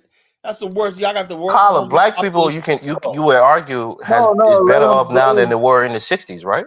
Way better off. I don't know, but some black people are better off, but not so many people in California look worse. Oh gosh. Kyla, the average black person in California likely makes more money than you. No, right, whatever. Yeah, okay. I mean, you can look that up. Okay, all right. You guys got a $14 economy and whatnot, and like you got a what? I hold up. If y'all got make so much money, why y'all out there asking for reparations like y'all dusty and broke and whatnot? What does seeking reparations have to do with? Because that means you ain't got no money. You're broke. That's not what that means, Dumbo. Oh yeah. No, Japanese have money and they still sought for reparations. Oh yeah, right? They got compensation of property they actually lost. And whatnot. You guys want a handout. Negro, that's called reparations. Y'all asking for what? Colin, you keep saying this like these are different people. These are your people, Colin. I'm not from California. Really? So you're practicing tribalism? Are you delineating from your own group because they're in a different geographical location? Yes, certain Negroes in America. Wow, Colin. You talk against tribalism and you're practicing it here. Just because they live in a different location, they're not the same as you. Look. All I know is I see a lot of Elvis, New Yorkers think they different from everybody anyway, so it ain't just he's not just picking on Cali. He think New Yorkers think like that. I'm glad you understand that, Bantu Madika. I'm from New York, man. Everybody's inferior. I know a lot of New York. They're trying to get reparations too.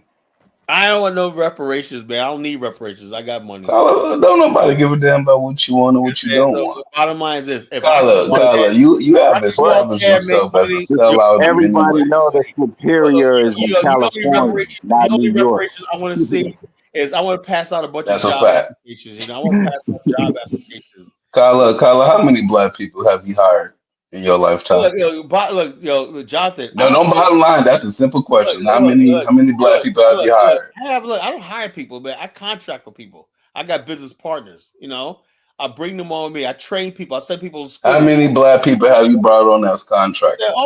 Dozens of them. How about that?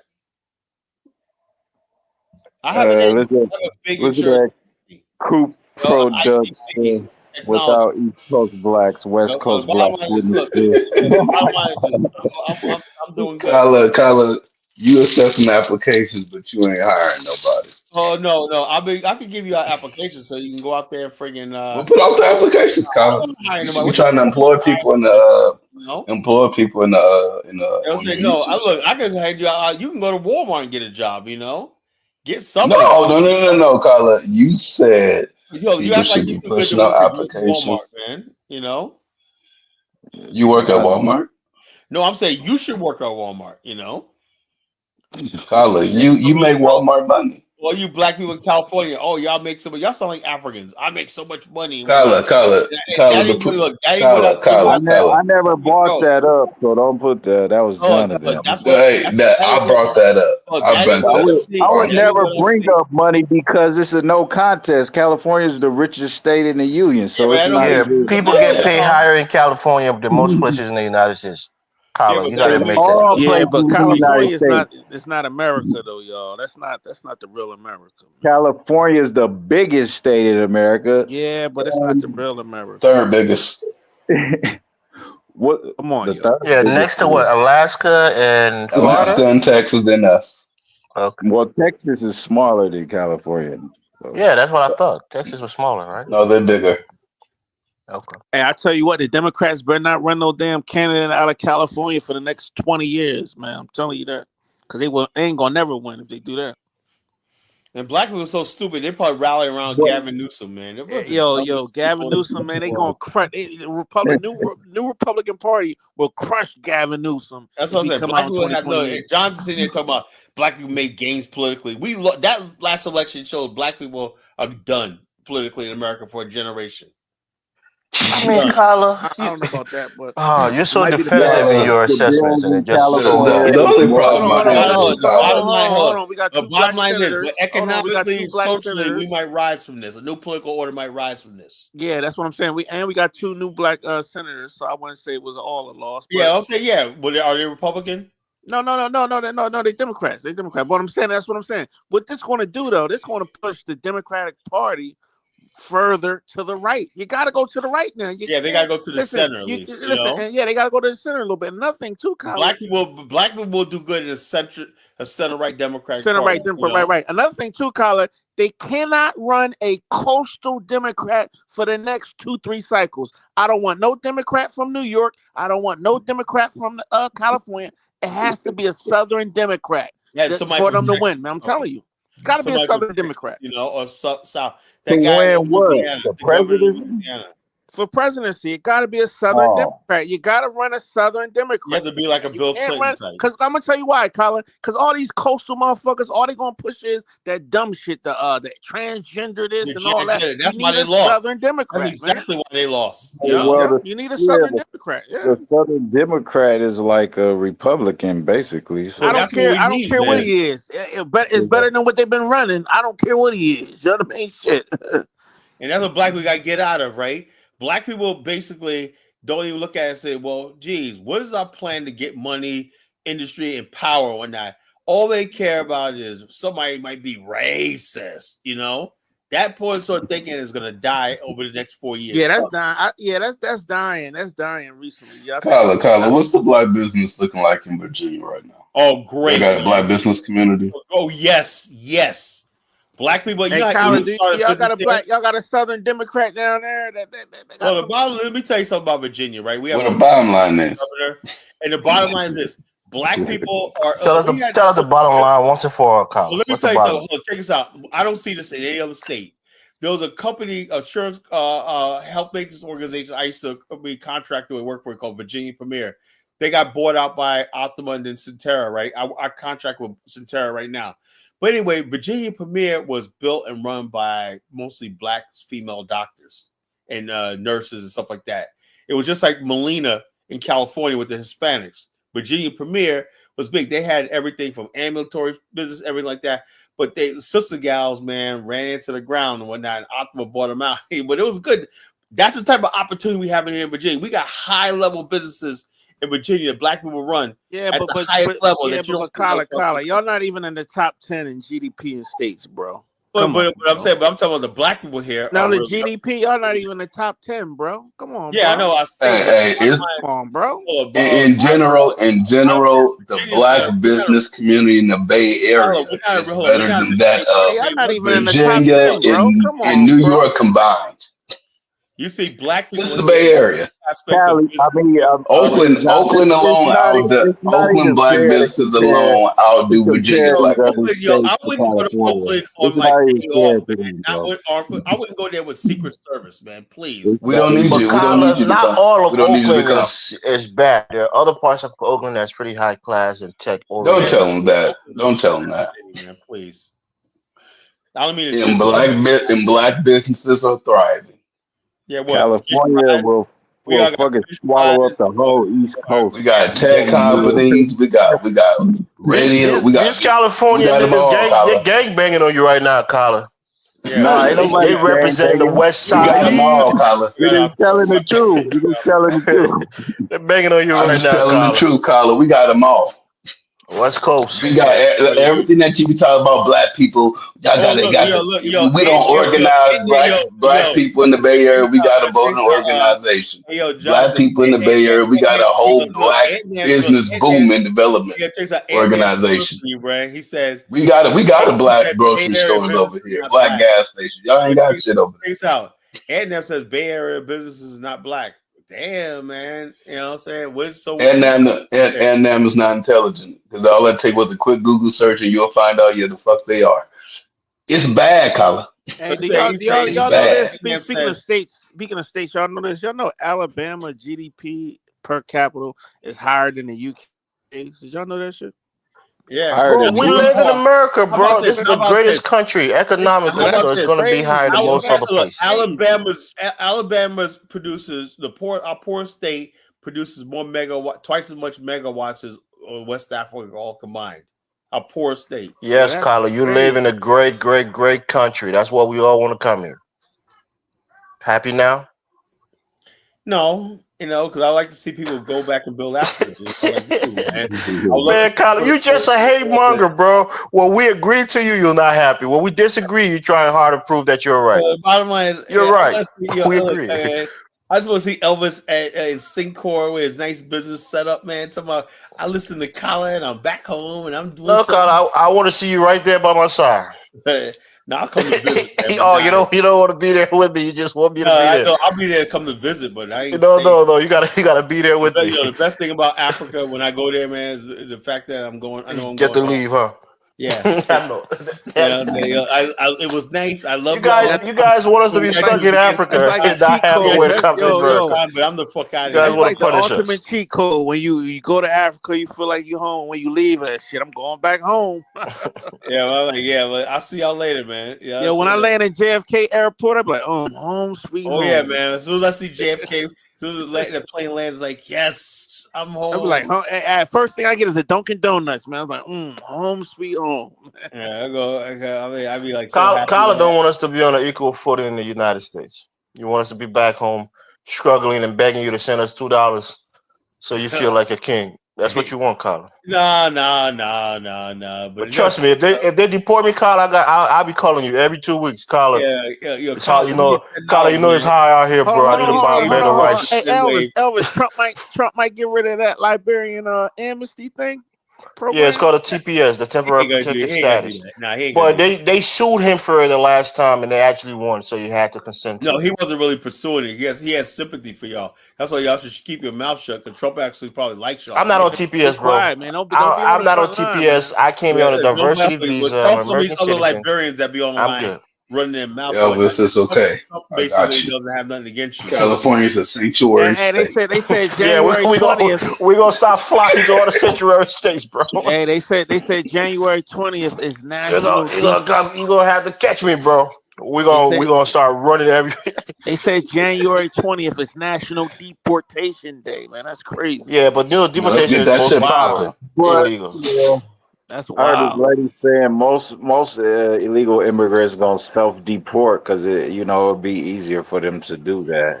Come back later. Jamal, Adnam is saying that the Alabama GDP is 245 billion. UK is 3 trillion. So who's right? Look, Jay Sanders, bro, don't kick us out, man. Don't call ice on us, bro. Right. Please have mercy on us, man.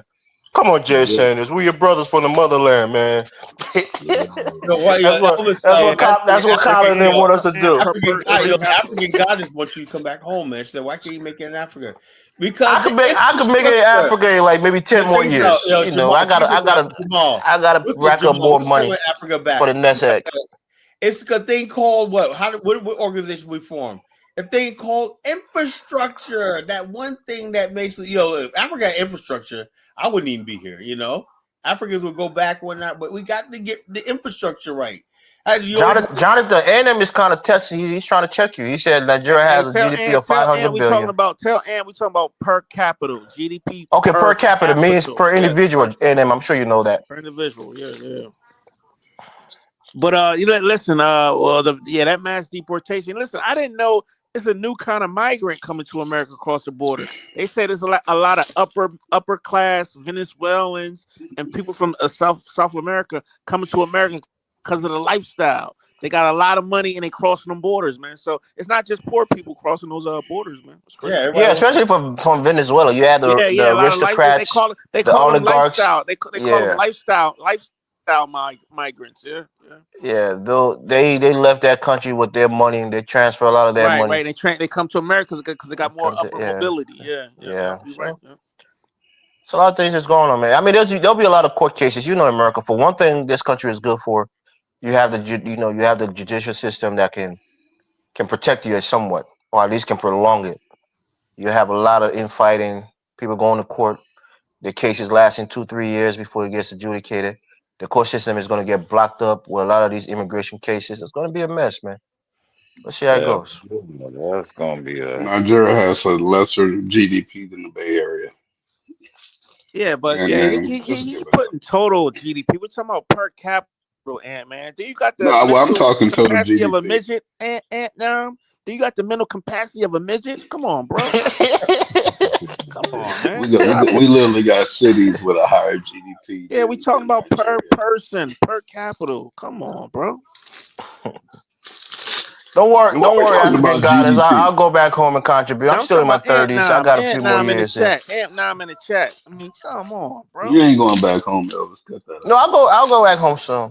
Got a few. I got all the things there. Just the income. We adopted you, nigga. The average person. Use our little Liberian African American adopted baby. Give it up. If I had enough money, bro, I'll move back home in a heartbeat. But we still gotta make that money, man. We're adjacent to the. Gonna kick off a revolution. Y'all think Trump going? How many y'all think he gonna deport his first year? I mean, what's the number? What's the magic number? At least 1 million. At least 1 million. First year? That's a lot, man. I don't know if it's gonna be 1 million. No, it ain't. I think year 2 might be a lot of deportation would be easy if these are undocumented immigrants. They probably won't even fight it. They'll just go. If there are people who have some kind of status, they'll probably get a lawyer and try to go through the court system. Look, if you've been working for a couple of years and you ain't got nothing to really worry about. The people they're looking for, these people that's overburdened the homeless shelters, overburdened the the hotels and committing crimes. They just gonna be rounded up like fucking. Hey, but Kyler, that dude Holman, man, he's tough. You know, he worked under the Obama joint. You know, Obama was a deportation king. Obama deported a lot of people, bro. Don't you say that, Elvis. Hey, Elvis, Holman Y'all said, like to say that Obama was a deporter in chief. The nigga was in office for 8 years. Nah, he was a big mass deporter. But anyway, well, you know what the perception of Democrats, right, Jonathan? That they want immigration, they don't want nobody to leave, they just want to bring them in for votes. Well, Obama actually was deporting a lot of people. Yeah, he was, but they didn't talk about it. Yeah, he brought in 3 times more than he deported. Doesn't matter. Deportation, but the dude Holman, the new ICE guy. He said, "Look, I don't have to separate the children from the family." He said, "I'm gonna take the whole family away." Jay Sanders, I want you to delete ICE number from your phone, bro. Don't call ICE on us, man. Delete that number from your phone. Jay Sanders out here throwing us, so we're calling ICE on us, man. Jay Sanders, the number is 1-800-ICE. Hey, we was trying to warn y'all. We was trying to warn y'all, man. America never loved immigrants in this country ever. Never. Nah. America love immigrants. It's just Trump is he's trying to do a big. He's trying to do a big thing here. Hold on, bro. One of the first laws they put in the books is an immigrant cannot be president. Well, we know that. Not an immigrant, but a naturalized citizen can't be president. No, they said an immigrant cannot be president, bro. That's one of the first ones they put in. No, listen. I'm using words, right? An immigrant is a person who migrates to another country. No. A naturalized citizen can't be a president either. Yeah, it can be. But when you say immigrant can't even vote. A regular immigrant can't vote. You have to be a citizen to be able to vote. Arnold Schwarzenegger can't be president. Yeah, but he can vote. He could be governor. Immigrant can't be president. They talking about governor can't be president. No more anchor babies, none of that shit. Yeah, the anchor baby, I agree with that part of it, right? Because I think if you're illegally in this country, you've already broken the law. So the law can't protect your illegality by having a child here and trying to protect the child. Yeah, people. I don't know if that's ever been adjudicated. I don't know if there's precedent set on that case where the Supreme Court has decided that quote unquote anchor baby are legal. The dumbest thing I heard was people say is no human beings are legal. That's the dumbest thing. People say nah, that's you know the Democrats, we're on a spectrum, right? There are people who are far left, people who are more center left, slightly left. You can't say a human being is illegal, but you can say they're legally in your country. Yeah, right. They're legal people. Yeah, sure. Bottom line is this: if I know for a fact of the matter, they say there's a problem like in places like Massachusetts and New York, and probably in Virginia, where illegals are driving, causing accidents with no insurance. They're driving cars. No license, no insurance, everything like that. Nobody can do a damn thing. Even cops don't know what to do. Just put them back in the car and let them send them my way. Like they're like above the law. Kyle, think about this, right? Even though these are all white immigrants, right? White children of immigrants. Elon Musk, richest man in the world. Jeff Bezos, I think second or third richest man. Steve Jobs, founded Apple. His parents are Syrian refugees, migrants. So people don't mind them type of immigrants. Why? Because they don't. Well, they mind us from West Africa, huh? Man, Kyle, you're like a white man mouthpiece, man. You talking all that white nonsense. If Aliko Dangote decided to move to the United States, he'll be welcome with open arms. Nah. The Nigerians need their Aliko Dangote. That's what I said. So the bottom line, but look, who do we get? Well, these guys didn't become billionaires before they moved here. They were regular people and became but Bezos not an immigrant. His parent is an immigrant. His father. Yeah, that's not even his real name. Bezos is his stepfather's name. His real father, who he got adopted. His mother married another person. That's the person that he considered his father. But his biological father was an immigrant. Steve Jobs, his father is from Syria. He's a first generation immigrant. I tell you what, y'all immigrants, y'all find something to latch on to. I tell you that, yeah, Steve Jobs. Well, I'm just saying, these are people who are immigrants who have done great things in this country. He's not an immigrant. Steve Jobs. His father was an immigrant from Syria. Okay. Yeah, he's not a normal American. Wasn't Donald Trump family an immigrant? Yeah, Donald Trump's mother was not even born in the United States. Donald Trump. Yes, Donald Trump's mother was born in Scotland. His father was a first generation German in America. Yeah, but his father was not an immigrant. Come on, y'all. His father was an immigrant. His mother was literally an immigrant. So he's not too far removed. But he's German though. He's German Scott. They founded the damn country. Let me tell you Elvis, right? Donald Trump comes from what we call blonde queens. What we call blonde queens because it's all German, right? You got the black area. Jamaica Queens is between the black area and the blonde area. You know, it all looks the same. The houses, everything looks the same. We got a suburb. You can change that these people have a kinship to the founders of this country, fine. But when we're talking about immigrants, we're talking about people who migrated from already established country into this country. Not an immigrant. I'm not saying he's an immigrant. He's a parent. He's a parent of an immigrant in this country. Also, his mother was born in Scotland and immigrated to the United States. The German people, so he has an immigrant parent. The German population in Queens, New York, is like the most liberal people on the freaking planet. Really, the German population. All my school teachers, those are all my school teachers in elementary school. When they bring you to the house. My school teacher, second grade school, Mrs. Inlet, whatever, I forgot her last name, Westland, whatever her name is. She brought us to her house one night. My family kept saying, this is like I was in second grade. My family kept saying, that white woman brought you to the house. I didn't think it was a big deal one night. She goes, I tell you, that lady's really nice one night. She brought the kids to her house one night. She was a type, Mrs. Wendland, that's her name. She brought us to her house and whatnot, you know, and took us home and driving through our neighborhood and whatnot, you know. And her husband was like an older guy, whatever, like that. This your house? What I dropped me off my grandparents' house. But the bottom line is, yeah, those are Germans, you know, they're real liberal. Yeah, they're assimilated too, man. The Germans, they founded the country. Black people. Yeah, we have a lot of German people in Minnesota. We got Dutch towns. We have a lot of Nordic people, They're like the Norwegians. founders. Come on, y'all. They founders From Scandinavia. But I'm telling you, we're talking immigrants, right? What? Yeah, but Donald Trump comes from a lineage of the settler colonial class. Man, we're not going to do that, y'all. Come on. Nah, not necessarily. The people who founded this country, bro. The English and the Scots. No, Scots and Germans are the damn founders. Come on. No. Bro, you know the Puritans were not from Germany. They came from England and Scotland. And Ireland. Let me educate you on something. First of all, Germans are the largest ethnic group in America. Right? They've been here forever, right? Do you know? Yeah, but they came later. I'm not saying you're wrong, but they didn't found the country. They immigrated later on. Hold on, bro. The Irish did. Bro. Do right. You know, so listen to what Kyle is saying. Hold on. Do you know one time they was going to write the actual U.S. Constitution in German because there was so many German people here before the start of the nation. So this Germans. That's not true. I keep trying to tell you, bro. German came later after the country was already founded and had independence. No, I'm putting in the chat. Germans been here way before the country was started. I'm gonna put it in the chat. But go ahead. What?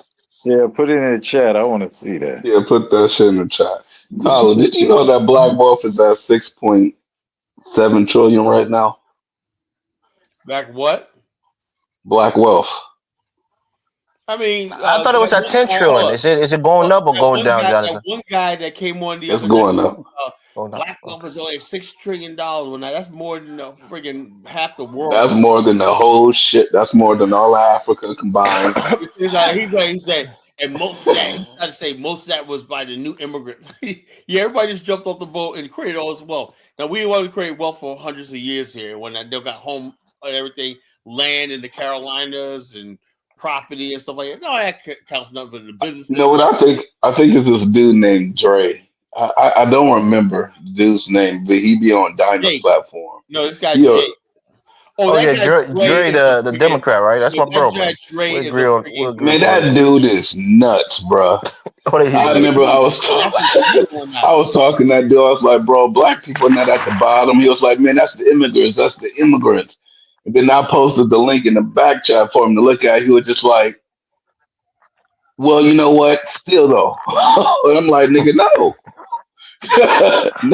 Yo, check us out. Like I said, the topic Black best days ahead of us. People like Dre and Troop are going to do in the future because Black America is really about to take off. You know, once black people reshape like the Democratic Party to a center right, and the gays and all the people disappear. Why A&M saying they've been here? Like A&M, are you in America now? Join the panel, man. You've been a part of the show for so long. Come and join the panel and have a conversation with us, bro. And it's overly whelmingly focused on American affairs. Nah, he might be here because he said they're here. They were here, so meaning that he's here too. So, because I think he says he fluctuates between the U.S. and the U.K. Come on the panel, man. Have a conversation with us, bro. No, he don't. You're steady in the chat. And that be sitting there talking about his stocks. He got this in Tesla. He got this and that. And I'm just like, nigga, shut up. People that got it don't generally talk about it all damn day. I know. Yeah. That's what I always say. If you if you really got it, you ain't got to talk about it. You don't talk about it. So if you're talking about it, there's a reason why you're talking about it. It makes you feel good or something like that. To try to get people to be like, yeah, this guy Ant-Man, you know what? That nigga's really like worth $50 million right now. Like, nigga, no. Cut it out. What the fuck? Hey, look, Ant-Man, what is Tone Talks going to do in the future? Black America is going to be thriving. We're not going to need Tone Talks. We're going to need... And now we've been saying Nigeria was going to be on top for like the last 100 years. I don't even know. Yeah. Kofi wants to come on. Drop the link.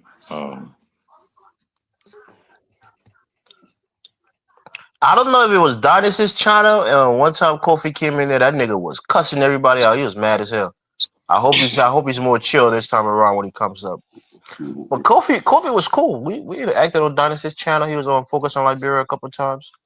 So I hope he's still doing good. Is he Liberian? Nah, I think he's traced his lineage back to Ghana, right, or something. But he's living in Ghana, or he has roots in Ghana. I'm not sure. He got a wife in Ghana or not. Okay. He went over there, man. He didn't listen. I said, Kofi. He had like $15,000, and he went to Ghana. He didn't want to listen to what I had to say. I said, let's build the Africa. Say, nah, I'm going to Ghana. Carter, he wants you to mod him up. He wants to be a mod. You know, that's your bro from the BAO. Listen at Rise Moise. Jake Paul whoops a FBA ass like the good old days, and I was rejoicing. Really, Rob Morris? Come on, man.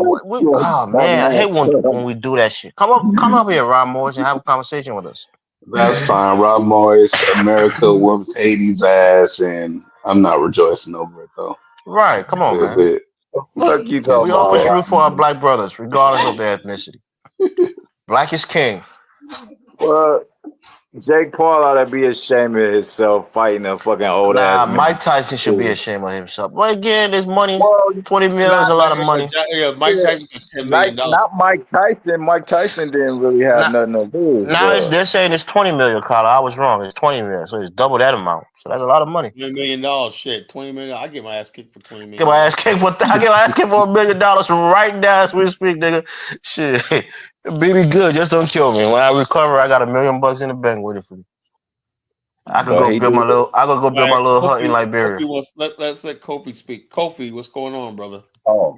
It's been a long time since me work away home. It's been a long. Oh, this is a different Kofi. This not the Kofi Newton I know. This is Kofi Newton. Kofi got an accent now. This is Kofi from New York. This is Kofi from New York. Yeah. Really? Why you got an accent now, bro? Because I've been in Ghana for 20 months. Wait, stop it, man. Stop wearing the accent. Talk regular, nigga. trying to throw me off, man. You scare me, Kofi, man. Right. What type of accent is that? This nigga trying to carry. He's doing a caricature of Ghanaians, man. Come on. Speaking Shinaga. I can't even speak proper pidgin yet, but it's coming. Okay, there you go. I'm like, what was this nigga? That's the nigga I know. Yeah, that was crazy. I was like, who that? As you like go on and as you go on like living here, you do get a little bit upset, you know. You start to get it's not America. You start to take on the same like stress that's on the ground, even though it's not like shit. Even though I've been able to do some things here that I haven't done, that I'm not able to do in America, you know. There's no like, I feel like for us repats, there's not a problem. There's not a problem getting women, pretty much, and it's like you don't have to take no one out on a $200 date. you know, getting married here, having children is nothing to like stress over. Versus in America, even though we're the richest country in the world, we're more as individuals thinking about our money. We're thinking about making money and becoming a boss before we could even go that route. While here, it's kind of like carefree in a way. So what's the stress that you feeling? I feel like at the same time, like, like being able to hear your language. I speak English, so at least I could, if I hear some white people talking shit about black people, or if I hear people just talking about just talking shit, I could hear it. I can't hear that here. Now when someone says half or Bruni or white man, I'm thinking they probably talking about me. Yeah. They do that. Yeah. Alfonso Morris, are you related to me? I have an uncle called Alfonso. I don't think that's you. Sorry, bro. Go ahead. I'm just talking to myself.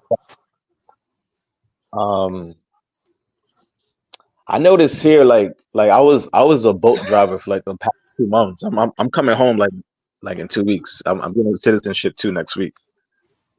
I was a boat driver here for like 2 months. Boat driver? Like, what the hell, man? Kyle, stop it. Let the man tell the story, man. No. This is real true story. So like for the first time, I'm experiencing like local people, Ghanaian people putting money in my hand. Some people go as far as say, "Oh, keep the change." And it's like, even though like what I was making, let's say I'm like the highest you probably make a day as a boat driver, like $50 pretty much. But then when you times that by like 16, to your average Ghanaian, that's a lot. So you're also learning like the value of money. That like, okay, giving someone 300 CDs, which is about, let's say, $17 to like $20, giving someone that a day, that's a lot of money. You may want to cut that in half. But Kofi, let me ask you a question, right, bro? Why would you leave making thousands of dollars a month to making $50 a day? I feel like I was definitely on a Pan-African path that my parents kind of put me on. Even giving me the name Kofi, that's what made me come to Ghana. And that's a great question. That was a question that a lot of people would ask me while I'm doing Bolt. And I feel like, okay, did the Liberians say that? Did the Americo-Liberian class say that? Because I believe they were making dollars, right? They didn't even have citizenship in this country when they left to go to Liberia. So they were better off. Yeah, that was a little different. Yeah, a little different time. There was African Americans who moved like 30 years after the Civil War ended, like in the early 1900s. That's what my book is all about, Journey to the Promised Land. Oh, look, the bottom line is this: the difference is making all that. But Liberians are making dollars, right? Like Liberians are making USD in Liberia. Yeah, but America wasn't no superpower either at the time. Though. Yeah, America at the time when Liberia was being formed and whatnot, America was was barely a country, because it was still fragmented by. If you read their journals, if you read their journals, they always say they consider themselves Americans. They call themselves Virginians, Texans, Texans, Marylanders, Rhode Islanders, New Yorkers, Crescents, like Pennsylvania. Well, let me double check something. Did you say you were making $50 a day or $50 per ride? Nah, I was damn near averaging $50 a day here. There you go. That's what he said. If you times that by 16, that's gonna go into the triple digit.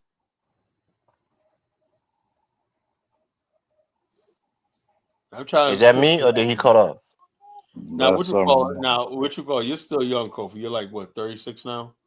You know, that's still pretty young, man. You're still pretty young, man. I mean, I think that's going to be some good discipline when you get back to the United States. Well, I can't see at my age, man, making you can money go from one way of earning let me ask to you a whole a other question, level. Kofi. Have you ever thought about the fact that this is like your prime money making years? Are you what about Social Security in America and whatnot? You know, I check my Social Security. I'm like right now I'm at like $1,000 a month. So if I work like 20 more years, you know, if I do like 20 more tax seasons. Are you putting in a lot more money in your 401k? Are you doing the 6% match? If you come back and start working, that's how you get your Social Security to go up high. Yeah, we gotta put I've been looking to like retirement. I've been looking at ETFs. I've been looking at a lot of like financial instruments that I could take advantage of when I come back. I definitely have to get life insurance when I come back. Hey, I'll get you my wife life insurance, man. Talk to me, Kofi. I'll get you life insurance.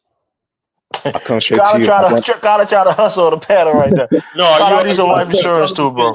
I got you. I want the life insurance that when it matures. Are you national or you just statewide? I got different states. I have my New York license, but I let it expire. You know. So you can't do stuff in Minnesota. Hey, Tyler, man, you should have had a whole Northeast region on lockdown, brother. No, because I got Jersey. You gotta keep your certifications up together, brother. Jersey, no, only people I'm strong in. But I'm about to get Pennsylvania because I'm about to work in Philly.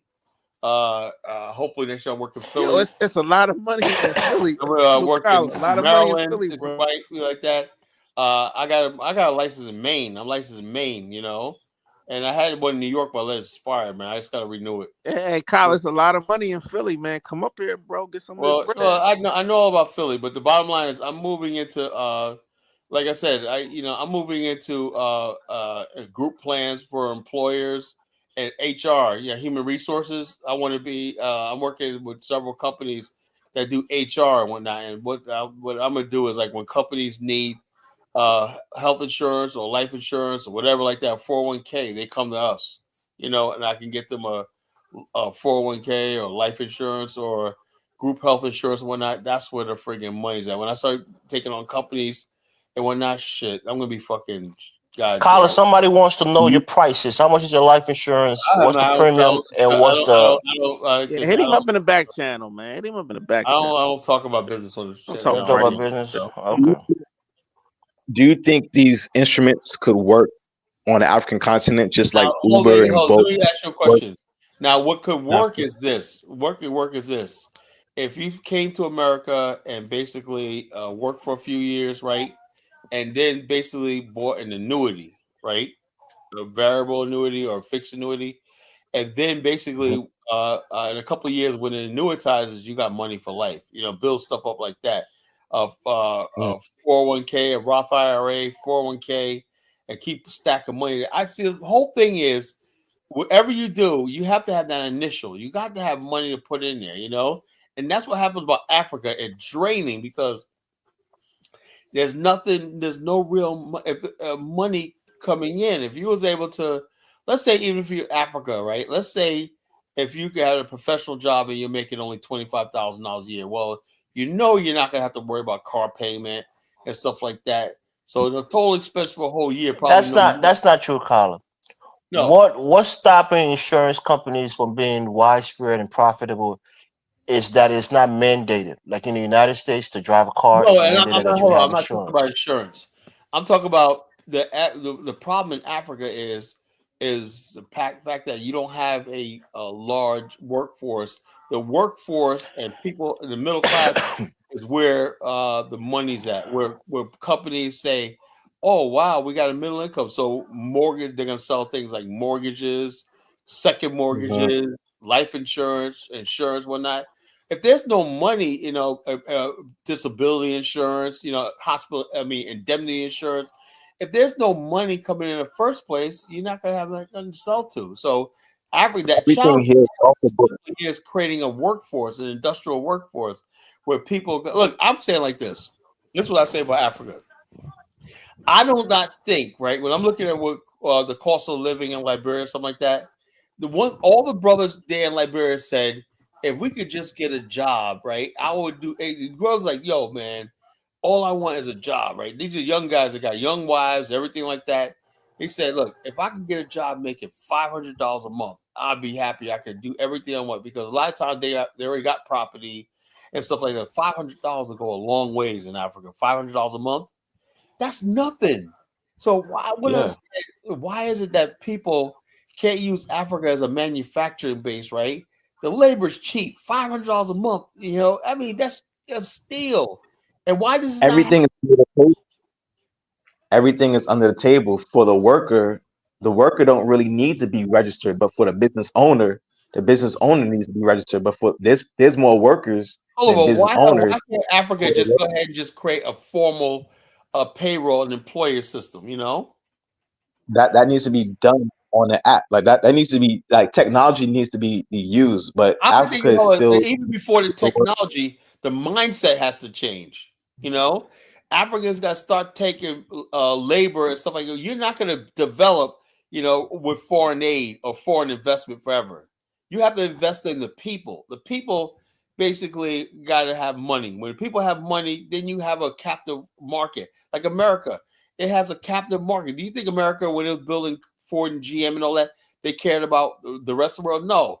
They knew they had a domestic market for their product, you know, and then whatever was exported was the excess. You know, Africa has to create that domestic market. They have to create a middle class, you know.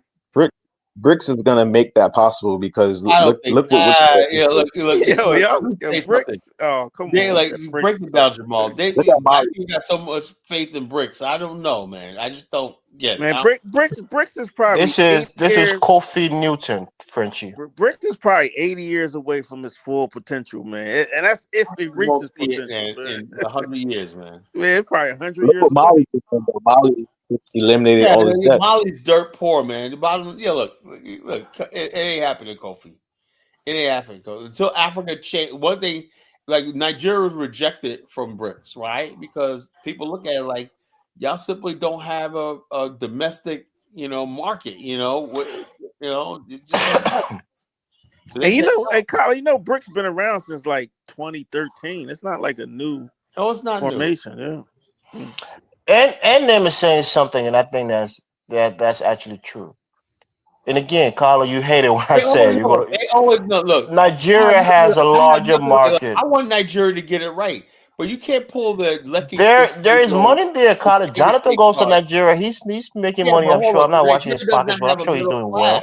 Nigeria has a market. It's not the same as South Africa or the United States, but it's a market. Nigeria does not have a middle class. Its GDP is only 5%. Oh, Carla, there's money there. There's a lot of money in Nigeria. There are billions of dollars in the economy. They got bodies, but $500 billion GDP with 200 million people. That's freaking. Yes, Carla, but there's money to be made there. If you want to go there and start an insurance company, you can do it. And you probably could be profitable. No, I don't think so. You could. I don't think so. I did my research. Because I would have had Diamonds. Me and Diamonds would have did that shit a long time ago. You don't even want to visit Nigeria. You have such a distinct. I don't know if it's an act or you being for real. Or you haven't even gone there. Stop going to Liberia. Visit Nigeria a couple of times and you'll see the difference. I don't think so. Nigeria's a lot more developed, a lot more bigger in terms of business. Opportunities are a lot more there. That's all right. No, bottom line, but I'm just not interested. And that's what I don't get. Why are you not interested in Nigeria? What did Nigerians do to you, Colin? Did you get in a fight with Nigeria? I'm interested. I'm just basically like, and when I look at my friend John Cashin, been there for 34 years, had an idea, right, Jamal? That's a him problem, not a Nigerian problem. That's an individual problem. John Cashin is a smart brother, man. He's a smart brother. He's smart, but if he didn't make it in Nigeria, doesn't mean that Nigeria don't have the opportunities. Every time I look around, he was meeting with high level discipline, and nothing ever materialized, right? It just tells me because what he was trying to do is high. It takes a lot of resources, Colin, to build. The bottom line, they were not serious about building anything. So I mean, what are you going to do? Are you looking to go build real track? John Cashin went to Nigeria during the time where they were having coup after coup after coup after coup. He was there. Talking about he wanted to build a damn train system. Right. You have Babangida, you have Abacha, you have. I mean, who the hell does that? Right. Who goes to an Unstable unstable country trying to do something that requires stability? Bottom line is, like I said, So I hope that's not your worldview of Nigeria is through the prism or the eyes of John Cashin. Well, I'm saying that he, Let's look at I don't never say anything negative about Nigeria. I'm just saying, I know for the fact of the matter is, dude, 30 something years you were there, man, and you have nothing to show for it, man. That's Shit. more on him than it is Nigeria. Exactly. I mean, come on now. Let's look at He was proud of being a playboy out there, man. You know, he's mixed race or whatever he is, getting all the girls. Probably women was eating his He money was and clapping them Yoruba cheeks. Kyle. Right. So that's probably what it was. The Americo-Liberians were moving with the U.S. government. Look, say that again, Kofi. The Americo-Liberians were moving with the U.S. government. That's what Lebanese do with their government, and that's what the Chinese do with their government. Now we're people moving without our government, and I believe What do you mean? moving without like. What do you mean the Americo-Liberian was moving with their government? They had their own government. Liberia was their country, right? No, they're sorry. I have to say this. They were moving with the U.S. government. How? Kyle, you agree with that? I know Kyle. You probably don't agree with that. I agree with that. As somebody who studied Liberian history, there we go. Here comes the expert. Hold on, let me tell you something. The reason why I disagree with that is this, right?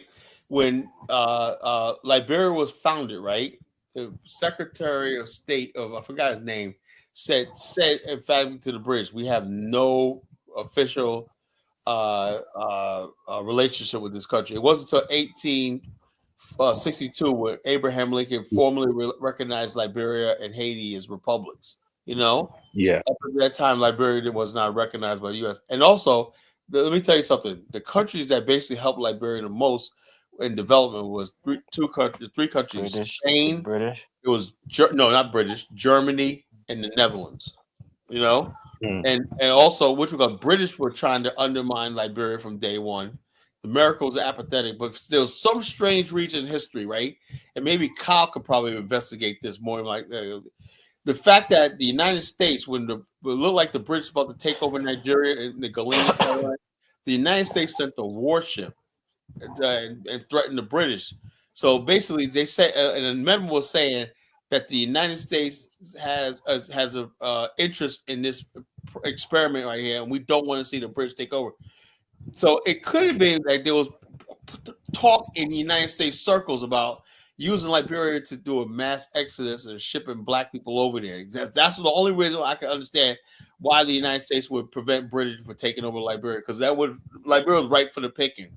You know, British need their rubber and stuff like that. So the only Colin, there was American gunboats on the coast of Liberia supporting the Americo-Liberians, right? So that was against the could support that argument. Against the British. Yeah, but Elvis, United States, when we go back to when Liberia was created, 48, 1830, United States was not a superpower, yo. United States was not a superpower. Because we always look at United States was always the superpower. They was a little rinky dink. Relative to what they are now. Superpower in the Western Hemisphere. No, it wasn't.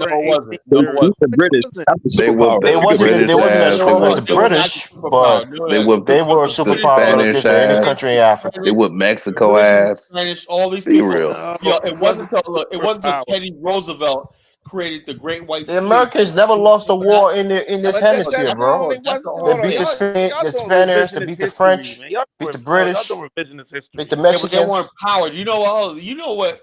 America was right after the Civil War and whatnot. America was in so much freaking debt. It was bankrupt. Damn near bankrupt. Yeah, France helped them with that. So this idea that America was this superpower and they could oppose his will in Liberia when that was a friggin' myth, it was not true. They couldn't really help Liberians until until Firestone came in the 1920s. Really couldn't help Liberia. Firestone was helping himself, and Harvey Firestone had thought that because he's an American businessman. This is another thing about Liberian history that's unique, right? Harvey Firestone, when the Liberian government never had any intentions of letting Harvey Firestone set up. They were using Harvey Firestone as diplomatic cover, against the British. Because the British and French were trying to get Liberia to cede its sovereignty. And then Harvey Firestone, being in Monrovia negotiating, basically staved off Liberia and said, well, we got something going on with the Americans. So basically, it looked like the United States was investing in Liberia with Harvey Firestone. Yeah, that's a true point, because that deal that they signed was more beneficial to them, geopolitically, than the actual money worth of the deal. That's why they signed that 100-year lease for pennies on the dollar. I wrote many blogs about that. It gave Liberia cover, because had it not had that cover of Firestone, that's why people say Firestone came in. Had it not been for Firestone, the British would have actually taken, and France and whatever would have annexed that country. Yes, it would have, because of Firestone and everything like that. It got diplomatic and military protection from the United States. The United States almost went to war with Britain over Liberia. And then what happened was this. When the negotiations were breaking down with Firestone, when Firestone finally threatened the Liberian government, saying, and went to Warren Harding, I think was the president at the time, and said that I need your gunboats because we could just take over the country. And then Harding said no. He said, look, even though that's what they were doing in Mexico and the Pacific, he said for some reason, he said no, our country is not going to be a country for businessmen to go around the world taking over countries because of business deal. So Harvey Firestone came back to Liberia with a negotiation saying, okay, this is what we're going to do. And then they promised to build the Freeport, which they never did. But they did build the first power plant on the Farmington River. They gave Monrovia lights, That's what Firestone did, and he built the largest plant in the world. And then after that, and then they signed a 99-year lease, which is going to be up in 2 years. 99-year lease for some land and everything like that. So if Firestone didn't come, Marcus Garvey would have came in. They didn't want that to happen. Well, the bottom line. Say that again? I didn't hear that. You broke in. Hold on. The land that Garvey was supposed to get was given to Firestone, because let's be honest with ourselves, right? As much as I like Garvey and stuff like that right there, had they basically gave that. The British would have taken over Liberia. The British would have freaking invaded Liberia and taken it over. There's no doubt in my mind that was going to happen.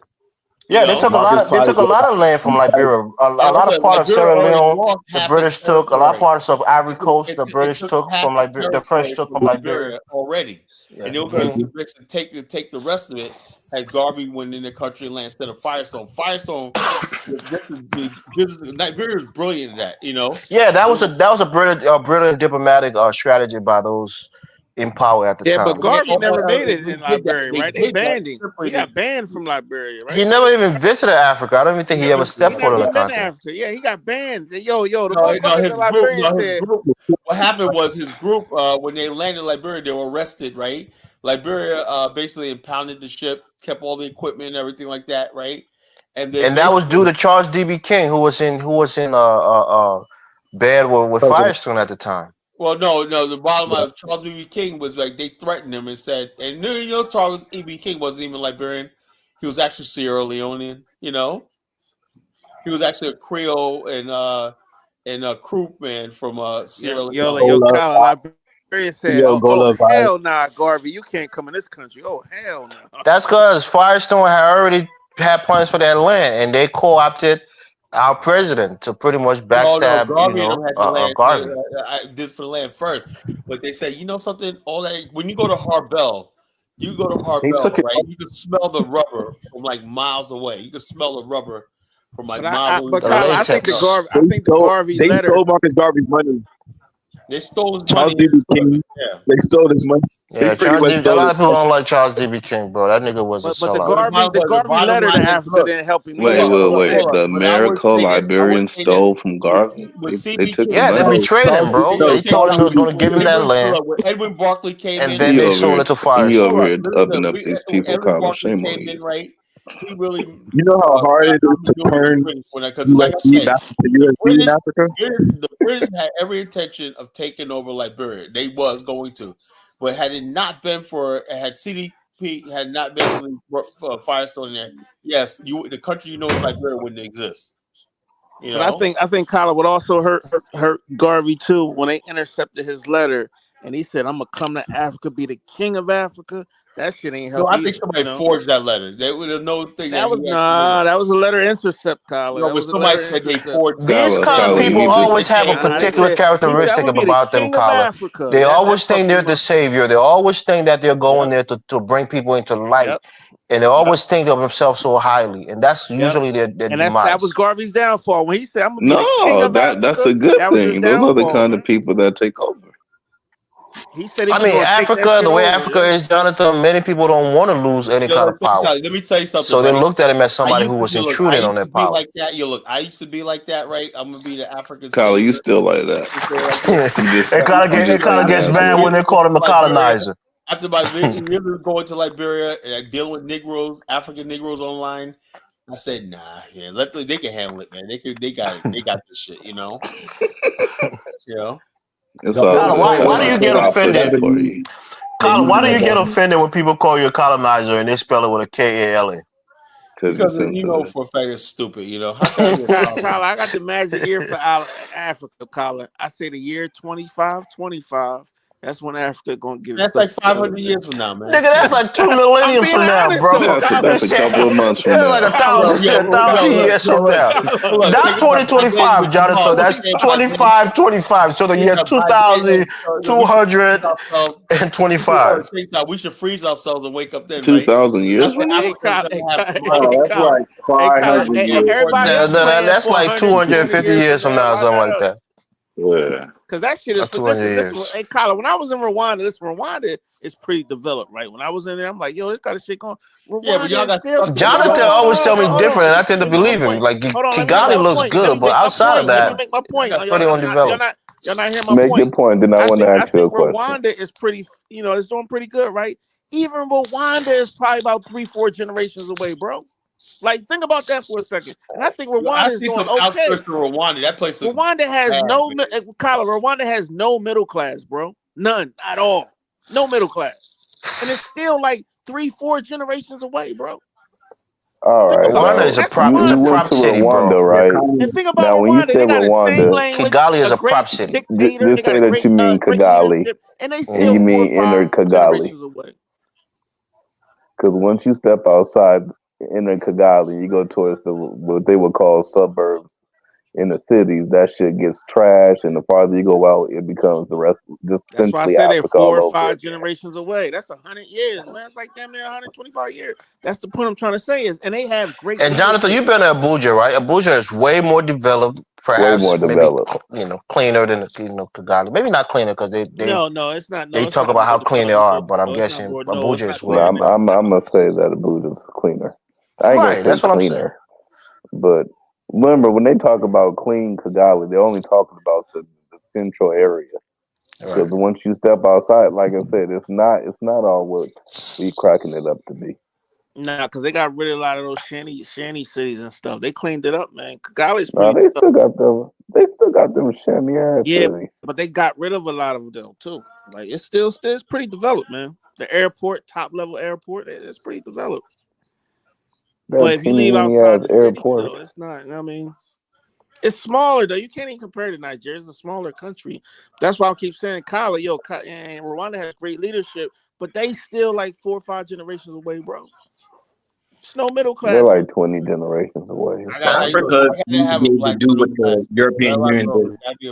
You can tell that they like 20 generations away when you go to the biggest grocery store or mall that they have, and it's like maybe 3 little businesses in that motherfucker.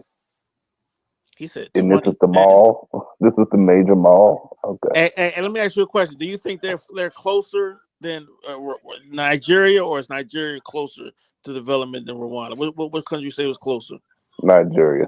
Nigeria is just a big country, so it's going to take longer to fully develop. I'm going to tell you why Rwanda is closer, right? Because they got one common language, right? They're more homogenous, right? They have a great leader. They are not more homogenous. Hold on, bro. They don't have 400 different languages like Nigeria. They don't have that dynamics. They're not a tribal people in its current context, right? Hold on. They had a whole damn genocide. They had a genocide of almost 1 million people. That thing is only being covered up. If Paul Kagame goes away, that thing will bubble back up. Hold on. Let me finish what I'm saying, right?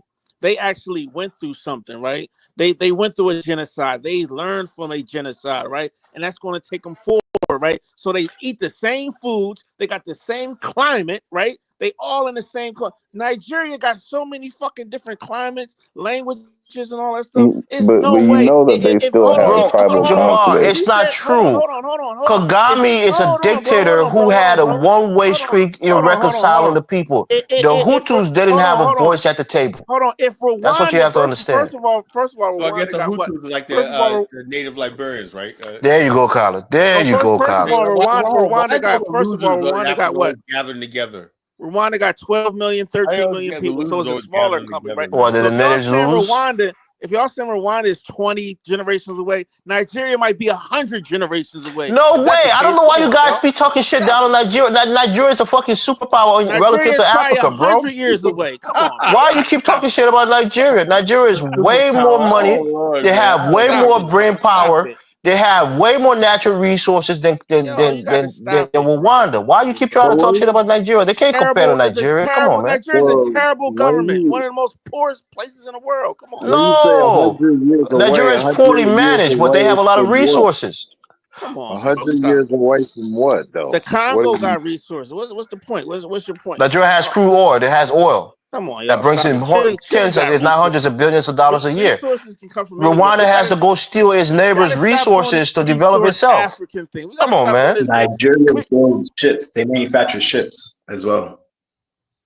Y'all come on, man. Don't disrespect Nigeria like that, bro. Is motherfuckers in America. Nobody thinks about Nigeria. Have you ever been to Nigeria, Jamar? Huh? You ever been to Nigeria? No, but we'll Google. Okay, yeah, you need to go to Nigeria. Go to Abuja, go to Lagos. We saw that power tower down in Banana Island. Remember that? Colin, you never been to Nigeria. You just talking about pictures that you saw on Google. Hey, what happened to the Banana Island? What's that? Remember that? The power line was down. Was that what the hell? Oh, yeah. The power line, yeah. You guys never been to Nigeria and you talking shit about that. There's some beautiful places in Nigeria. There's a lot of wealth in Nigeria. What was that? And a lot of poverty too. Build in Nigeria. Ain't never the happened. Echo Atlantic. What the fuck happened to Echo Atlantic? Come on, y'all. Bro, it's an ongoing process, bro. That shit is like $300 billion. I don't know how much it is, but it's gonna cost a lot of money. In like 5 years, man. It's gonna be underwater, man. Come on. I don't know why you're hating on Nigeria, bro. Leave Nigeria alone, man. Nigeria is it's a wealthy country. I would rather set up a shop in Rwanda. It's easier to do business. I can set up an LLC and have you ever been to Nigeria? No. Listen. Rwanda. If you're a Black American, you're better off in Rwanda than fucking Nigeria. I'm sorry, y'all got to stop this. I didn't did enough research and fucking. Come on, man. Jonathan, you agree with this guy? The best research is the one that's on the ground. Rwanda is far away from being what you think. How far is Nigeria? How far is Nigeria? Not that damn far. If Rwanda is 20 generations away, Nigeria is fucking 40 away. Come on. You know what the problem is? The problem is right. You went to Rwanda and you seen that they had clean streets and a nice road, and you said, look at this. They're on their way. And that's all you seen. That's 10% of even that of the country, not the entire country. Can I open up a business in an hour in Nigeria? No. Technically, yeah, you can. Yeah, right. You've never been to Nigeria. You don't know how things work in Nigeria. You just work in Nigeria. I know motherfuckers that do business in Nigeria. Nigeria I know how cheaper. Shit works in Nigeria. Nigeria is a fucking shit show. Come on, man, stop it. Come on, bro. Our money our money would last long there. You should see how many Nigerians come to Ghana for CDs and bring it back. Damn, our money, man. You tell me the CD's bigger than the Naira? That's sad. Yeah, right now because they have a monetary crisis that they're going through. But the economy in terms of the output in their oil production and other output, it's way bigger. Nigeria and Ghana are not even on the same level economically. So let's Nigeria has 2 million people, 200 million people. That's how that's many a lot in of poverty? How many people in Nigeria is in poverty? Come on, bro, stop it. Like 100-something Bro, million. how many people in Rwanda is in poverty? Right. You gotta do it based on Northern on a Nigeria ratio. is a mess. Come on, man, stop it. Rwanda's whole GDP. Come on, stop it. It's not even. It's probably lower than that of the state of Lagos. Rwanda. Right. Many African countries have a lower GDP than the state of Lagos in Nigeria. Like, nah, bro. Nigeria is a big country with a lot of big problems, but they also have a lot of big money there too. So let's not play. We should And have probably Rwanda went still to have tribal Nigeria. conflicts. It's just Yeah. hidden on the outskirts of the damn city. They don't. There's a reason why when you went to Rwanda, I know you've seen it. They got a soldier down on every block. once you go to the inner city, they're all day walking What's up wrong and with that? down. They What's wrong make with sure that? ain't What's wrong shit with that? popping off. What's wrong with that? To tell you that there's tension there, underlying tensions There's when it tension comes to there. tribalism. Listen. Yes, First of all, once you go all these outside those African areas countries, and you're all no these longer in African, that part, they got problems. There's killings. There's all but all kinds of these shit happening. African countries can flip overnight. Well, yeah, but then why you try to single out Rwanda to be a success story? Well, what I'm saying, I was they're comparing no different. Rwanda. No, because he said Rwanda is 20 generations away. So I said, okay, if Rwanda is 20 generations away, Nigeria is 50 generations away. No, why you keep saying 50, bro? That's my argument. Nigeria has more educated people, more people who has been exposed. Listen, y'all don't hear the reason They why I have said more that. cultural impact on the continent. No. They have more billionaires and millionaires. They're a way bigger economy. They have way Come on, more man. poor people too. They have When you have build an 400 app- languages too. What's the ratio? When you You're build talking an about a app country with like 200 Uber- million and a country with like 10 million people. They have way too many cultures. Listen, Nigeria, let's be honest. Nigeria is really like 9-10 countries in one, man. Let's be honest, y'all. There ain't no homogenous.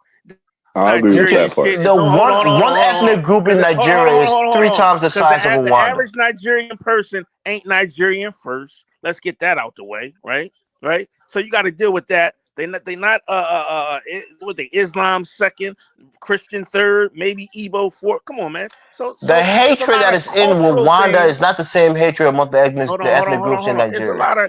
The Hutus, if they had a chance to kill all the Tutsis after Kagame leaves, that would probably happen.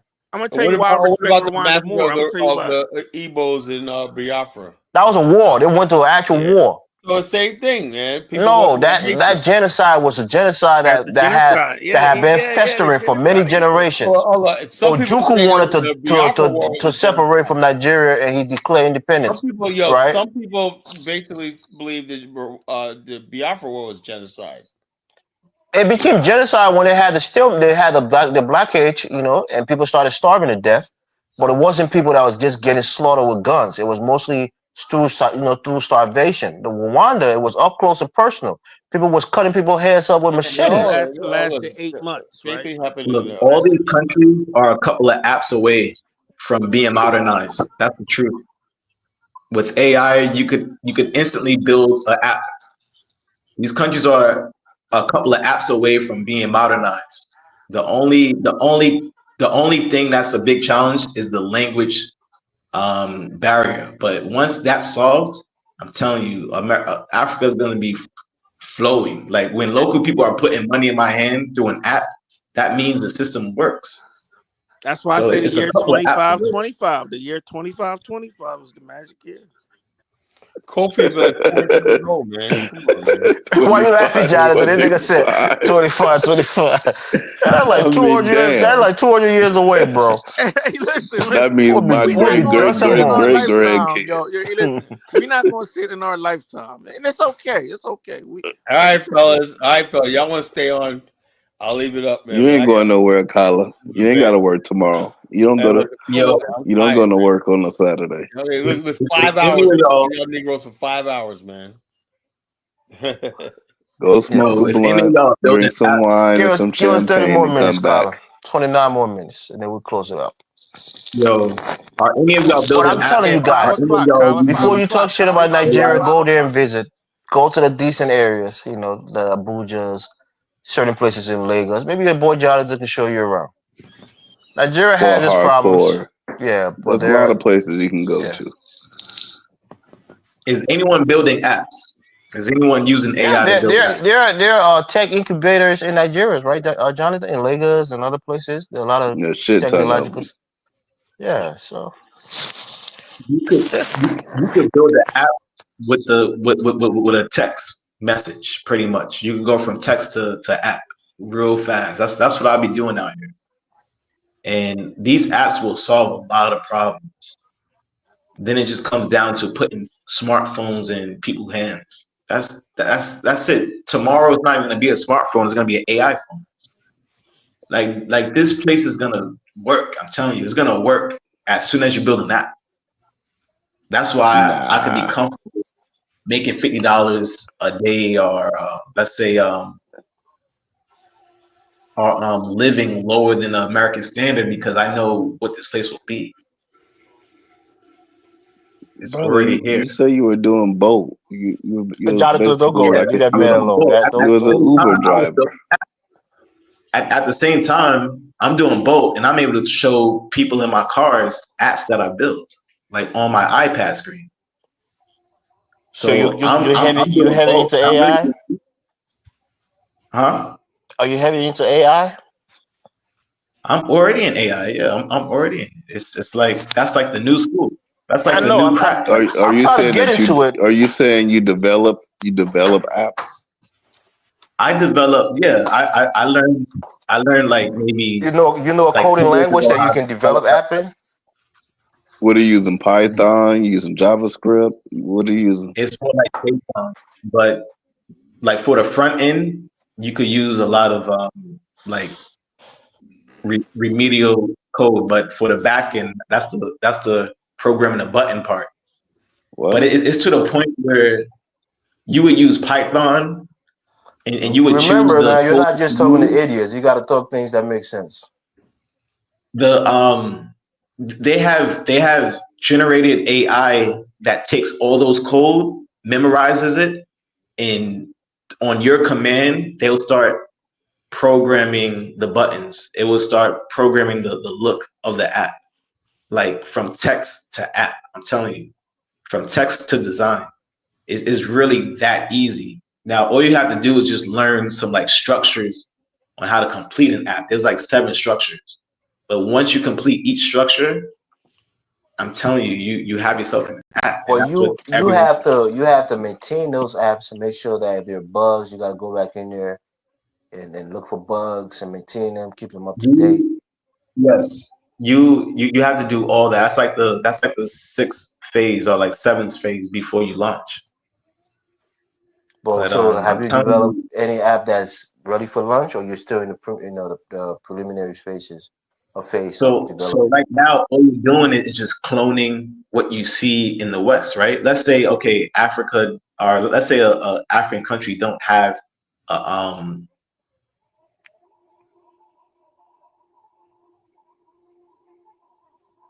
Are you there? In Brooklyn. Yeah.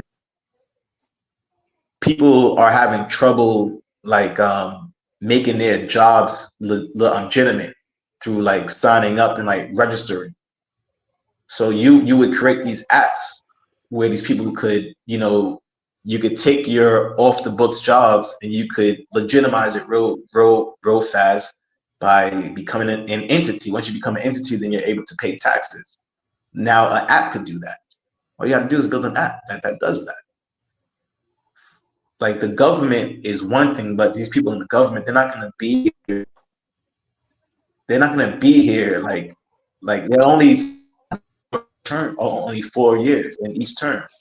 Jonathan, you're in the Bay Area. Are you in that environment where these guys are building apps and in the tech world? But the complaint in Africa is infrastructure, not apps. Like,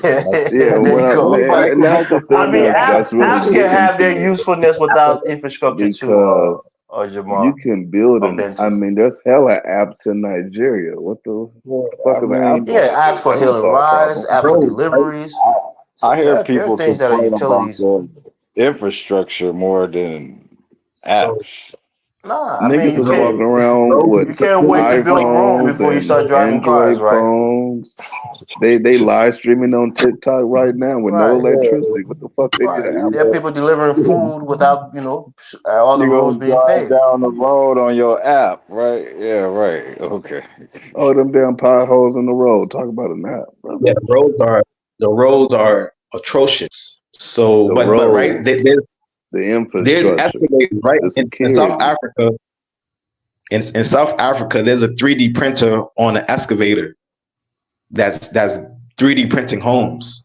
Why can't that same excavator / 3D Bro, printer. you know, South Africa has white adjacent relationship, right? European adjacent relationship. The shit that they can get into South Africa, They got money. Nigerians, black African Nigerians can't get their hands on that as easily. And I guarantee you, Nigeria has the opportunity to probably do better than the South Africans. Nigerians they're manufacturing gunboats, so building a 3D printer would be easy. They already that kind of skill to build homes. Are they modular homes where you're building parts and then putting them together? They like I guess if you just watch like a video, it like kind of like spews out cement from the nozzle, just like in a big construction manner. They have to take that nozzle on a crane, but you're kind of like minimalizing it and like making it like shorter, so it could start from like 1 foot and then go up to like story buildings. So it's like an industrial size 3D printer. Yeah, I've seen that shit on YouTube. Yeah, it's happening already. It's and what's in the other countries are restricted from using it because it really don't work in those markets. But is that a unique intellectual property, or is this something that just anybody anywhere can build? It's a unique intellectual property. You definitely have to. You definitely have to use intellectual property and I forgot what they call it, like chain. I forgot the blockchain. You should you should do that through the blockchain. Like I'm telling you, this shit's gonna explode. That's so abstract, bro. The Nigeria problem is not building 3D printed homes right now. The infrastructure, the economy needs to be put under control. Corruption is out of control. There are a lot of problems in Nigeria, and I don't think 3D printing is one of them. But I agree, they have a lot of minds that can develop apps and other things to help the lives of the citizen be easier. To make their life. It's gonna be a couple of Dangotes being produced, right? And then it's gonna be those young Dangotes gonna just pay off the government to like disappear, because that's just what's gonna take, man. Because come on, these people in the government, they're just collecting IMF money.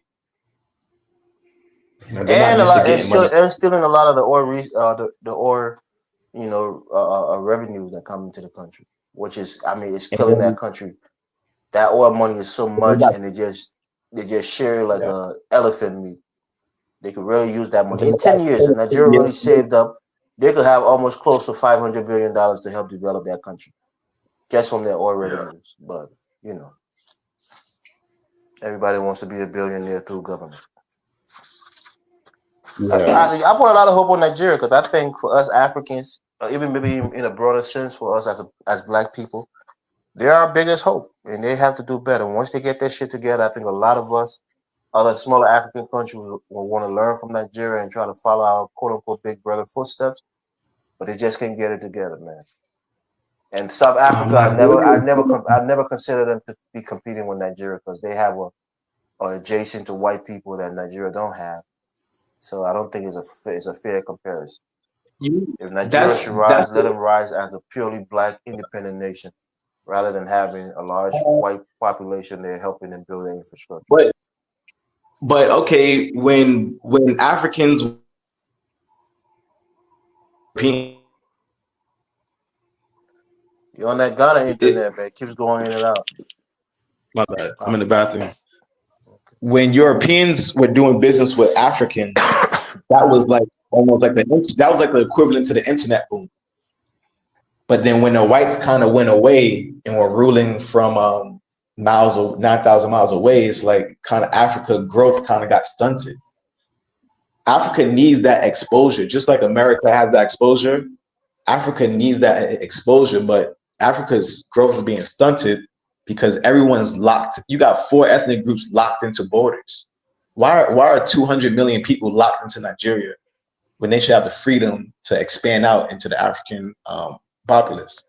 That's what I'm saying, right? On a continental scale, they're doing some things on the continent right now that's helpful. They're building these inter-countries highway, throughout West Africa. I think it's supposed to end in Liberia. And they're trying to open up trade routes, to make sure that we can trade easily. There's a lot of things going on, but these things take money, bro. And it's something that we don't have a lot of. I mean, we have money, but not compared to the West, where you can have $2 trillion or $300 billion at your disposal to build infrastructure. So everything is slower in Africa because the money just isn't readily available to us. That's one of the biggest problems. But it's happening. I think Guinea, for Gabon, other countries in West Africa has been building that intercontinental railroad or highway. And if that is completed by 2020, maybe 2030 or 2035, I think business in the continent will be a lot easier, especially in West Africa. Yeah. Oh, did It'll Kofi take drop time. off? Eventually, it'll get there, but it'll take time. Yeah. And a lot of money. But like Definitely Europe, not y'all, enough, listen, brother. focus on 2, 3, 4 countries. Everybody, listen, some people gonna get left to the party. You know, I say 2025. Some countries may develop we 2100. should have been You know like what I mean? fuck majority of these countries and just pick the side. First of all, Africa has way too many landlocked countries. So those, I'm sorry, if you're Burkina Faso, you might be left out the party. You know, if you're We can't Sudan leave and South Burundi Sudan, behind, bro. y'all might be left out the party, man. It's too Why many you guys keep calling that country Burkini? It's Burkina, not Burkina. Well, that's just my dialect. But the point We is, gotta. Okay.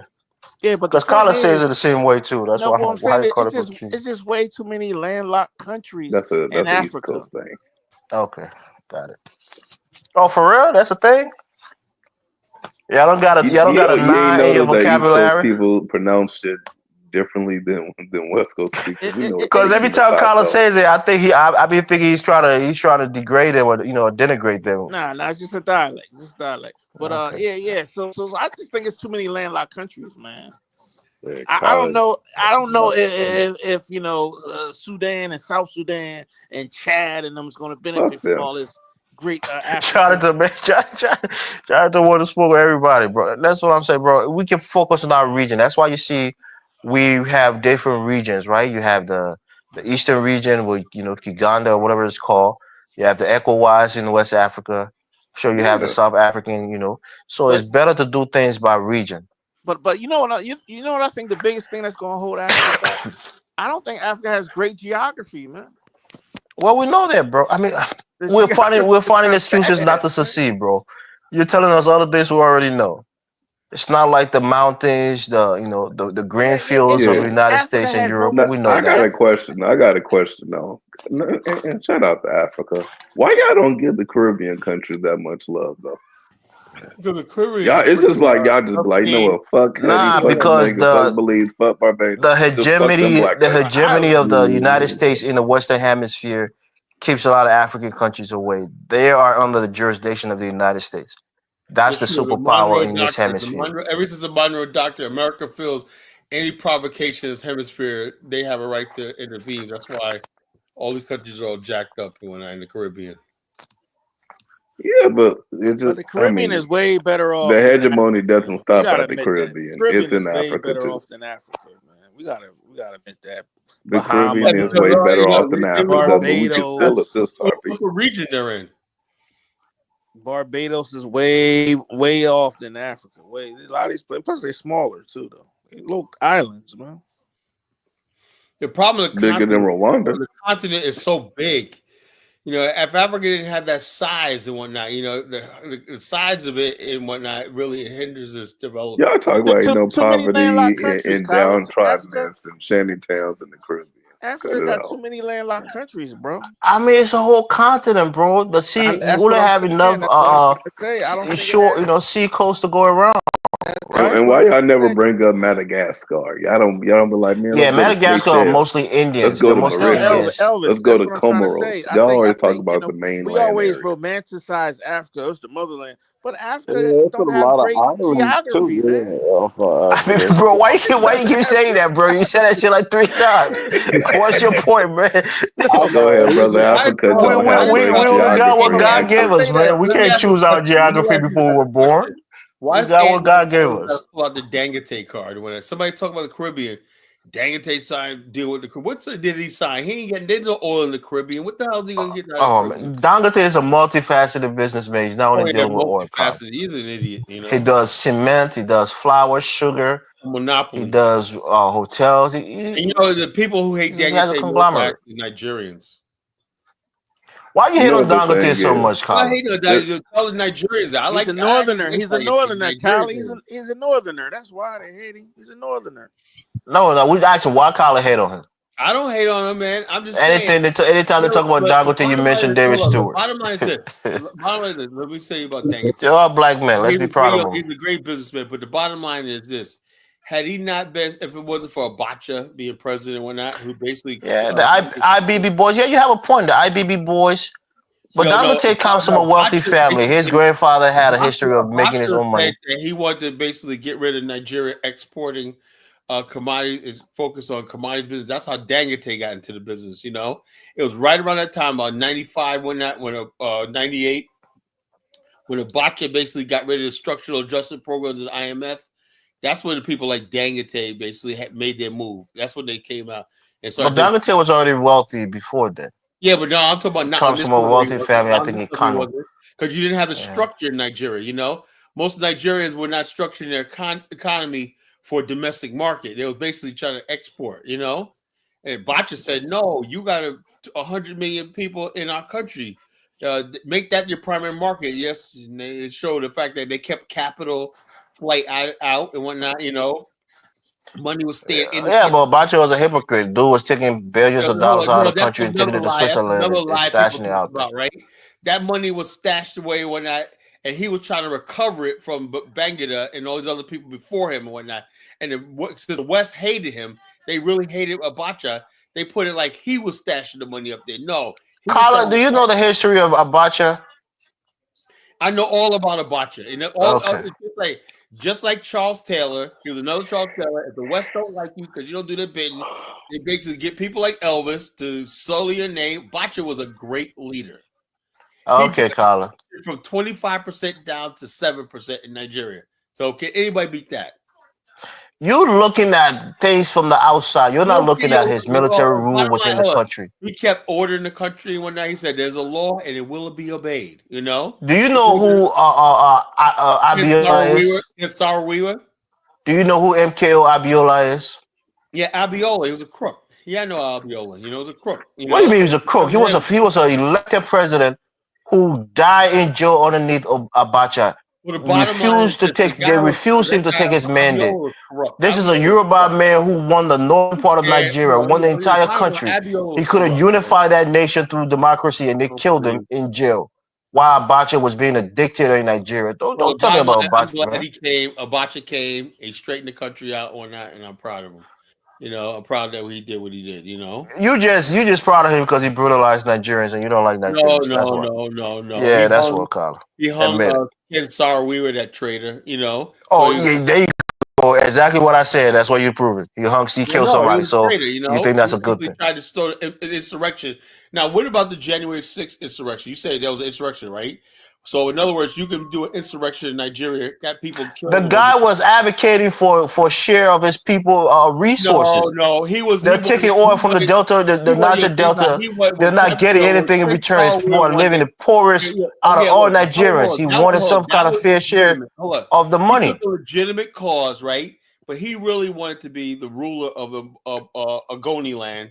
When he's some sort of Ogoni king or big cheese or big whip in the people on the north of Nigeria feels like they own all of Nigeria. The people in the south, in the southwest, in the southeast, they take their resources and become wealthy and then leave the people living in squalor. Why can't no people rise up and ask for fair share of the resources? Just like Liberia, there's a right way and a wrong way to go about it. Ken Sarawiwa got friggin' Ogoni chiefs killed in his rhetoric with his youth, you know, and that's why they hung him. And even Antnam says Ken Sarawiwa was a troublemaker. He thought the West was going to have his back and whatnot, and they hung his ass.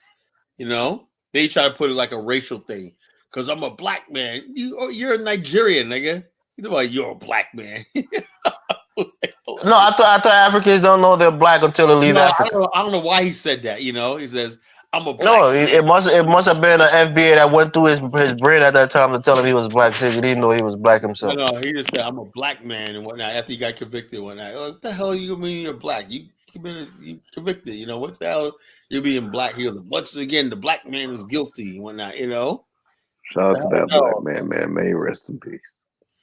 You know, so whatever. Colin, you don't like revolutionaries, man. You don't like people that stand up and fight against all I like odds. fake revolutionaries. Nah, you don't like that. You rather stay there and succumb to the pressure of the. Let me say, like I told you many times before, Elvis. Look, y'all Liberians, y'all the most revolutionary, overthrowing this people in the world. Yeah, I give you that. That's good. Not true, Colin. We only had one revolution in Liberia. Know how to rise up. Even right now, many people are calling for a revolution. Many Liberians don't want to do it again because what we went through. We don't really want to go back. Don't worry, Elvis. It's gonna happen. I promise you. Jonathan, stop sowing seeds of chaos in our continent. Stop it, man. They're gonna put you on the watch list. The Jonathan. revolution in Nigeria is gonna happen. The revolution in Liberia is gonna happen. I promise you. I don't know, Elvis. I'm against revolution, but you know, I don't know, man. I'm starting to get like, man, maybe I ain't gonna say nothing. Let me shut up. Anyway, man, yeah, if everybody all finished tonight with 5.5 hours, I'll be back tomorrow. Nope. Yes. Nope. Keep going, Colin. We said 5:30. We got 7 more minutes, man. Shit. It's 5:30. The conversation just getting good, and now you want to leave, man. It's good, man. We got tomorrow night. We got another topic, man. Nah, Colin, nah. We just want to know why you like Ann was saying, why you love the people who Africans hate and you hate the people who they love. Why? No. Especially Nigerians. You just want to be antithetical to them. No, I'm like this. They gotta live in that country, right? Well, all I saw was when he came to power and whatnot. You know, he basically also the federal system in Nigeria that they enjoy right now. Where he recommended a rotating system of power and whatnot. So, you know, so each region will have a chance to have the presidency and whatnot. That was Abacha who did that. You know, that was Abacha who did that. You know, so he did a lot of good things. The bottom line is, look, don't tell me that BS, Colin. When the last time the Southeast had a president in Nigeria? Well, I don't know. That's what he proposed, right? Yeah. So don't say like it's a working system. That's what he proposed. You know, a rotating system. Nah, he's from South. And he was an accident. They didn't even want him to be president after Yar'Adua died. They had a constitutional crisis. The people from the North, they didn't want him to take power because they just had what is his name? Obasanjo from the Southwest, and they felt like they were robbed after Yar'Adua died in Saudi Arabia. So they didn't want Goodluck to take the seat. What's up? You got me. I just learned Jonathan Goodwill was from the South, from the South. But I try to equate the South as being the South. So yeah, they're related to the people from the Southeast, but you know. Wow. I just been talking to this Nigerian out here. Well, okay. That's about it. Africa has a future. It's tough though. It's not easy. You're gonna have to sacrifice. You know, it's good when those of us who are in the West who maybe have a little education and we think we can go back and make a difference, right? And you have that mindset, like I said. You think you're going to save the country. You think you're going to contribute more than you're actually going to contribute in your mind. And when you go back there, you realize you're just a drop in a bucket and you can only do but so much. And then it's not going to be filled. Yeah, you come back. Because it's like, it's like, what am I doing? That's why I say 25-25 Magic year. Kofi, you got to come home, bro.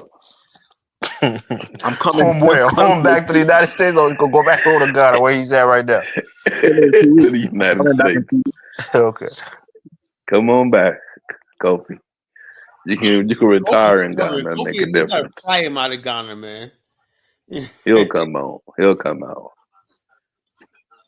Kofi ain't trying to make $50 a day for the next 225 years. I think more African Americans maybe should go to Dirty December though. Go Dirty December. Really, bro? You want people to engage in more debauchery? No, just do the dirty. We had that same nonsense in Liberia. The Decemberies. These guys. I call them Christmas Africans. Yeah, we call them the Decemberies. They go down there, little debutantes.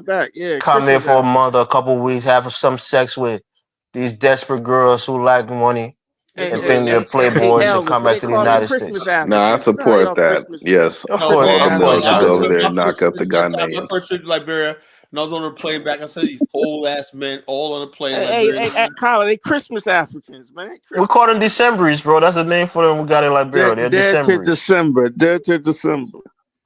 Decemberies. Yeah, Decemberies. They go back in December. Man, don't make me make that a whole video ad, but like, come to the Decemberies. Live in Accra. Yeah, they go there in December. And every time there's Christmas time, people already planning their trip right now. Christmas Africans. Into the jungle in Liberia, Monrovia. Okay. All right, John. We take the jungle part out of it. Let's get this done. Take the jungle part out of it. Come on, Kyle. They go back with a couple $1,000. Get their rocks off and come back and feel like they're the big boys over there. Get a couple of shots. Kyle, you going to Liberia in December? You ever been there in December, Kyle? No. Yeah, December is the worst time to go. There's too many people. Conference in December. Yeah, it's always December, bro. I can never go December. Motherfucker be paying like $3,000 for a ticket. Gets so expensive during that time. It's too expensive, man. What about Nigeria? Well, I don't know if we have Nigerians on the platform. Well, what is the time that you guys visit Nigeria heavily? Christmas too, or is there another time? No time. What is it? All times? No time. No time. At least right now. Right now, probably not. At least 4 years. Right now, probably not, because things are kind of, hard on the economy, but shit. People barely go to Nigeria after they leave, bro. No, a lot of people go back and build homes. A lot of people have their vacation homes there. I mean, they're not visiting often. You got no mortgage system, so you got no equity. You got no nothing. Kyle, people build their homes with their own money. Kyle, they got a mortgage What's the point system. of having a home if it's not an asset? That's what the whole point is. You don't think people can sell a home like Tickle Dola, who maybe builds a home for $30,000? You can sell that home even if you're desperate. You can sell it for $20,000, $25,000. You got $20,000. Kyle, they don't. Kyle, you gotta Those people understand deal with cash money. They don't pay mortgage. I mean, there's a mortgage system, but most of them pay cash. Elvis, Kyle thinks that they over there building their homes like they do in America. Yeah, I want this shit done in 3 months or 4 months. Brick and This is people a take years to 5-year build their homes. process. Yeah. You buy the land, you come back another couple of months later, you throw some rocks down, you come back another couple You of throw months some later. rocks down. Yeah, you gotta get a reasonable bricks, builder. Come back a couple of months later, you remove the I can't weeds. see my brother Jamal down there collecting cow dung for his. There are people who have built $40,000, $50,000, $60,000 homes, working menial jobs in this country, bro. So it's possible. You can do it. You take a good 5 years. Some people got 2-3 kids. You save your child's, tax credit money. You get like $10,000 a year. You save your own little, My only thing about Africa, it's just too far, man. I'd rather set up shop. Oh my God, this guy has all the excuse. First it was the geography, now it's the distance. They got the worst. Africa got the worst geography, bro. Hold on, I don't know about y'all. I got family in the States, right? My roots is in the States, Yo, right? check this And out. if something happens, I only want to be maybe a couple hours away from where shit goes down. You see what I'm saying? Like that, I don't need to be 2-day flight away or hour, 24-hour flight away. Stay in America, Jamal. Africa is not for you. I am. Check this out. This is what I'm talking about, right? Didn't I say at the top of the show? I don't know what people like Chuko are going to do in the future. Colin, you've been hunting for Chuko. Your first comment you see from him, you highlight it. Come on, man. He goes, Dr. Cole Anderson warned a few days ago going to be a permit on it. Dr. Cole Anderson also tried Powernomics, and how did that work out? It failed. So he's been Wait. The only thing that throws me off, right? A permanent underclass. You mean under white people who are in the majority, who run the country, who run the world? No shit. We're still the overclass world, you know. Yeah, but they made it. Claude Anderson ain't God. Y'all make it He's sound like not that's God. something that's He crazy can't or predict some the shit. future. Claude Anderson ain't God. Like, why they use his words? Now, like what that? Claude Anderson didn't Chuko just predict was finds out. that He just that finds people. Africans and He just Caribbean finds countries were people going to that be a permanent his underclass on the global narrative stage. and everything, you know. You know, which we're gonna check us out. I said that time of Black America best days are coming, and here comes Chuko. But Dr. Claude Anderson said, yeah, that was Kyler, what do you got against Chuko, man? A lot of people been making comments tonight. You just highlight his comment. Right? Elvis and Frenchie, check this out. Y'all have to realize, right? Your brother, Collar Genesis, your big brother, Uncle Collar, our grandfather, go that far. Mean guy you think I am, but some things just annoy me sometimes, right? With Africans, and look. Let me say something. If you're a happy person, you're African. I fucks with you, right? Are you a happy person, Elvis? I don't know. I'm a pretty disgruntled Are you old happy guy. or not? Are you miserable? I'm miserable, Kyler. Can you tell? Yeah, I know you probably are. Then get the fuck out of here.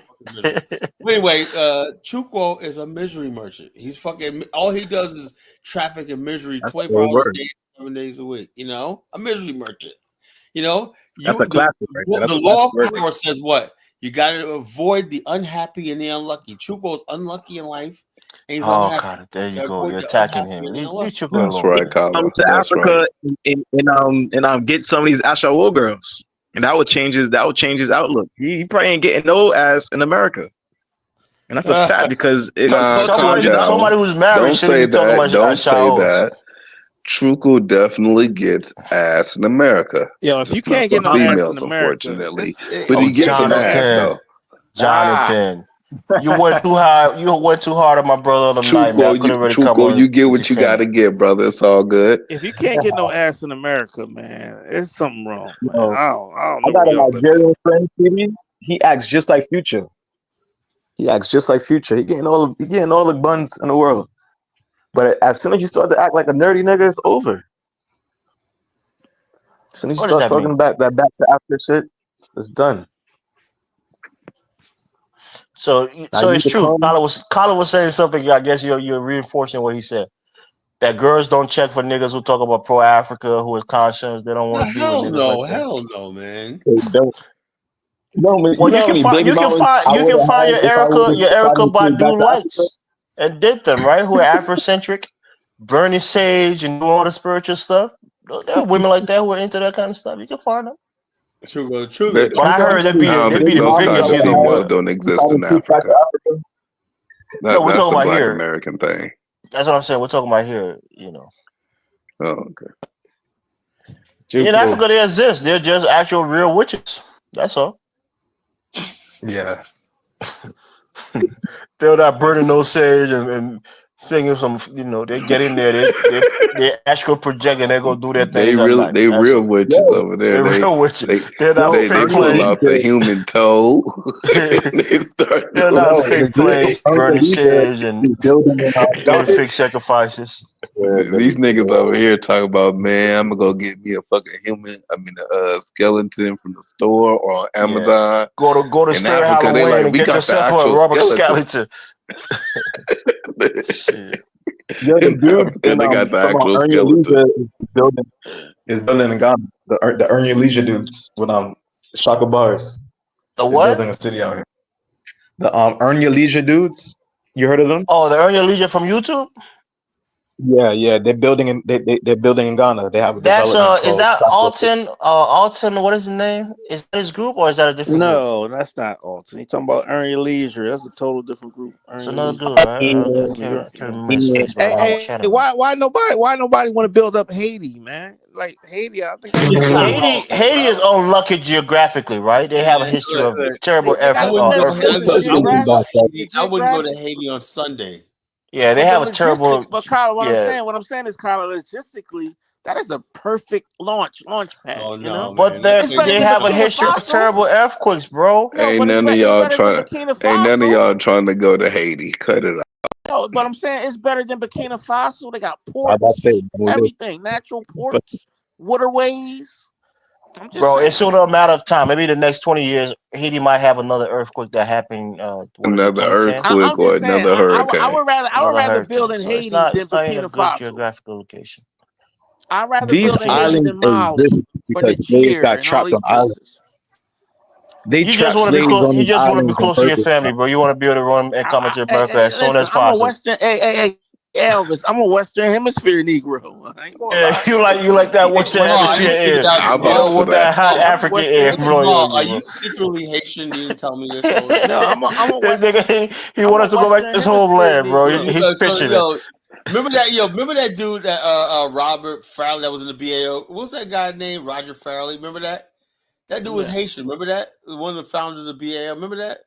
Every night, man. We're talking about Angola. This nigga's talking about Haiti. Damn, man. Oh yeah. My brother Chuku, man. We having a nice conversation. Don't bring up all that stuff on the platform. Bell, the rep. Bell she was was Haitian. Yeah. Just relax, she bro. was Haitian when she was one of the BAO members, founders. When I was like, yeah.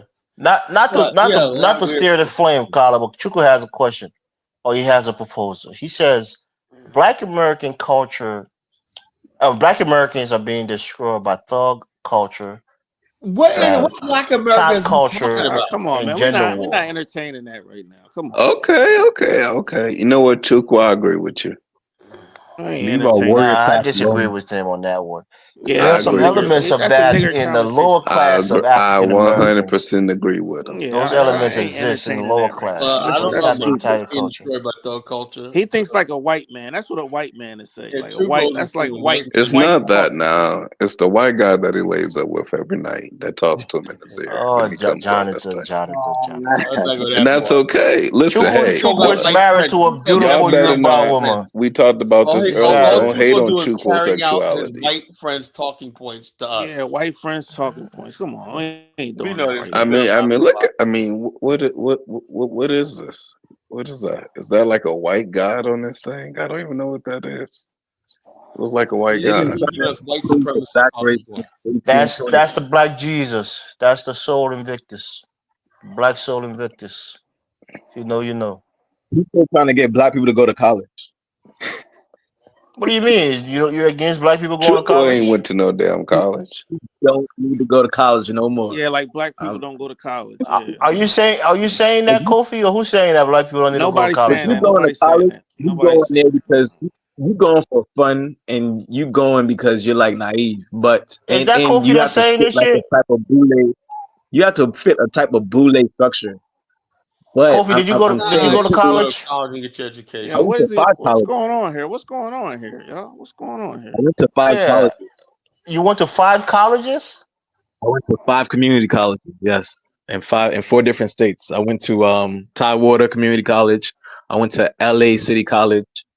I went to. Did you get enough college to get a BA? I have a lot of certificates from trade schools. I have a trade school is good. That's higher education. You went to all of them colleges, and now you want to ride boat. Jonathan, leave this man lawyer about his boat driving life. Come on. No, I ain't gonna leave you alone. You better use them damn certificates. Yeah, I mean, if you're an artist, you got an art degree, you got other trades. When the last time to ask a white person, did you graduate college? They just assume. We need an African. Fuck white people. If we had an African, Kofi would be soaring, like making like. Yeah, he will have a use in that community. Hey, you got Atlanta. Hold on, you got Atlanta. You got a lot of places he can soar. You got Houston. Come on, bro. But he wants to live in Africa. I mean, is it just a family thing that's keeping you there, or you just like it better than living in the United States? My family is here. Same reason why you in the United States, Elvis. Same reason why you in the United States. No, Jamal, I'm not ashamed of being here. I like being here, bro. I'm just asking my brother why he's there.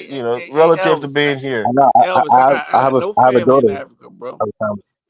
No, Kofi has his wife. He has kids in Africa. That's what I'm saying. He has. Okay, Kofi, bring them to the States. He tied there. Yeah, he tied there. Oh, is it going to be a process, Kofi? Is it going to have to be like a process to relocate your wife? And that's probably what's keeping you back there. Is she American citizen or she Ghanaian? Easy getting a I woman got my into the business United here, States. Not. crib here. I'm good. I'm Yo, good it's here, actually, you know? you know, Yes, it's it is, actually Colin. easier. You know, it's actually easier for a woman to get a man into the United States than a man to get a woman. That's what's so Colin, crazy. it's easy to get a woman to the United Hey, States. I No, don't, it's I don't not. understand. Colin, you know the gambit. You I'm know in a you should 3-year you should process know the right now. gambit, Colin. Don't tell me And it's now that easy. Trump is in Every power, time you're gonna it's have a easy. harder time It's doing it. easy, Colin.